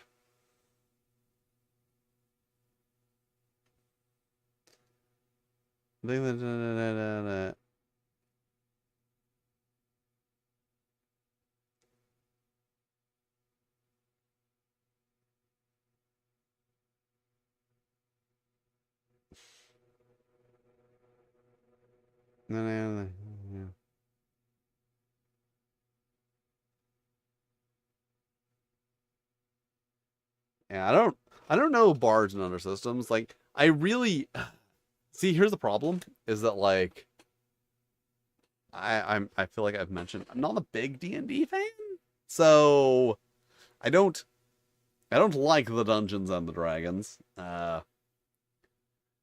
So the looking up other medieval fantasy role playing games is a thing that I'm just like, eh. Like I don't want to bother. Like I know I am missing out on lots of interesting games, but it's just like, eh. Yeah, yeah, yeah. But like that's the thing. It's like, 'cause I've heard that like I think it was like the WoW. It's like the WoW or the EverQuest game that White Wolf put out. I've heard actually have really good bard rules. And yeah, getting into Bad Dragon territory here. Wandering Bard. They make fun fantasy toys. As I said, really more of D&D theme because they're like that, and they've got like a Medusa snake. I think they've got a Displacer Beast tentacle. Like they've got the normal stuff that you would expect, but then also, yeah. So they're very D&D themed. But see, Bad Dragon is quite notable because they produce the official Gwar dildo. There is an official Gwar dildo, based on the Cuttlefish of Cthulhu, that was worn, I guess. Gwar is weird. Talking about Gwar is weird because there's always the layer of Gwar the fictional band and Gwar the actual band.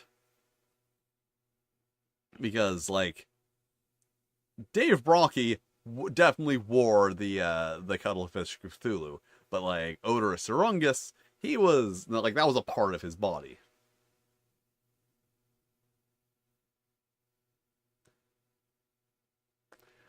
Oh,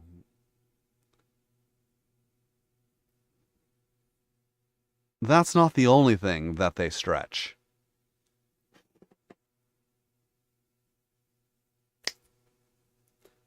I hope you were setting me up for that because boy, you just left yourself wide open for that one.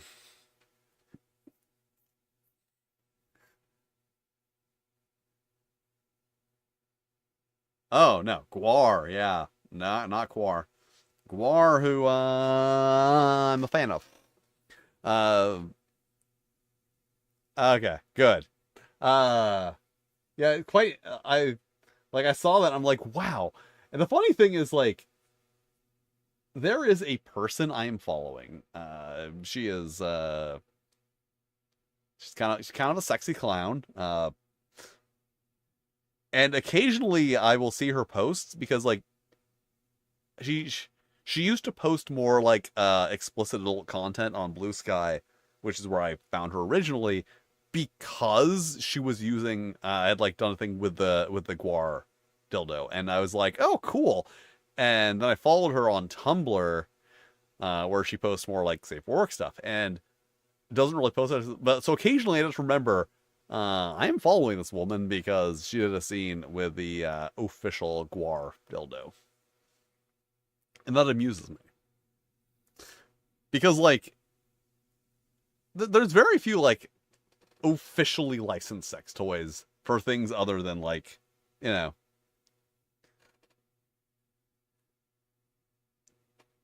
I ain't gonna see. Here's the admittedly, I have never seen Iron Maiden in concert. But what does Iron Maiden do that that surpasses fighting a dinosaur. Because Gwar fights a dinosaur, or they used to. I don't know if they still do Gorgor. They did Gorgor when I saw them.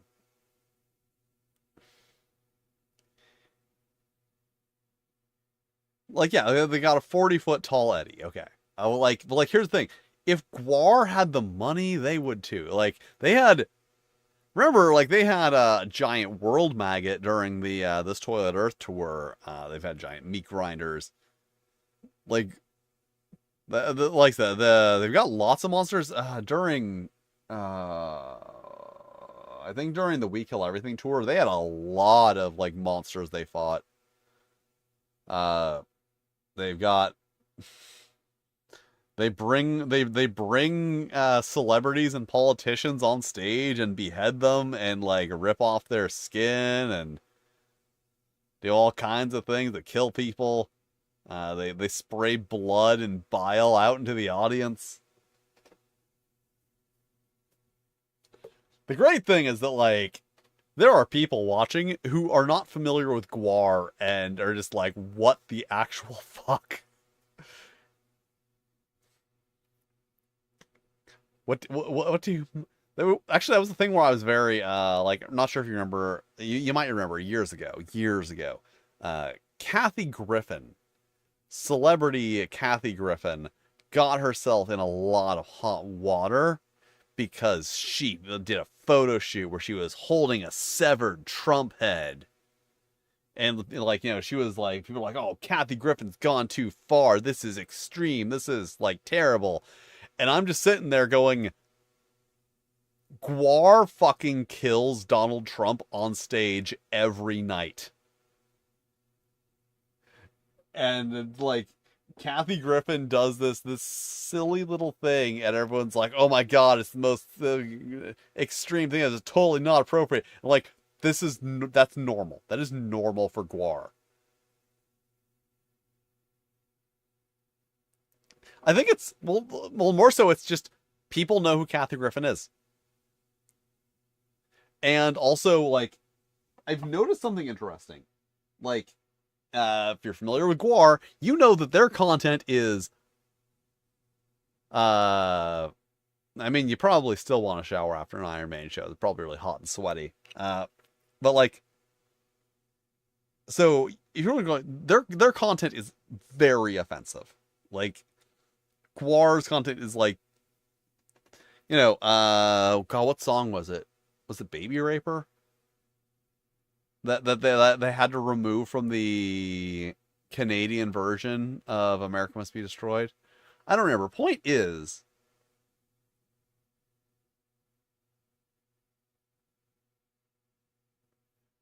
I have noticed a very interesting thing that I have never. I have only once seen anyone in, like, modern times try to call out Gwar for their content and, like, shows.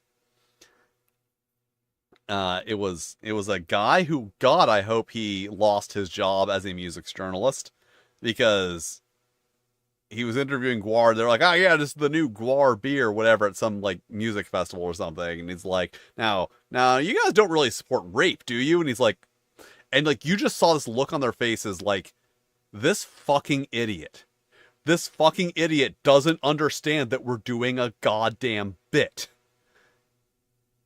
And, like, they kind of, like, walked around it because, you know, they're in character. They're not going to say, no, we at Gwar do not condone rape. In fact, it is bad, because they're in goddamn fucking character, and that's how Gwar works. And I'm just like, I wish I could find that interview just so I could show people as an example of them, this absolute look of, you fucking idiot. Do you not understand what's going on here? Because you can't look, I think the thing is, almost no one has so little self-awareness that you can look at Gwar and not tell that it's a bit. That's the thing. I think people except that it's one fucking guy, I feel like people do, like, you look at Guar and you're like, if I go and say, and I try and be like, this band is offensive, I'm gonna look like a fucking idiot. And I think that is the big thing that like kind of makes them use, like, they are immune to being canceled because you have to be fucking stupid to not understand that it's a bit. Yeah. Green Jello, yes. Green Jello, spelled Jelly, but still pronounced Jello. Because they got sued. Like, that's the thing. But that's the only guy I've ever seen doing it, because as I said, I think most people have more self-awareness than to look at Guar and say, yeah, that's what I'm gonna criticize. I'm gonna say these people are encouraging deviant behavior. Yes, the guy's dressed like space barbarians fighting a dinosaur. They're definitely super serious. It's actually one of my favorite things. So back in the 90s when Guar was on all the, like, the TV talk shows, there's a really interesting note, and that is Joan Rivers. They were on the Joan Rivers show, and Joan Rivers absolutely got it. Like, Joan Rivers clearly understood, and she was actually like, a lot of people don't understand. You guys are actually really funny, and they're like, yeah, I guess so. Like, she was the only one who actually understood Guar is a comedy act.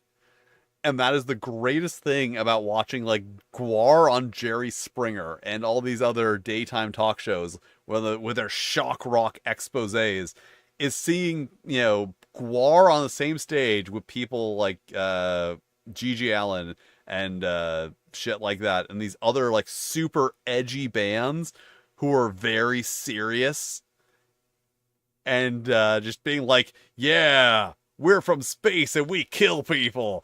And, like, these other bands being, like, just the obviousness that Guar is doing a fucking bit and these other people are not. And it's like, yeah, who's sillier? Guar doing the bit, or these people who think that they're serious? Hence if you guys aren't familiar, yeah, there's a kaiju big battle of heavy metal. Like,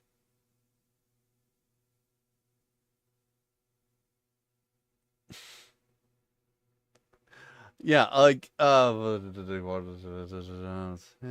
the Guar.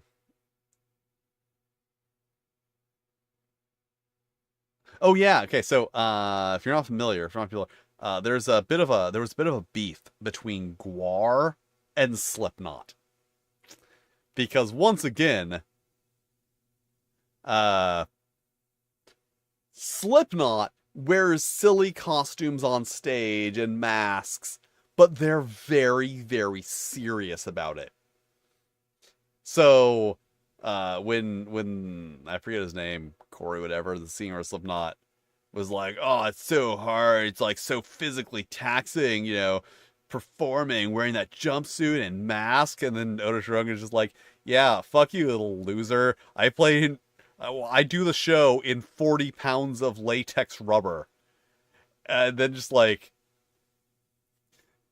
this beef started that was just like based around how, like, Guar was having fun with it, but Slipknot was just very, we're serious. No, we're real. Yeah, like, if you're wearing a fucking boiler suit and a clown mask, uh, and hitting a keg with a baseball bat,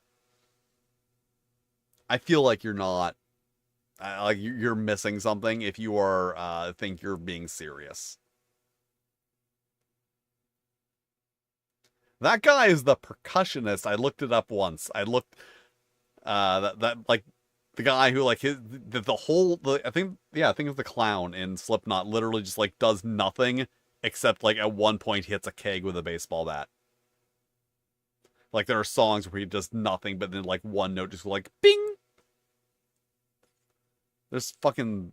I mean, last I looked, there were like 7 or 8 people in Slipknot, which is ridiculous. Because I, saw a picture. I'm like, how many fucking people are in this band? Like, what do they do? Do they have 2 drummers? I think they do have 2 drummers. No, they have a drummer and a percussionist, and like the clown's the percussionist, I think, and he literally just like hits stuff with a bat. Like he's just there because he's like a friend of the people who know how to play instruments. And he's like, can I be in the band, you guys? I'll wear a clown mask.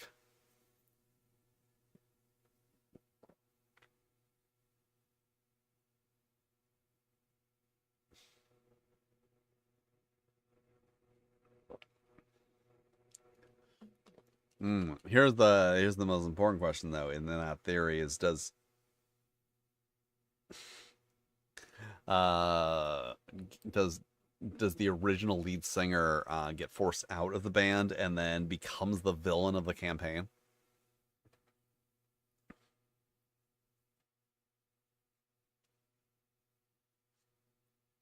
That's a thing that happens. Like, didn't X get a new lead singer?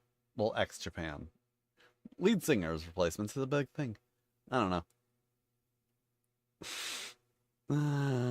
Oh, it's so weird that if I said the original lead singer of the Misfits, there would not be a consensus about who I was talking about.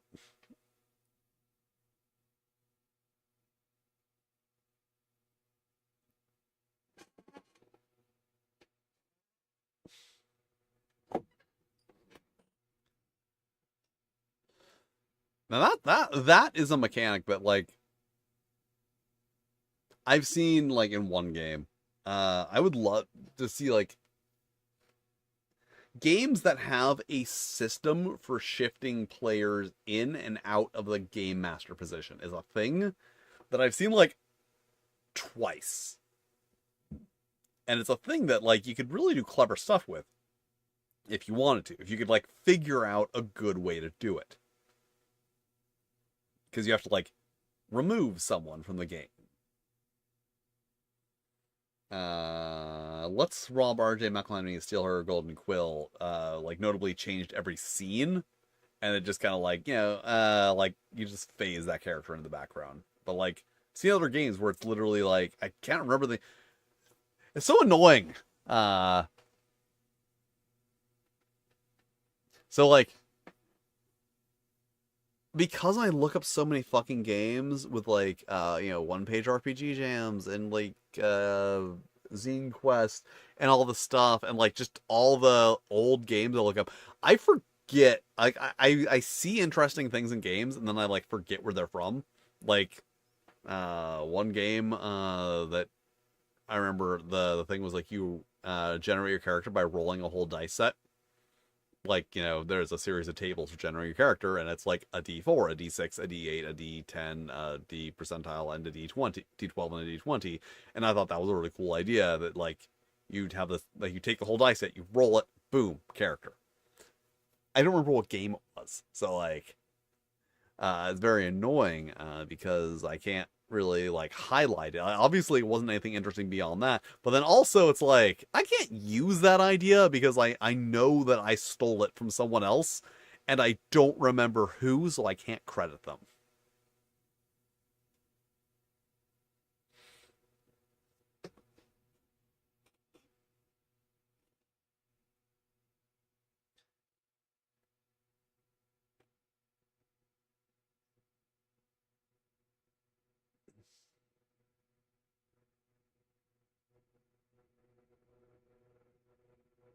Yeah. So yeah, like that sounds cool. Like you can rotate the GM positions because like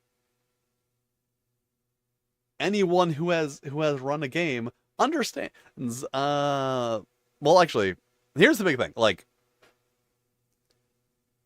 most people, I have run about twice as many games as I've played. Because here's the thing: if I want to have an all flesh must be eaten game, I have to run it. If I want to have a Call of Cthulhu game, I have to run it. If I want to have a what are games I run? fucking actually I've never gotten a slasher flick game together. If I wanted a slasher flick game, I would have to run it. So it's a annoying thing that like when you is that like you decide you find a game and you're like, wow, I would really like to play this game, and then you don't get to play it, basically. Like, you know, you can have fun running a game, but it's unfortunate that you never get to do that. Actually, for my example, Slasher Flick, I love the mechanics in Slasher Flick. If I ran that, I wouldn't get to enjoy them because, yeah. Also, I don't. Even more fortunate, I don't think I know anyone who would have the expertise to run Slasher Flick. I am excellent. Yeah, I've run both of those and never played them. I would.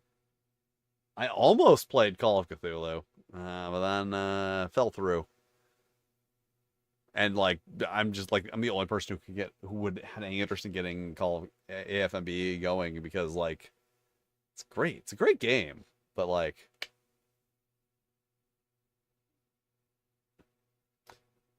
yeah, like, God, what fucking games? Ugh. And even worse, of the games I played, one of them was Mutants and Masterminds. I should play that again. I should really play Mutants and Masterminds again because uh I had such a bad experience in that game that it leads me to believe that Mutants and Masterminds is a terrible game. And other people love it. So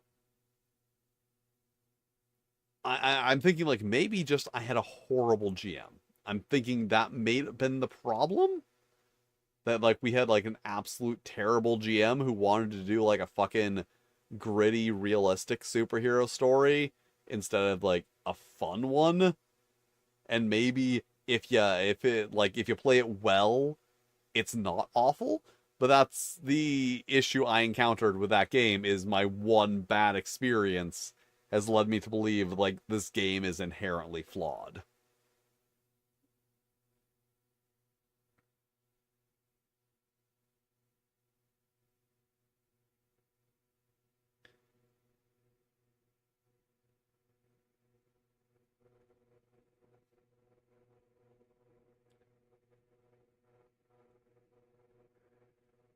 Oh yeah, I forgot four color was a thing. There's a lot of games that I forget are a thing. Cause because like I my because the things I would like to be doing and the things I am doing are quite different. I would love to be like the reason I got into reviewing games is because I like games. And you know, I get to enjoy a game. I get to fully look into it and like read everything about it.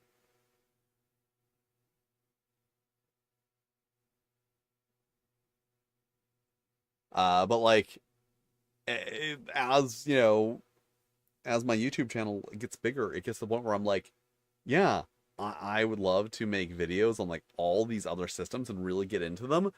But if I spend a month working on a video and it gets 500 views, that's kind of a waste of a lot of time.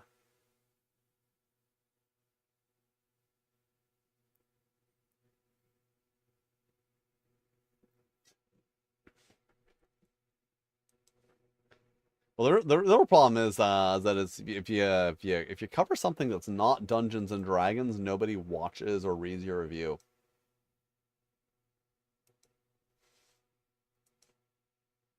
Tunnels and Trolls is Dungeons and Dragons.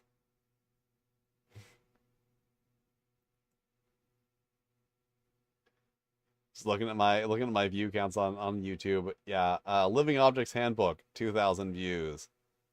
Furry Outlaws 7,000 views. Tunnels and Trolls 7th edition 14,000. Like just the amount by which like half or less views I get on anything that's not a top name system.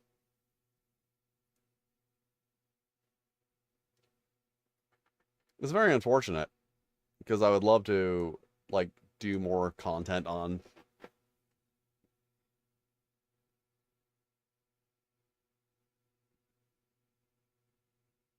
Oh no no no. Here no the fatal videos.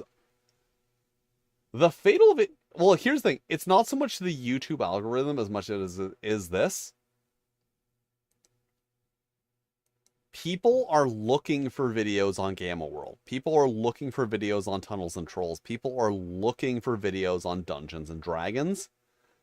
No one is looking for videos on Furry Outlaws. Nobody is looking for videos on the Tingleverse.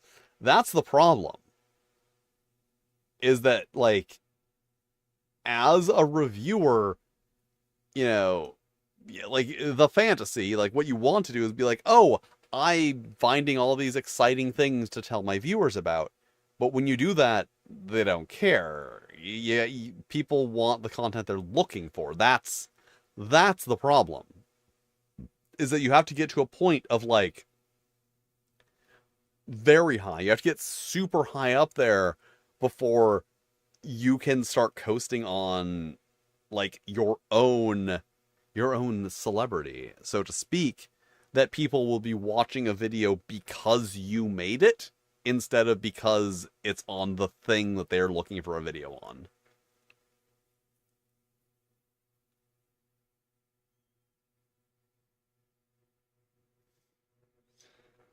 I can't. I'm not clickbaity though.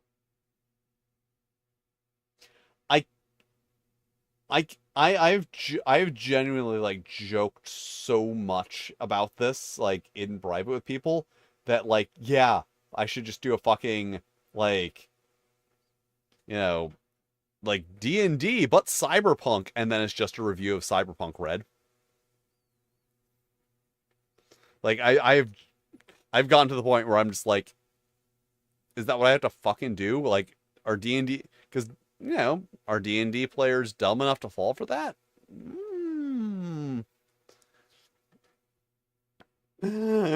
Actually, it's really funny. So I've noticed things going the opposite direction. So here's the thing. So the way we use terminology is very funny. I would get into the BBW discussion, but that might be a little too saucy for the Twitch. So here's a thing that I have noticed. People used to kind of, like, refer to all tabletop role-playing games as D&D. But then I feel like as the conversation has started going, like, oh, you should play games other than D&D. Oh, D&D is not, like, synonymous with TTRPGs. I have seen people now using instead of using D&D to mean TTRPG, I have now seen people using TTRPG to mean D&D. Like, very specifically being like, TTRPG creators, and it's literally just only D&D. Their TTRPG game, that's fucking only D&D. So I'm noticing, like, this weird language that it's now, like, the D&D fandom is co-opting the term TTRPG to mean D&D. Which is very fucking weird. And now that you've heard me say this, you will notice people doing it. Because it's very annoying that, like, because, if you're on the internet, prior to that, that was kind of like the break is, like, TTRPG is a term used to discuss every other tabletop role-playing game besides Dungeons and Dragons and Pathfinder. And now they're trying to, like, dominate that discussion as well.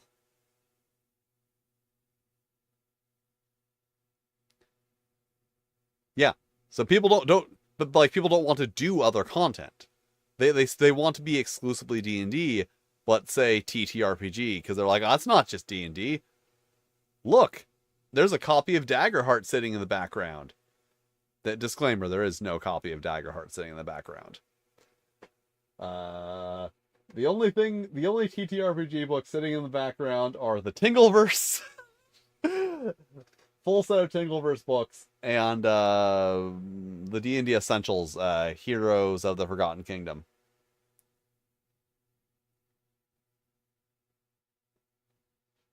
Here's the really funny thing, though, is, what the fuck is this doing here? Then I also have, like, a second, Tingleverse, Player's Handbook here. I have two Tingleverse core books. Ugh. And this one is... Okay, fuck it, I'm gonna get sassed for saying this. This one is sticky. I don't know why, but the book, like the cover of the book, is like tacky. And then it feels kind of weird and fuzzy because like dust kind of gets on it, and then it's very unpleasant to hold. And the other ones are not like that. This one I purchased. And then those ones were given to me by someone who was moving, and they're like, I want to get rid of this shit. So I have two copies of the core rulebook, but one I don't want to put on my shelf because it's tacky for some reason. And I don't understand it because these are Amazon print on demand. So that's what this is. So for some reason, this one, as I said, I have other copies, are fine. For some reason, this one copy of the book, like the cover is tacky and uncomfortable. Like, it doesn't get on your hands. That's the weird thing. Like, my hands are not sticky from touching it, but like, it's just sticky, and it's very weird, and I don't know where to put it. That's the thing. I don't know where to put this book because I don't want it to like stick to my other books.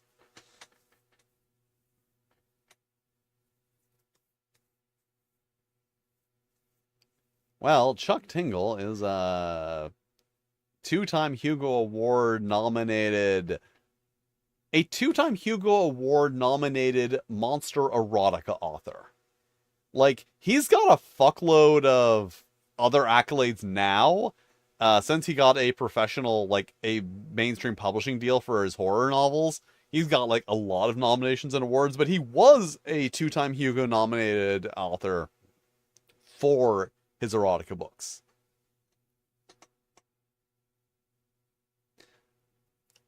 And, like, obviously, the inspiration for the game Dinosaur Erotica, because while his books are dinosaur erotica, this is not an erotic role-playing game. That is the thing you need to understand, is this is not an erotic role-playing game. This is just D&D in the world of the Chuck Tingle erotica, which is bizarre about it. Here's a book that, like, I know why I own this book, but I don't know why this book is sitting next to my computer. For some reason, I have the Dungeons & Dragons 3rd edition miniatures handbook sitting right here. I know I have it because I found it at the used bookstore that I like, and it has a class in it. So, like, you know how in D&D, depending on what your group is, you may have rules that say things like, if you want to play a character, you have to have the actual book. That's actually a really good rule for D&D.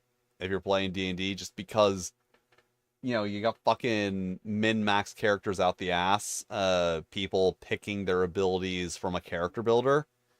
Which, yeah, if you think that's a problem with D&D Beyond, it was worse with 4th edition and their character builder.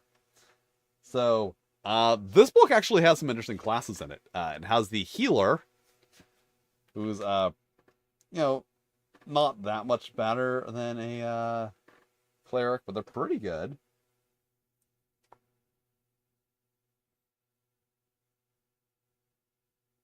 Yeah. Adds charisma modifier to all damage healed. I like playing healers. That's another cool thing about the Tingleverse is they have an actual healing class that's like not combat focused. Oh, but yeah, my video. Watch my video on the Tingleverse. The character I build is a true Buckaroo, who's the actual healing class. But yeah, Marshall. Marshall is the big character I actually bought this for because they are the closest thing in any other edition to D&D to a warlord. As I said, I've been cleaning, so I'm finding a lot of interesting stuff. But also, 20-year-old Call of Cthulhu character sheets for a game that never got played, and something that I thought I had lost. Like this is one of the jewels of my collection. Monster Island and Escape Monster Island. I really wish I had bought a copy of Invasion Monster Island. I think that was the only other one available in print. So here's the thing. The company that makes these is no longer in business. Like, Firefly Games does not exist. When I got those, it was like delayed. My order was delayed for like a month or something. So like, I got those at pretty much the last possible point that you could pick up a copy of like Monster Island. And unlike a lot of other games, they didn't just like throw up all their shit on drive-through RPG to make passive income. They are gone. Well, fortunately, you can find PDFs of the books online. Not that I'm encouraging piracy, but it's a cool game, so I'm encouraging piracy. And the company's just gone. That's the thing. Is I have looked, and I've not been able to find someone selling a copy of Invasion Monster Island. Like, it's not even a matter of like, oh, I have to pay $50 for this book. Just no one fucking has it because it's an obscure, like, indie published game from the 2000s from a company that no longer exists.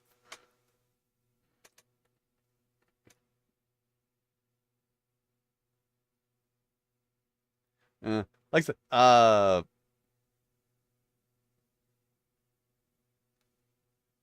call it heal bot basically. Blood. Oh, a blood powered healing bot. That seems like a conflict of interests.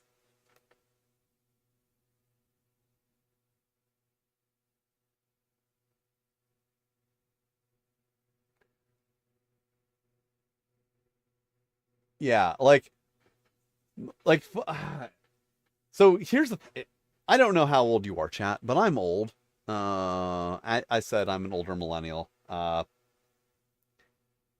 the thing is, I started really getting into tabletop gaming in the early 2000s. So like 20 years ago. And here's the thing, here's the issue with that. So I'm getting to a point now where all of those companies, because like, like everyone else, you start playing D&D and then, you get on the internet and you're like, oh, there are other games. Oh, there's fucking All Flesh Must Be Eaten. There's, Shadow, like there's all these games. Here's the thing. So I really got into like these indie publishers from the 2000s, like Eden Studios, and Margaret Weiss Productions, who weren't very great, but they put out Supernatural and Serenity and Firefly and like those things. Spectrum Games, who has a slasher flick I'm a huge fan of that I've never gotten to play. These companies are dying, basically. Like saying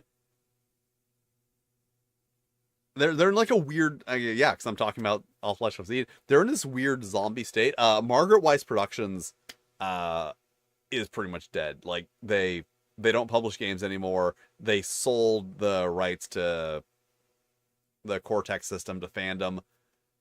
So, and like all their games were licensed well, most of their games were licensed. So the licenses ran out and they just don't, like, those games aren't available anymore.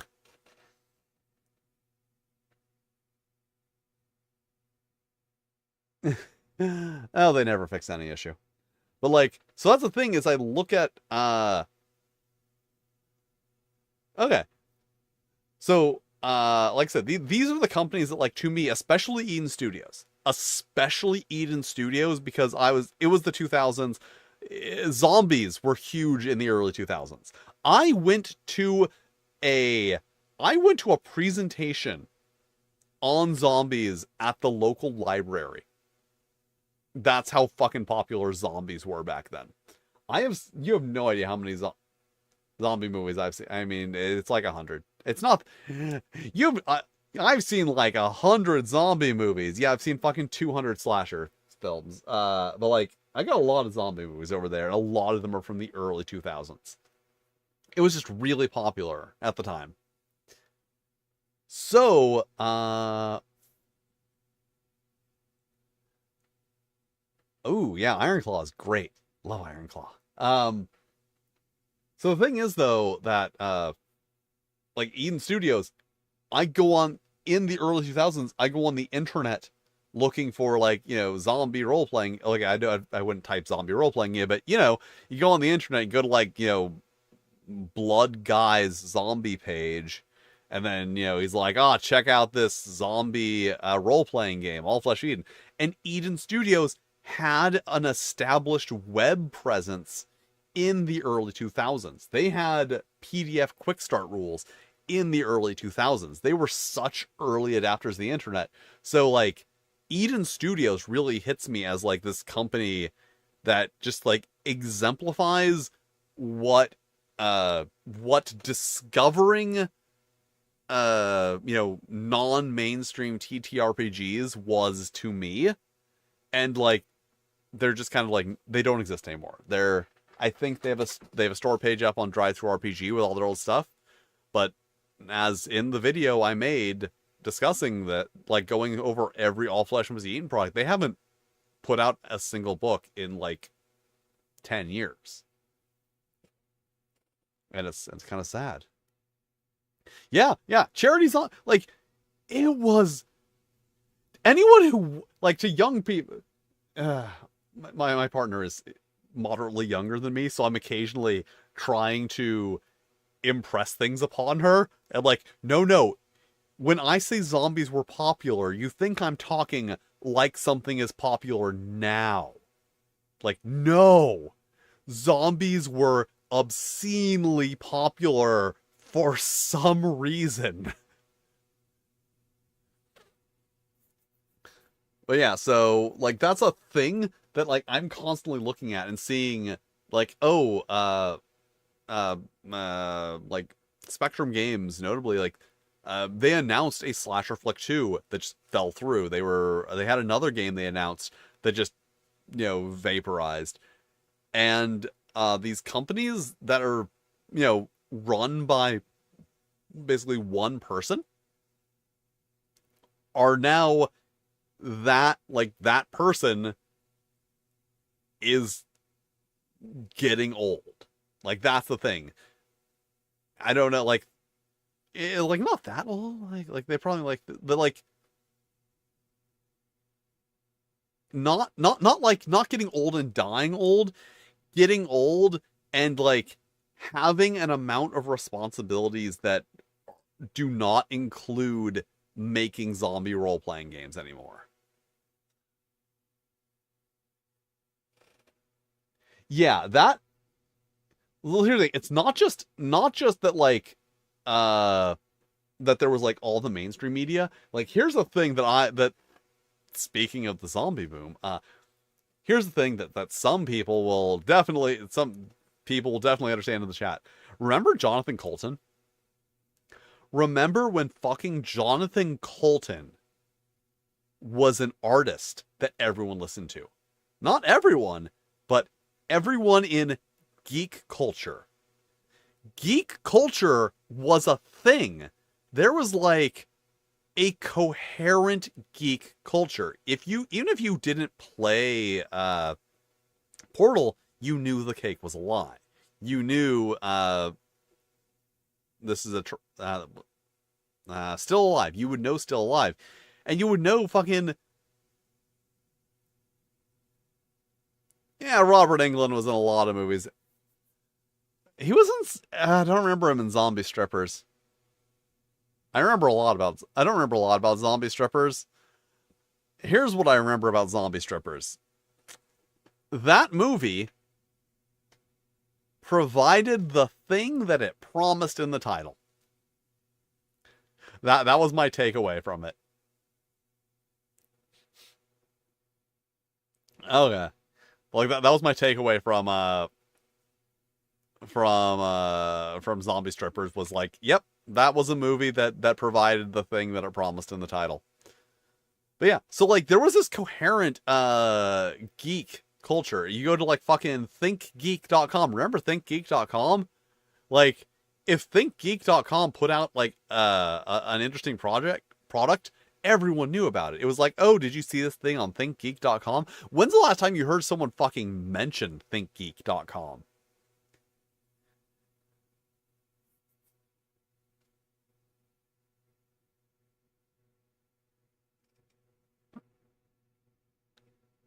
Oh yeah, fuck, that reminds me of another one.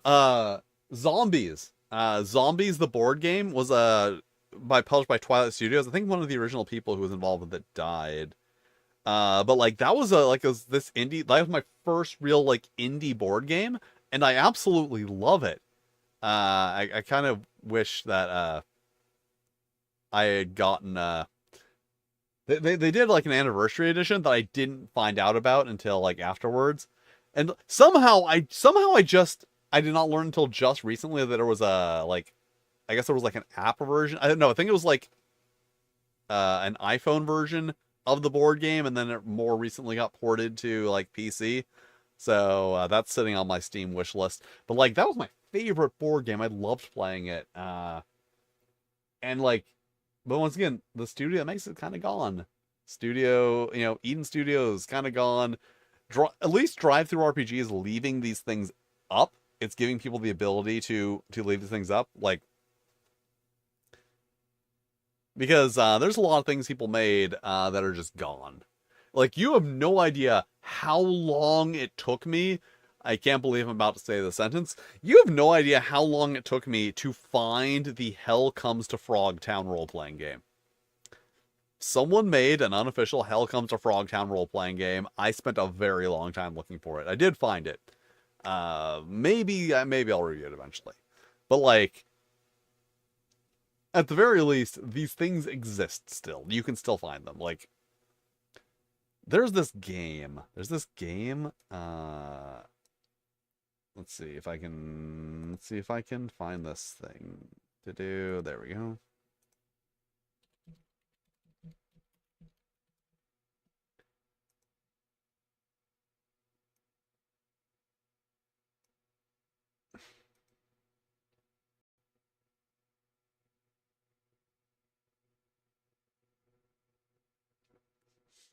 Oh, that is the holy grail. Someone making something for your game without you telling them to. Like, I've had someone suggest that they might want to make content for Dinosaur Erotica, but ba ba ba.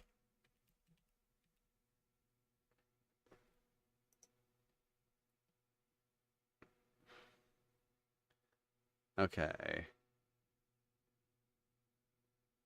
We're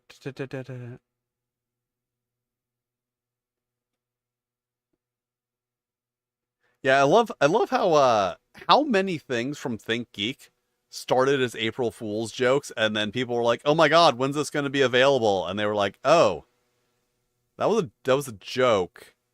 I guess we'll make it." And then they did. Let's see. Can I get da? No. Yes. Okay. So this is a game. This is a game that I don't expect to ever play because it is $15. Can you see the... Yeah. So, fucking... Look at this. Look at this. This is, like, the most early 2000s thing I've ever seen.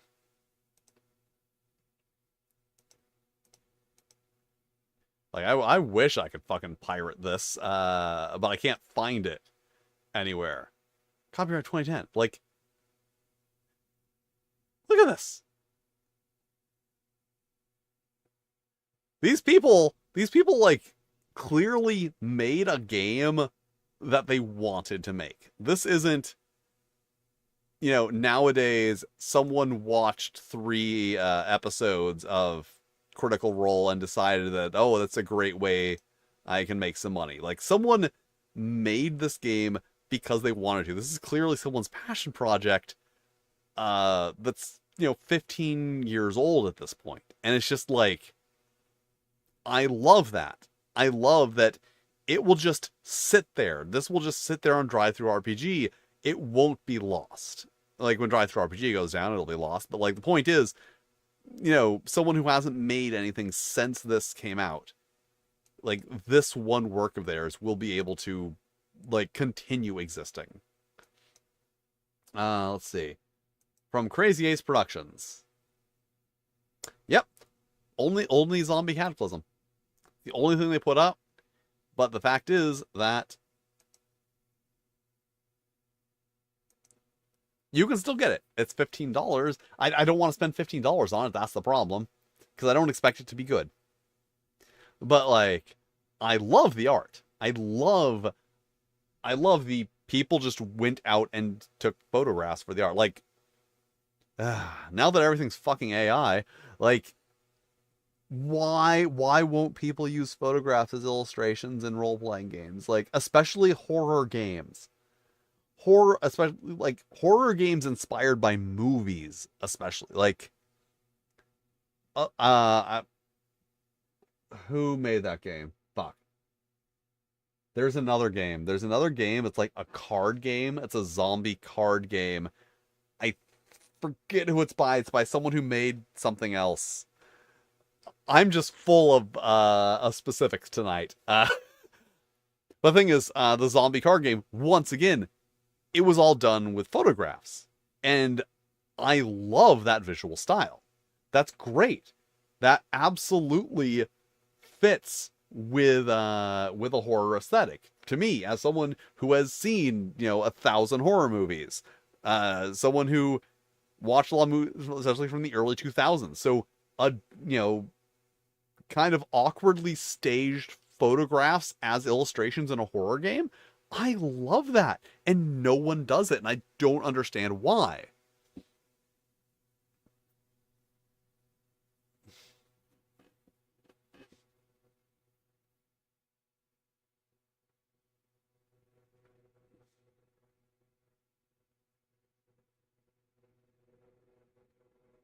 Yeah, like you can mix things, you can mix styles, like, as well as it's done well. Like, that's the thing, is there are no rules to design other than do it well.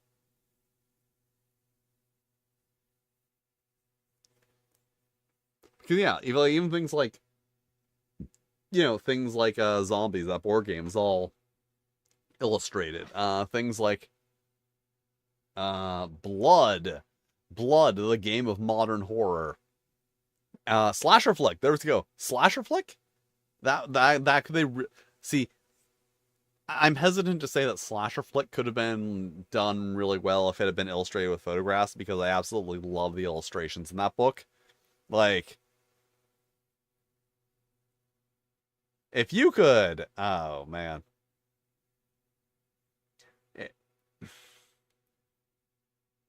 The best thing you can do, if you want your art to look really good, there's one thing you can do, but it's really difficult and really expensive.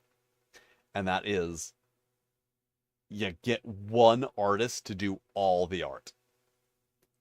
I do that for my games, but I actually do it because it's cheap. I I have an in-house artist who works for free. It's me.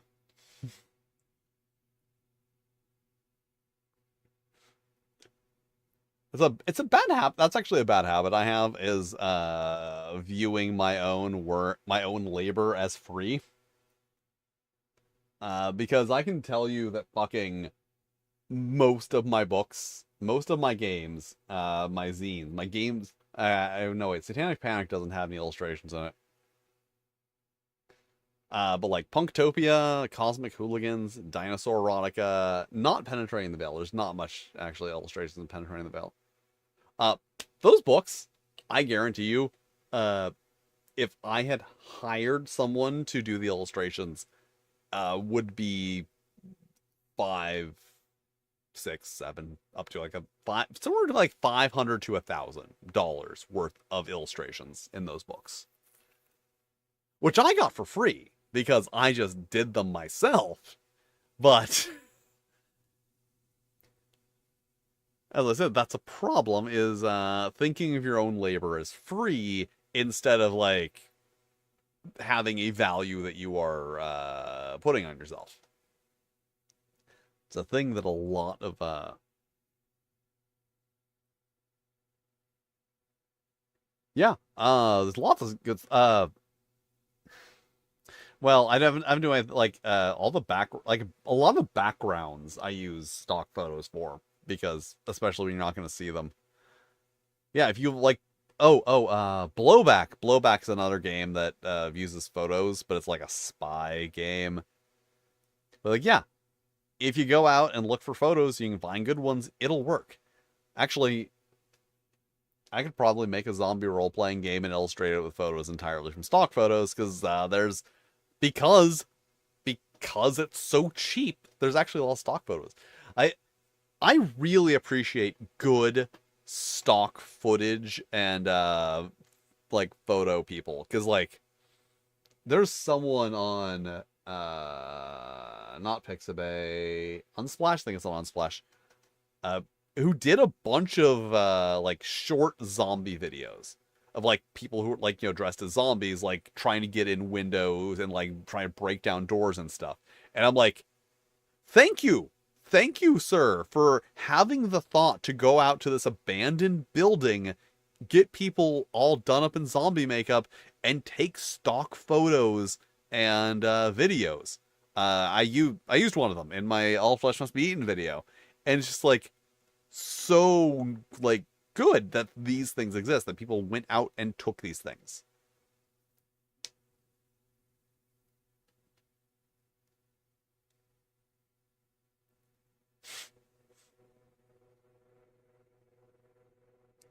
Ah,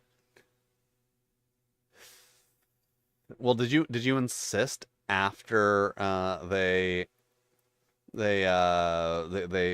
denied? Because that's the see, here's how it works: is you say like, "Oh, let me pay you," and they're like, "Oh, no, you don't have to pay me." They'd be like, "No, no, really, I'll pay you," and then they're like, "Nah, it's cool." Then you don't have to pay them.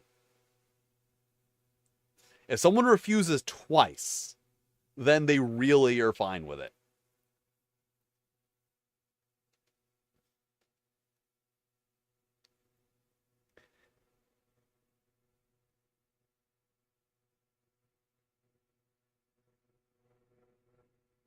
Okay, because like, okay, I should be.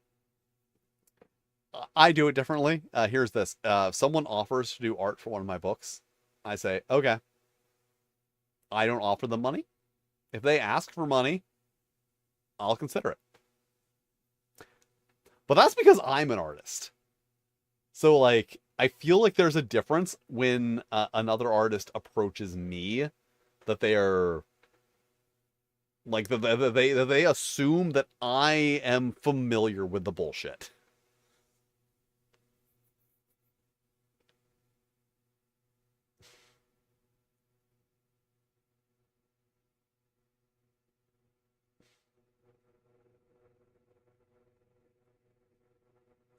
So lunar wait no Lunar New Year was back in February, I think. It was Year of the Snake. I know because I drew Titty Snake, who was a popular.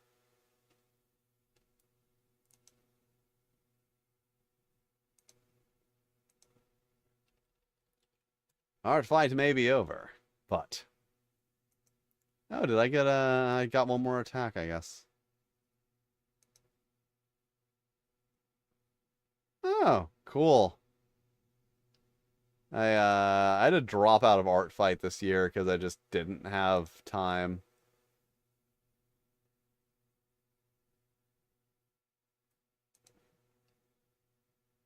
Which is unfortunate, but you know. Wow, I'm just running around in fucking circles here.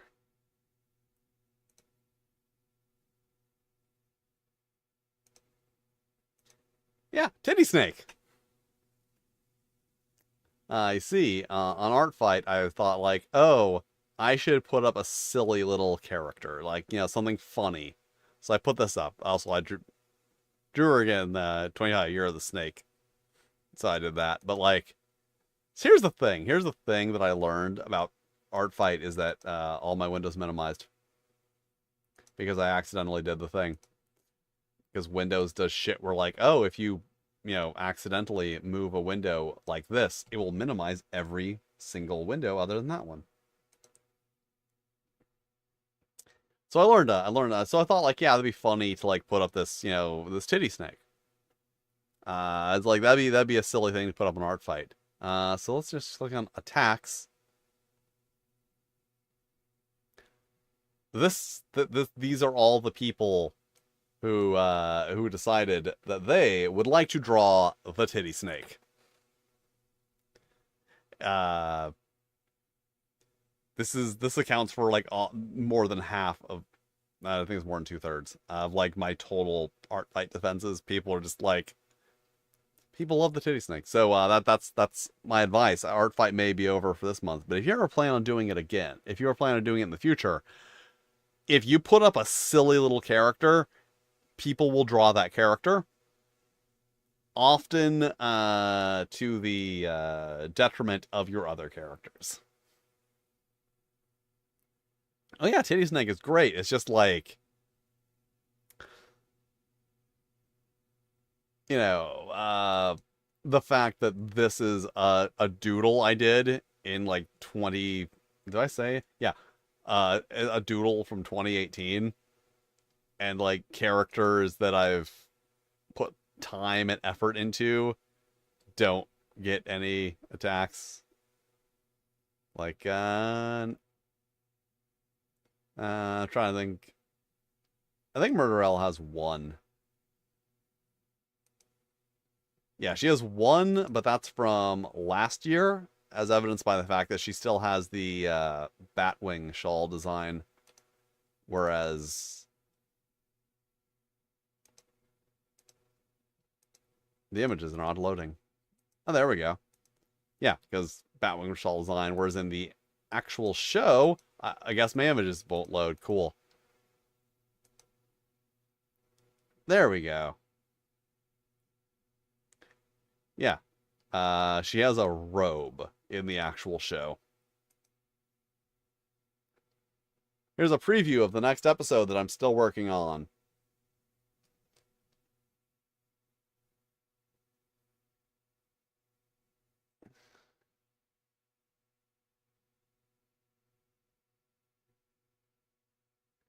Well, maybe they like drawing the chonk.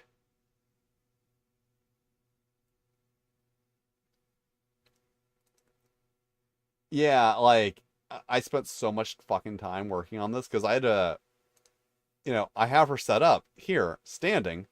As you can see, it's just, changing the arms, hood up for this. I had to draw a complete separate lower body, new set of arms. Some of the arms work, some don't. Then like in the entire giant leech. So, and then this whole fucking background. So that's a big part of the reason why episode 2 hasn't come out, which was supposed to come out in April. The Video Dungeon, my hosted my hosted horror show. I am a horror host. I voice Murderella von Bluetrausch on the Video Dungeon, which you can find at youtube.com/@Video Dungeon, I think.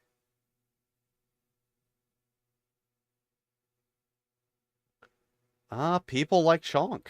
Chonk is cool. Perhaps you've noticed the popularity of one Big Chongus.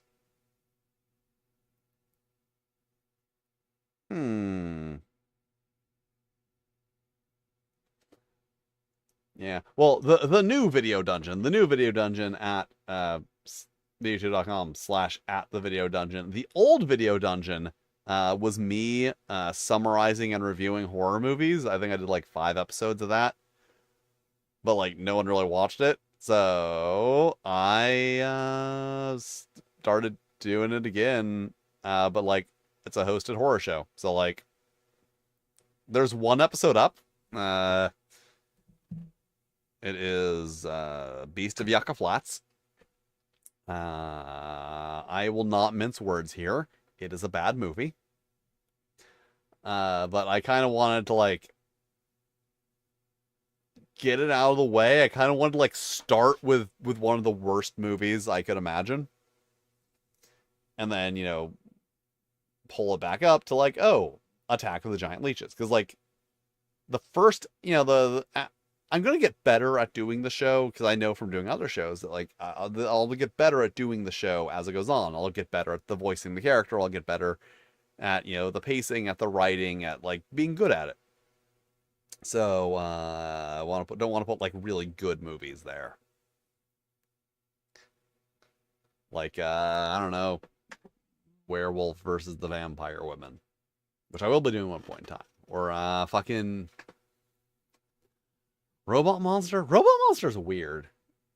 So yeah, that's what I gotta do with that. And then I don't know what episode 3 is. I think episode 3 I was planning on doing Adam Age Vampire.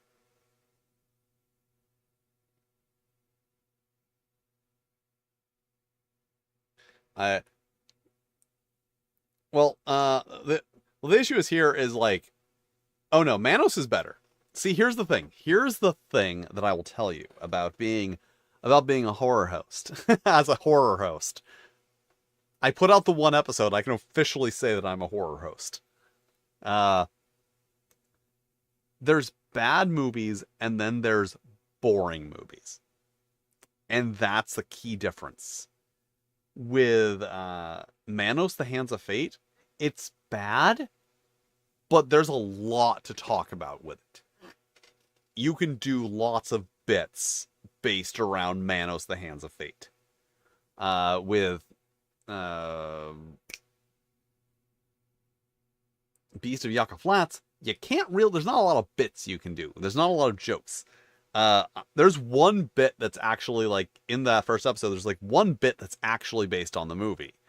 The other bits are like establishing the characters. That's one of the reasons I did it, so I can be like, give the characters time to like interact with each other, establish, you know, that the rat is a wisecracking, you know, wise guy, and that Murderella is a pretentious film snob who, you know, goes on,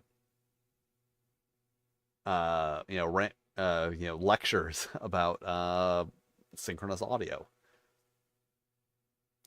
Yeah, Troll 2 terrible. Lots to say about it. That's the thing. That's the difference between like, I guess like a bad movie and a nanar. The quote unquote so bad it's good. I hate that specific phrase though. That's why I call them nanar. It's a French word that means the same thing. It means the same concept, but like it doesn't mean so bad it's good. Because like it's not it's not like a scale. It's not like, oh, this movie's bad, but this it gets worse and then it's good. No, it has to be bad in a specific way. It has to be bad in a cheap and like incompetent way. That like it's bad because they were trying but did a bad job at it. Versus something like Beast of Yucca Flats is bad because it's just bad. They weren't trying. It was like, okay, we're gonna throw together this movie. We got Tor Johnson for one day.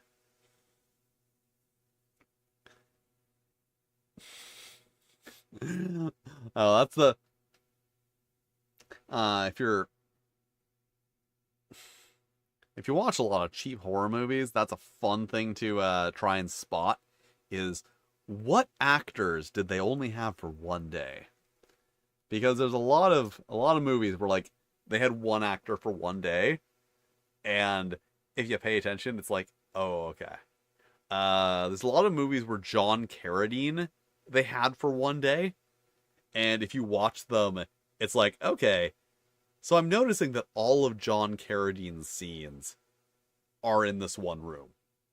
That we keep cutting back to him, that people walk in and talk to him, but he's always in this one room. He never leaves this room, and it's like, because they had him for one day. Um, what's another one?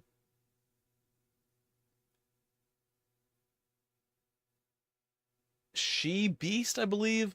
They had Barbara Steele for one day, so like she's just there in the opening of the movie, and then she's gone for the rest of the movie, and it's just like it was very obvious that it's like we had Barbara Steele for one day. What I wouldn't give to have Barbara Steele for one day. She was a quite handsome woman. Uh, well, attraction weird thing. Like, see, here's the thing: is like I'm like, yes, Barbara Steele was a very attractive woman, but she's more attractive because of the fact that she is famous for being in horror movies. Like that makes her more appealing because there's a mystique that goes with that. Just like Elsa Lanchester, very very attractive woman, but like even more attractive based on the fact that she was the goddamn bride of Frankenstein. Same with Linnea Quigley. I love Linnea Quigley. What movie is that? Jack O. So there's this movie called Jack O, and I love it because Linnea Quigley is in it, and her character is introduced with a shower scene. And I'm just like, that is the most fucking Linnea Quigley thing that they could possibly do.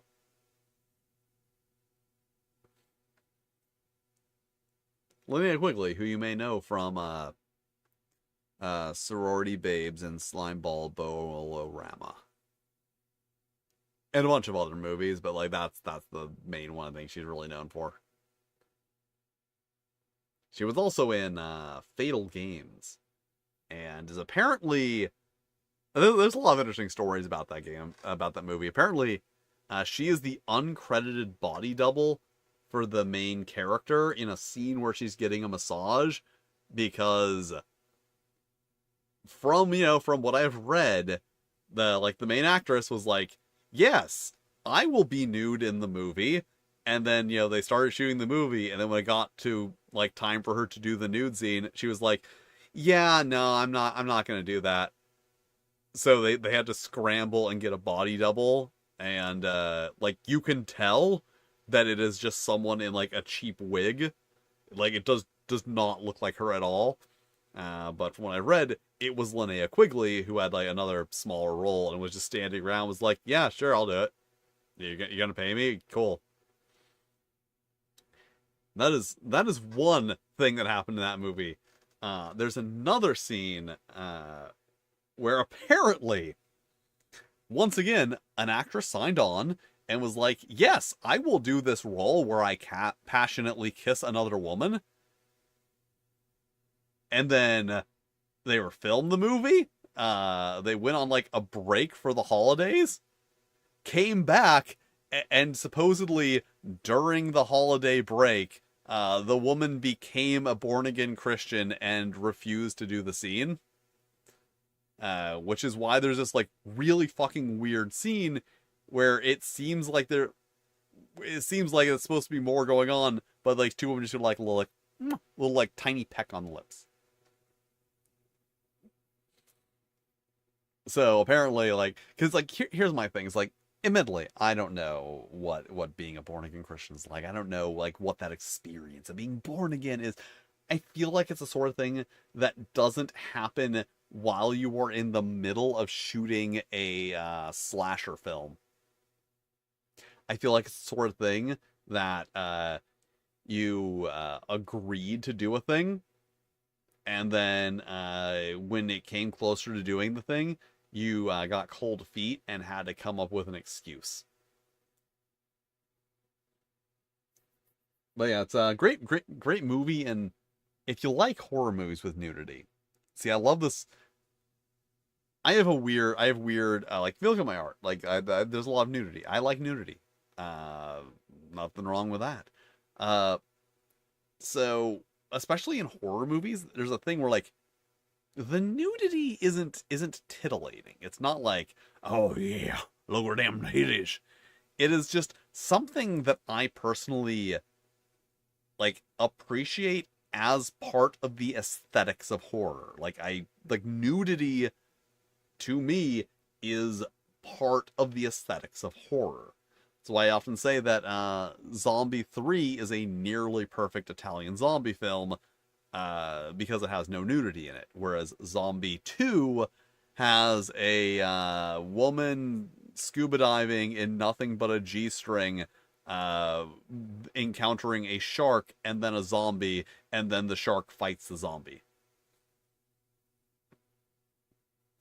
But like, so as I said, I enjoy the nudity in horror films as like part of the aesthetics of horror. And Fatal Games, it's like a track and field based horror movie, also gymnastics. It takes place at like an Olympic training facility. So they came up with this great idea. You would think like, oh, so there's lots of scenes in the showers. No, there's like a couple. Steam room. There are several scenes that are set in a steam room. So like they're just dialogue scenes, but all the characters are naked because they are in a steam room, and I like that's great. And then one of the women gets ambushed while she is in the steam room, and then is running around the entire facility being chased by the killer naked. And I'm just like, I fucking love it. I love the stupidness of it. Like the nudity has to be stupid and pointless and gratuitous.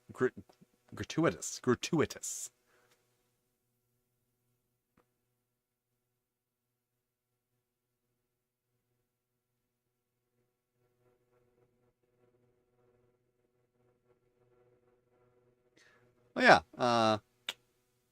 but that's Italy. Pff, crazy Italians and the Philippines. The A lot of Italian films are not filmed in Italy; they're filmed in the Philippines. It's a weird thing.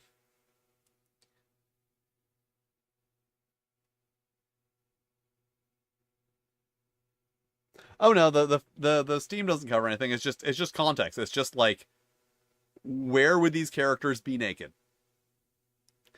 Thoughts on Charles Band? I like Puppet Master.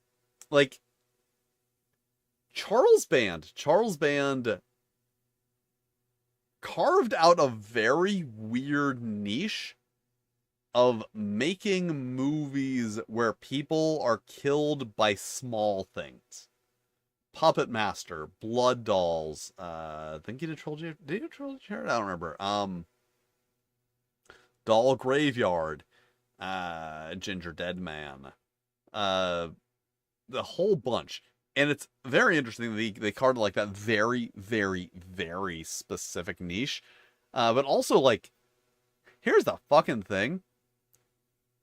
Charles Band is actually the guy that 90% of film majors want to be. Because if you look at a lot of full moon films, it will say written by such and such based on an idea by Charles Band. He is like one of the very few people who has actually made a career as an idea guy.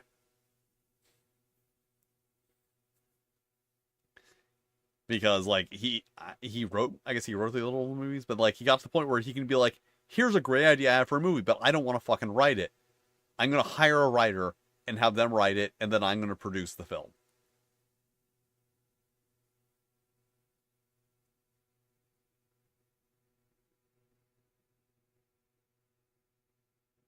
Oh, scored by him? Oh, that's cool.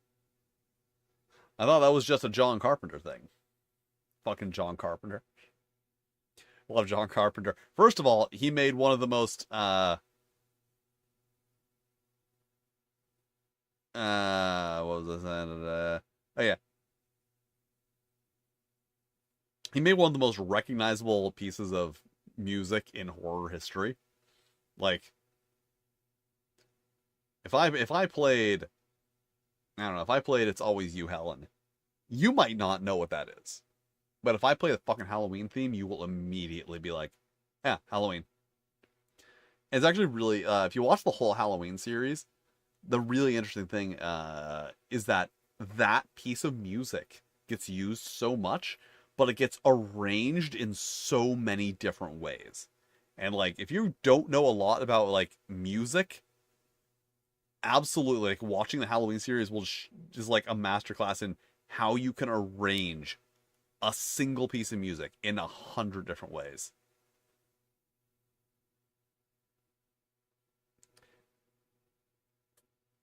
Yeah, idea guys are. I know an idea guy. It's really funny. He's tried to get me involved in like 5 projects, and I'm just like, okay, well, let me know when you have something going, and then he doesn't. And it's like a joke with people we know.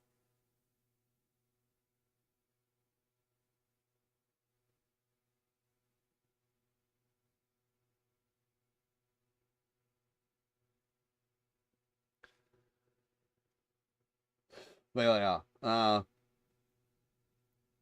so like, I like that he makes monster films. That's the thing about Charles Band is I like, I don't like everything else. You know, it's like it's kind of sad to look at the fact that Full Moon, went from fucking, Puppet Master. I was going to say Puppet Master to Evil Bong 9, but Puppet Master to Puppet Master versus the Demonic Toys. But that is sad. Like, looking at what used to be an interesting company that just, ended up cranking out Evil Bong movies.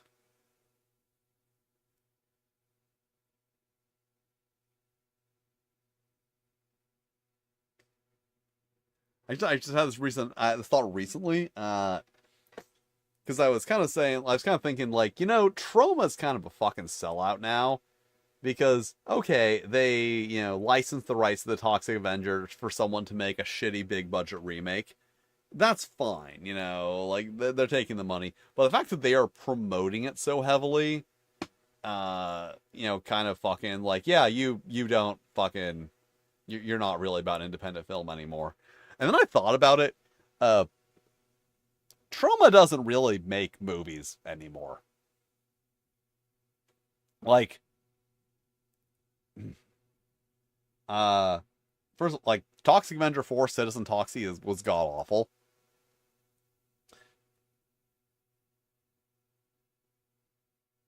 Poultrygeist was good. I have not seen Return to Class of Nukem High.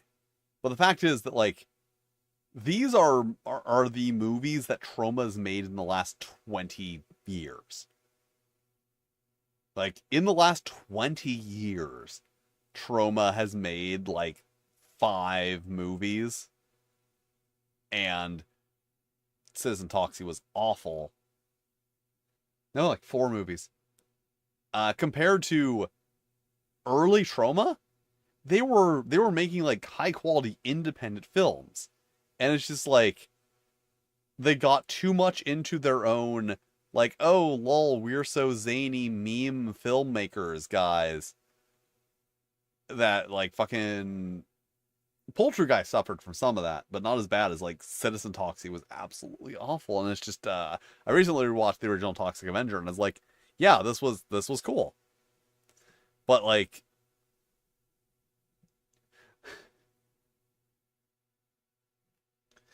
classic trauma is there's a fart joke in one scene. Modern trauma is there is not a fart joke in one scene.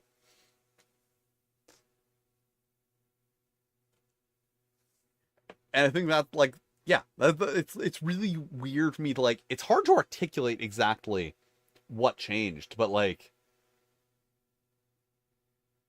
they started going into movies with the impression that they were going to be shit. I think that's what it was. When they made the Toxic Avenger, they made it as if it was going to be a good movie, and it was. When they made Toxic Avenger Part 4, they went into it as if it was shit. They never tried to make it good. It was just jokes for the sake of being jokes. And I think that's where they made a big mistake. And it's like very disappointing because I had like such a high opinion of Trauma previously. Like I love Class of Nukem High and Class of Nukem High Part 2 and the Toxic Avenger and the other Toxic Avengers aren't great. Sergeant Kabuki Man, NYPD, like I said I do like Poultrygeist, but I feel like Sergeant Kabuki Man was the last movie Trauma made that they fully went into trying to make a good movie, and that was 1990.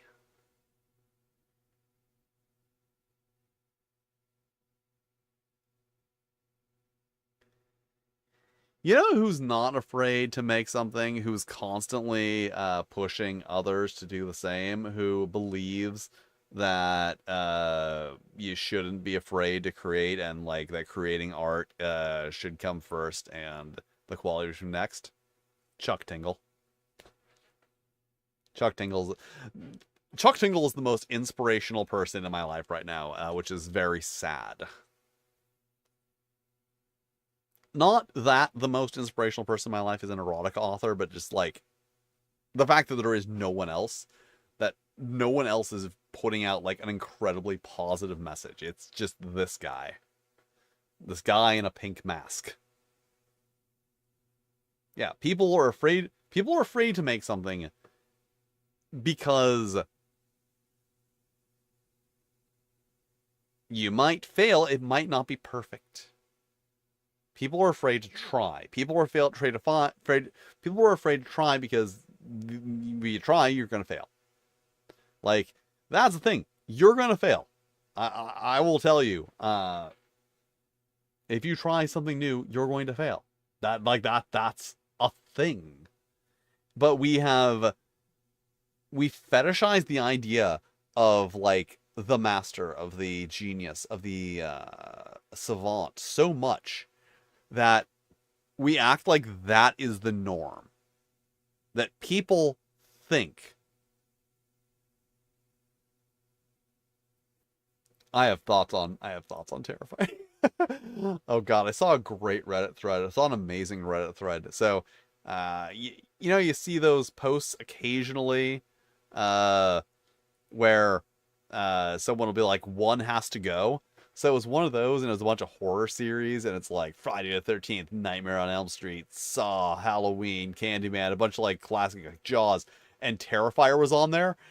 Every single person in the comments was saying, "Wow, that's really easy, Terrifier."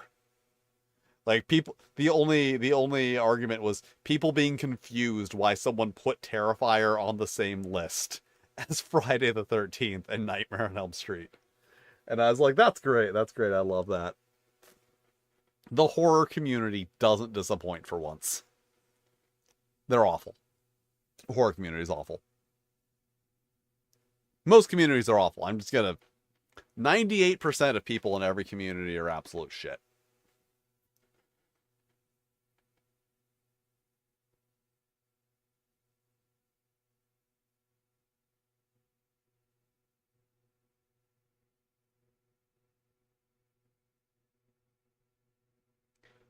Uh, well, that's. I'm sorry. Like because horror is awesome. Uh, Horror is awesome, and ttrpgs are awesome. So here's the thing. Here's the thing I will tell you. I can fucking no. I actually can explain this as someone who is in both these communities. Here's a thing. Here's a thing where the horror community varies from almost every other fandom. Like every other like top level fandom, like big fandoms. Here's the thing about like the horror fandom is this. If you are in the horror fandom, there is an expectation. It is the only place where you are largely often expected to see old films and independent films. Like people who are really into like action movies, there's never an assumption that you are going to watch movies. But if you're in the horror fandom, people will assume like it is an assumption that you will watch the movies like Halloween, Friday the 13th, Nightmare on Elm Street, Jaws, and then you will pull up random obscure like independent films. Like I hate Terrifier, but Terrifier is an independent film. It's a weird thing. It is a weird thing. If you pick up a copy of Fangoria, they are talking about independent films in the same goddamn magazine that they are talking about, multi-million-dollar huge big budget films. It is a weird fucking thing. In horror, there is just, as I said, an assumption that content exists outside of the mainstream. Fucking, well, I mean, I am a horror host, but B, like, there's lots of horror hosts out there who are showing fucking movies from the public domain that, obviously people watch us. Attack of the Giant Leeches is a movie that people watch still. These movies don't get watched outside of the horror community, and it's very bizarre. Lower barrier to entry, but like, if anything, I'd say it's higher. I would say it's higher because if you walk into the horror fandom and you're like, yeah, I'm really into horror movies, I've seen like all the Conjurings and Spiral, the people will be like, okay, watch a real fucking horror movie. Like, there is an expectation that you acknowledge things outside of the current big thing. That is a big thing about horror, I think. And, well, I can't speak for sci-fi. I can only speak for horror because I'm in a fucking bloody frame right now with a spooky clown behind me and a knockoff creature from the Black Lagoon. I think my point is clear. So, yeah, like the distinction between sci-fi and horror are not exactly clear. I feel like there's that expectation. So I think that people in the horror people who are already in the horror fandom, are predisposed to that. Like, as I mentioned, when I started playing tabletop role-playing games, I fairly quickly got to the point where I'm like, okay, so this is Dungeons and Dragons, but what else is out there? Because as a horror fan, I was used to, here's the big thing, but there's all these other things out there. So I think that is a big part of it, is that people who are into horror are more predisposed to want to look for something else, to expect there to be more than just one thing in the genre. They're going like, actually, fucking horror games. Look how many horror games there are, how many niche indie horror games there are. That you have your Five Nights at Freddy's that Markiplier plays. But you also have, all of these random, like, retro PS1 style survival horror games. Because the horror community is more like that. That's my thought on it. So like, just being in horror, like, wires your mind to say, there's more than this. Like, to see that the one thing you see is just like the big thing. What else is out there? And then one of the first things I found was All Flesh Must Be Eaten, and I was like, "Oh, that's really cool. It combines my love of zombies with the new interest in tabletop role playing games." And then I think I genuinely think that's what it is that people who are into horror. As I said, it's I'm trying not to make it sound like, oh, the horror fandom is so great and like open to all these different ideas. I think it's more expected. There is a pressure on you, you know, uh, when you're like getting to horror, people expect that you've seen. Okay, when you're getting to like the first level of horror, people are expecting you to have seen Friday the 13th, Nightmare on Elm Street, Jaws, Exorcist. I'm looking at Halloween, Night of the Living Dead, Dawn of the Dead, Day of the Dead, all these old movies. And then once you get deeper into like the cult horror, people are expecting you to have seen Zombie 2 and The Stuff. The Stuff is not very good, by the way. Once again, I'm looking at my shelf to be like, what cult horror movies do I have over here? Oh, Slime City. Like,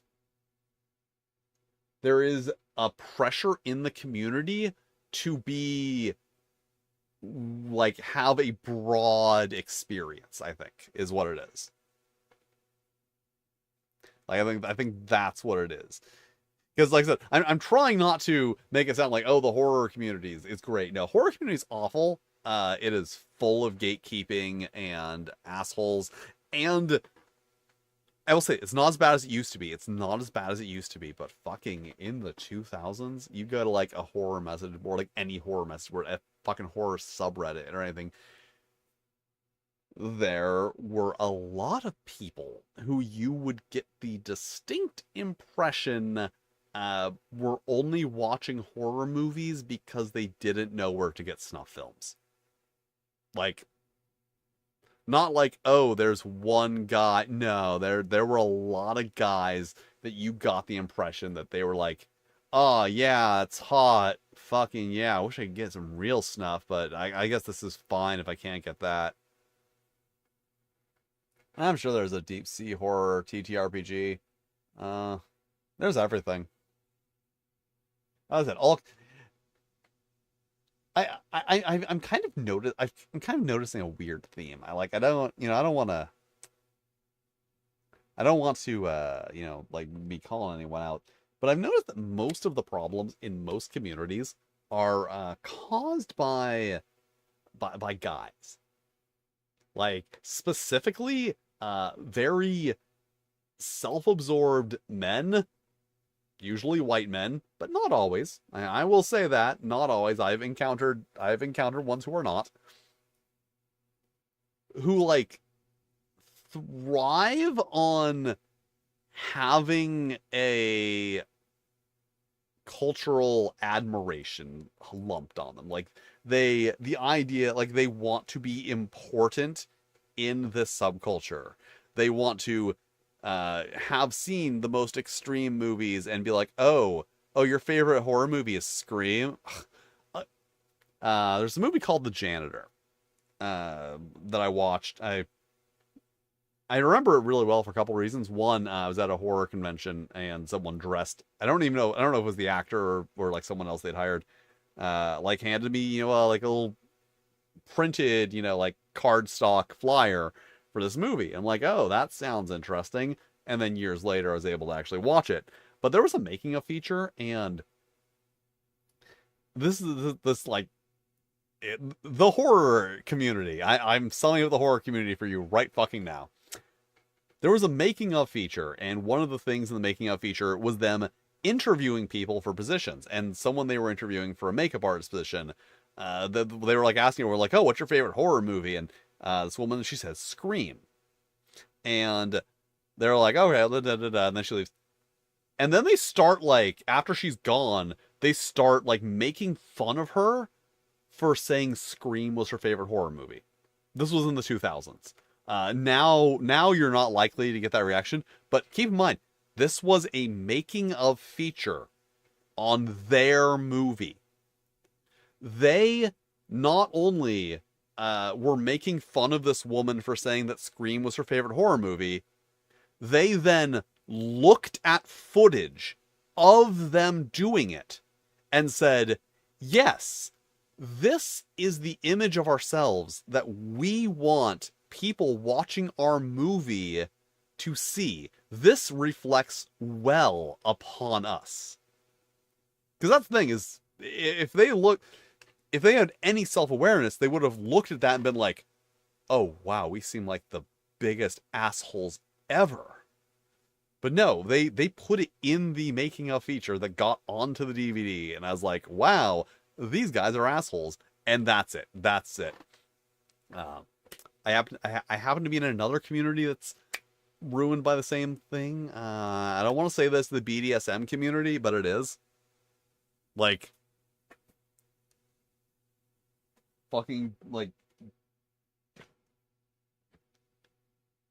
straight male doms who think that the fucking world owes them everything are, like, the reason that a lot of people don't feel comfortable in that community.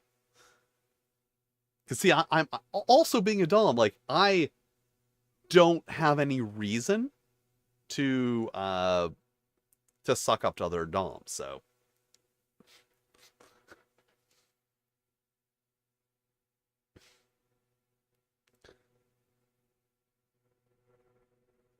Ugh. Hate that. I hate the phrase fantasy heartbreaker.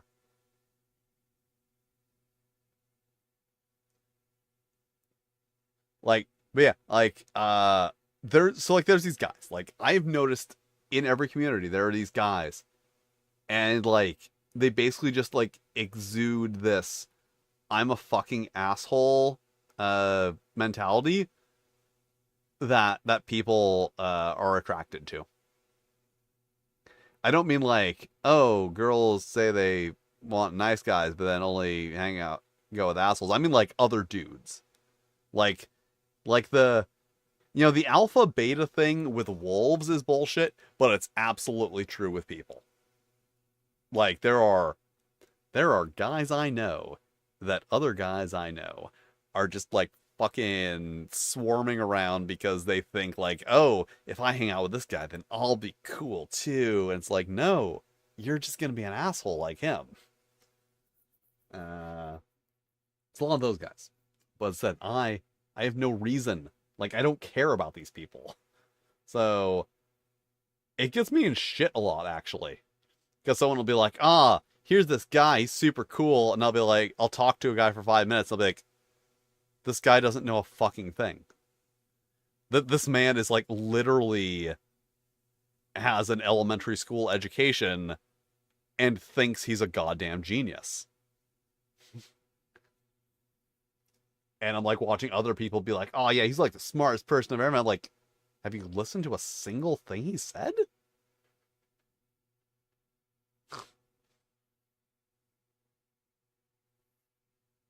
Yeah, so that's a problem.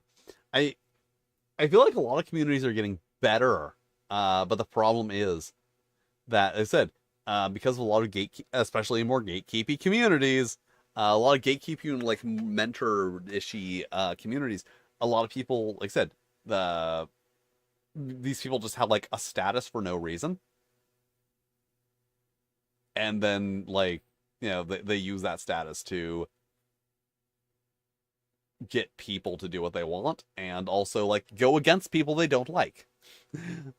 I how would I know about that? Because as I said, I see these people, I'm like, yeah, fuck this guy. And then it gets back to them. And then people are like, and they're like, yeah, you got a problem with me? I'm like, no, I don't consider your existence to be relevant to anything. And then they get really fucking pissed off. I'm not bringing up personal stories. These are all hypotheticals. Admittedly, I got that fucking line from Star Trek Lower Decks, where Jennifer, Mariner was like, "Oh, I bet you just want to get me in trouble." She's like, "Yeah, actually, I don't think about you ever." I'm just like, that is the coldest fucking thing to say to someone, because in people's minds, uh, everyone is just obsessed with them all the time, and the idea that they don't fucking matter is the one thing that they can't handle. The idea that no one cares, that, in 10 years, no one's going to be talking about them.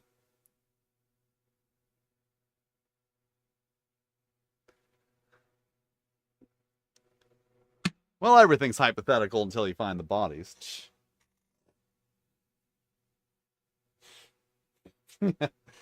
Zodiac killer, hypothetical. Okay, guys. You want to hear my theory about the Zodiac killer? Because I have the best theory on the Zodiac killer that I hope is true. Because here's the thing.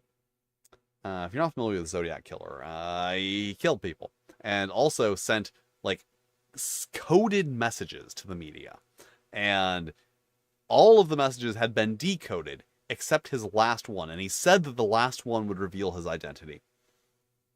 And people are assuming something. People are assuming that the Zodiac killer was the kind of person who demanded recognition for his actions, and that's why he did that.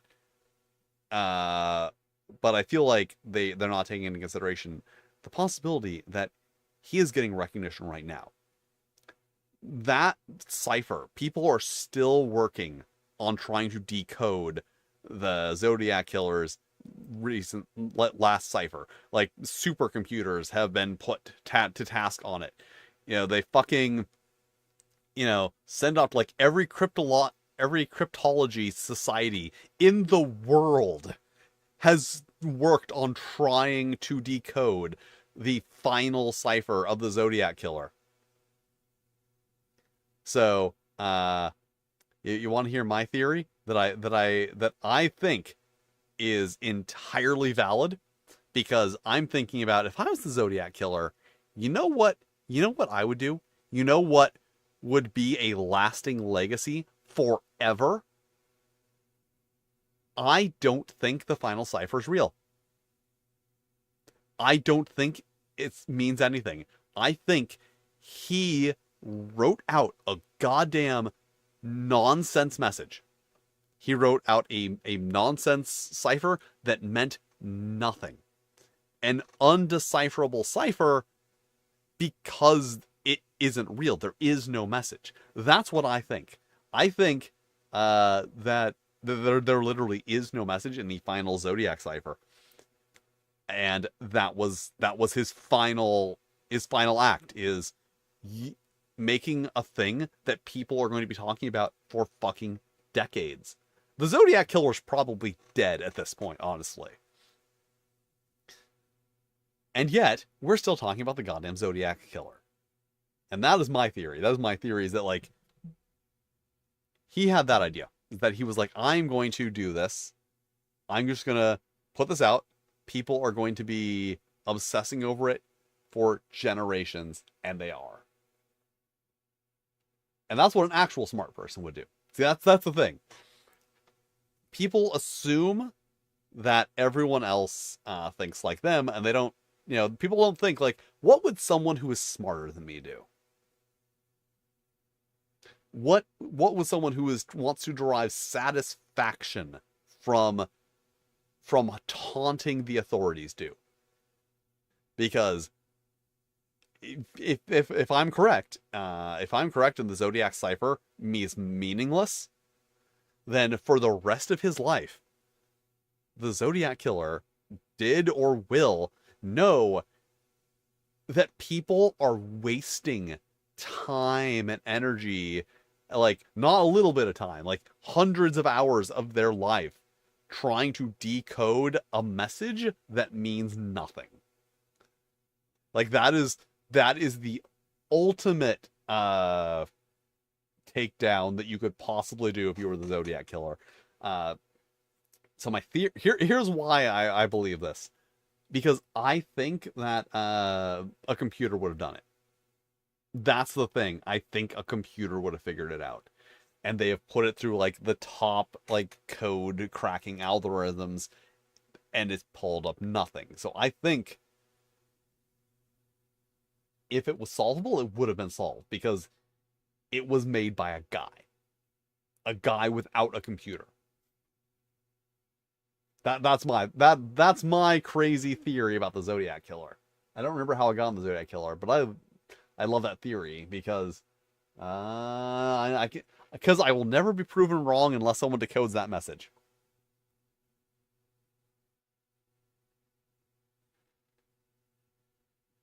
But I don't think they ever will.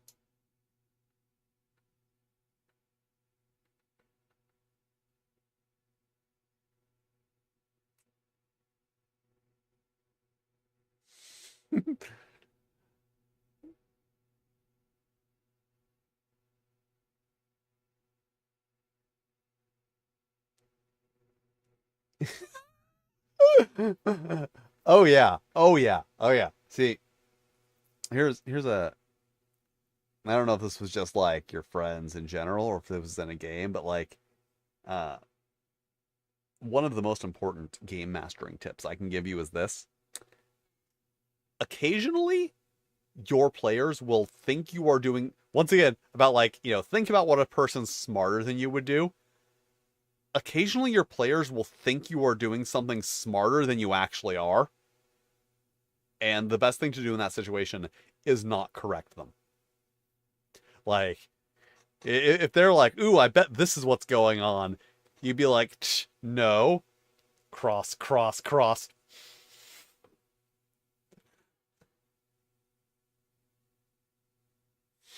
Like, that is, if someone is giving you credit for being way more clever than you actually are, let them think it.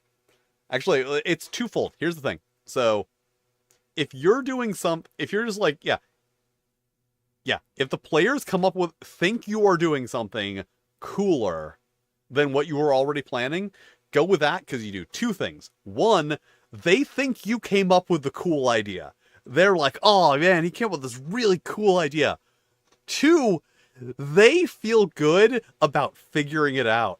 They're like, oh yeah, it was this really, really tricky message, but we figured it out. Yeah, it was really awesome. We all had a great time. Be like, yeah, that's what happened. When in reality, they just didn't think to go back to the guy who gave them the mission and ask him a follow-up question.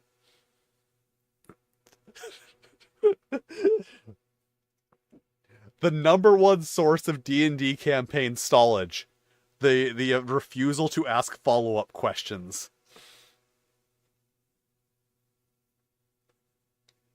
The problem with I've noticed from playing, games with people, especially younger people, are kind of video game brained when they get into tabletop role playing games. So they don't like they think of it like a computer role playing game, and they don't think about the fact that like after someone gives you a piece of information or like gives you a mission or something, that you can go back to them and get more information. Because, in a video game, you go talk to someone, they give you the dialogue, you go through all their dialogue options, they don't have any new dialogue until you finish whatever the interaction is. So I think that, like, players get into that mindset and don't consider the fact that they can. That's a thing that's happened a lot in my games. This, like, the character's there, you can talk to them, like, is that here?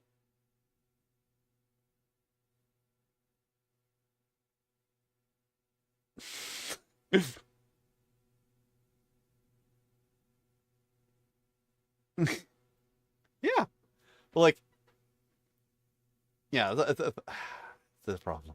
Like, once again, like when you're running a game, like players are fucking stuck, and it's just like, I want to give them the clue.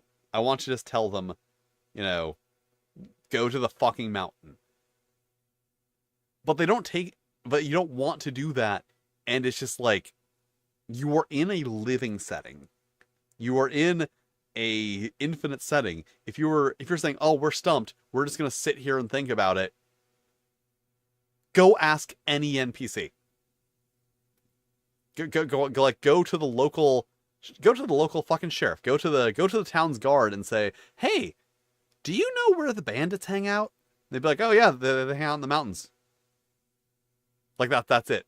I don't know if it was my group specifically, or if it's like a thing with all groups, but like not taking into account the fact that you can always go up to a person in a tabletop role-playing game and ask them a question.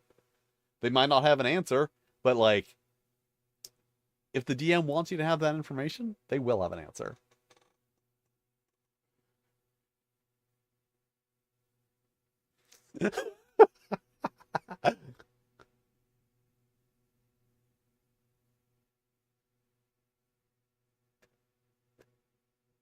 Yeah, that sounds like it. I need you to find the bandit. I need you to find the bandits and like, return my jewel that was stolen. Okay, bye. You don't want to ask for stuff?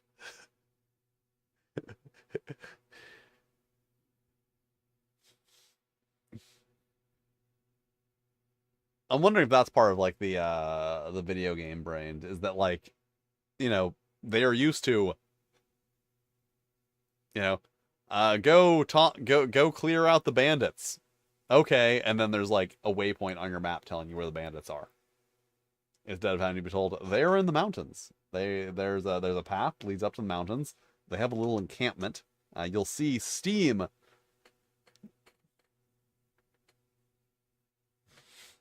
Oh God, Bob the fucking dwarf.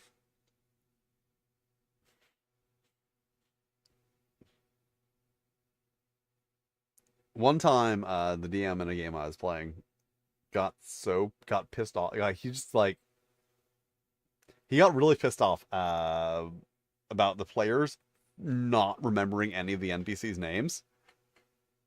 So at one point, he's like, "What's the guy's name?" And then he just got like, Blue. He's like, "Fucking, how do you not remember his name?" Like went on a whole thing about like not remembering anyone's name. And then the one player was like, "No, okay, yeah, I'll write it down." It's like, "Yeah, what's his name?" It's like, "It's Bob." Bob what? Bob the fucking dwarf. So, the phrase Bob the fucking dwarf, uh, has shown up once or twice.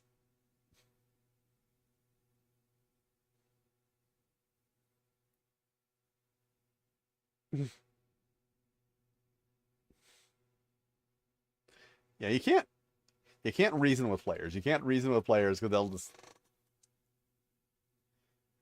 My go-to example is always this. You're walking down the road. To the right of you is a pear orchard. Ahead you see a curving path that winds into the mountains and a sinister-looking castle. What do you do? And then they ask you 1,000 questions about the pear orchard.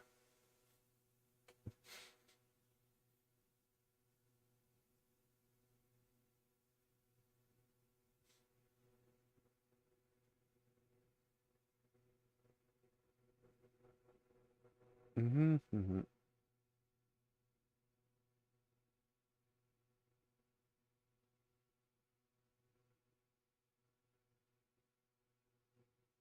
Hey, beach episode. Assume they all wore bikinis. I was gonna do a beach episode, but then that campaign died. It wasn't really a beach episode as much as it was a trick them into unleashing an evil sea witch. I'm really just the most complex campaign I ever designed fizzled out fairly early, and it's very disappointing because I had a lot planned, like the most I've ever had planned in any campaign. Okay, well, you go to bed. It's midnight, so I'm gonna go too. I see. I got distracted and I kept talking for like 3 hours. Okay, I'm leaving too. Good night. Good night. Good night. Good night. Good night. Good night. I really wish I'd had this prepared ahead of time so that I could have very dramatically hit this button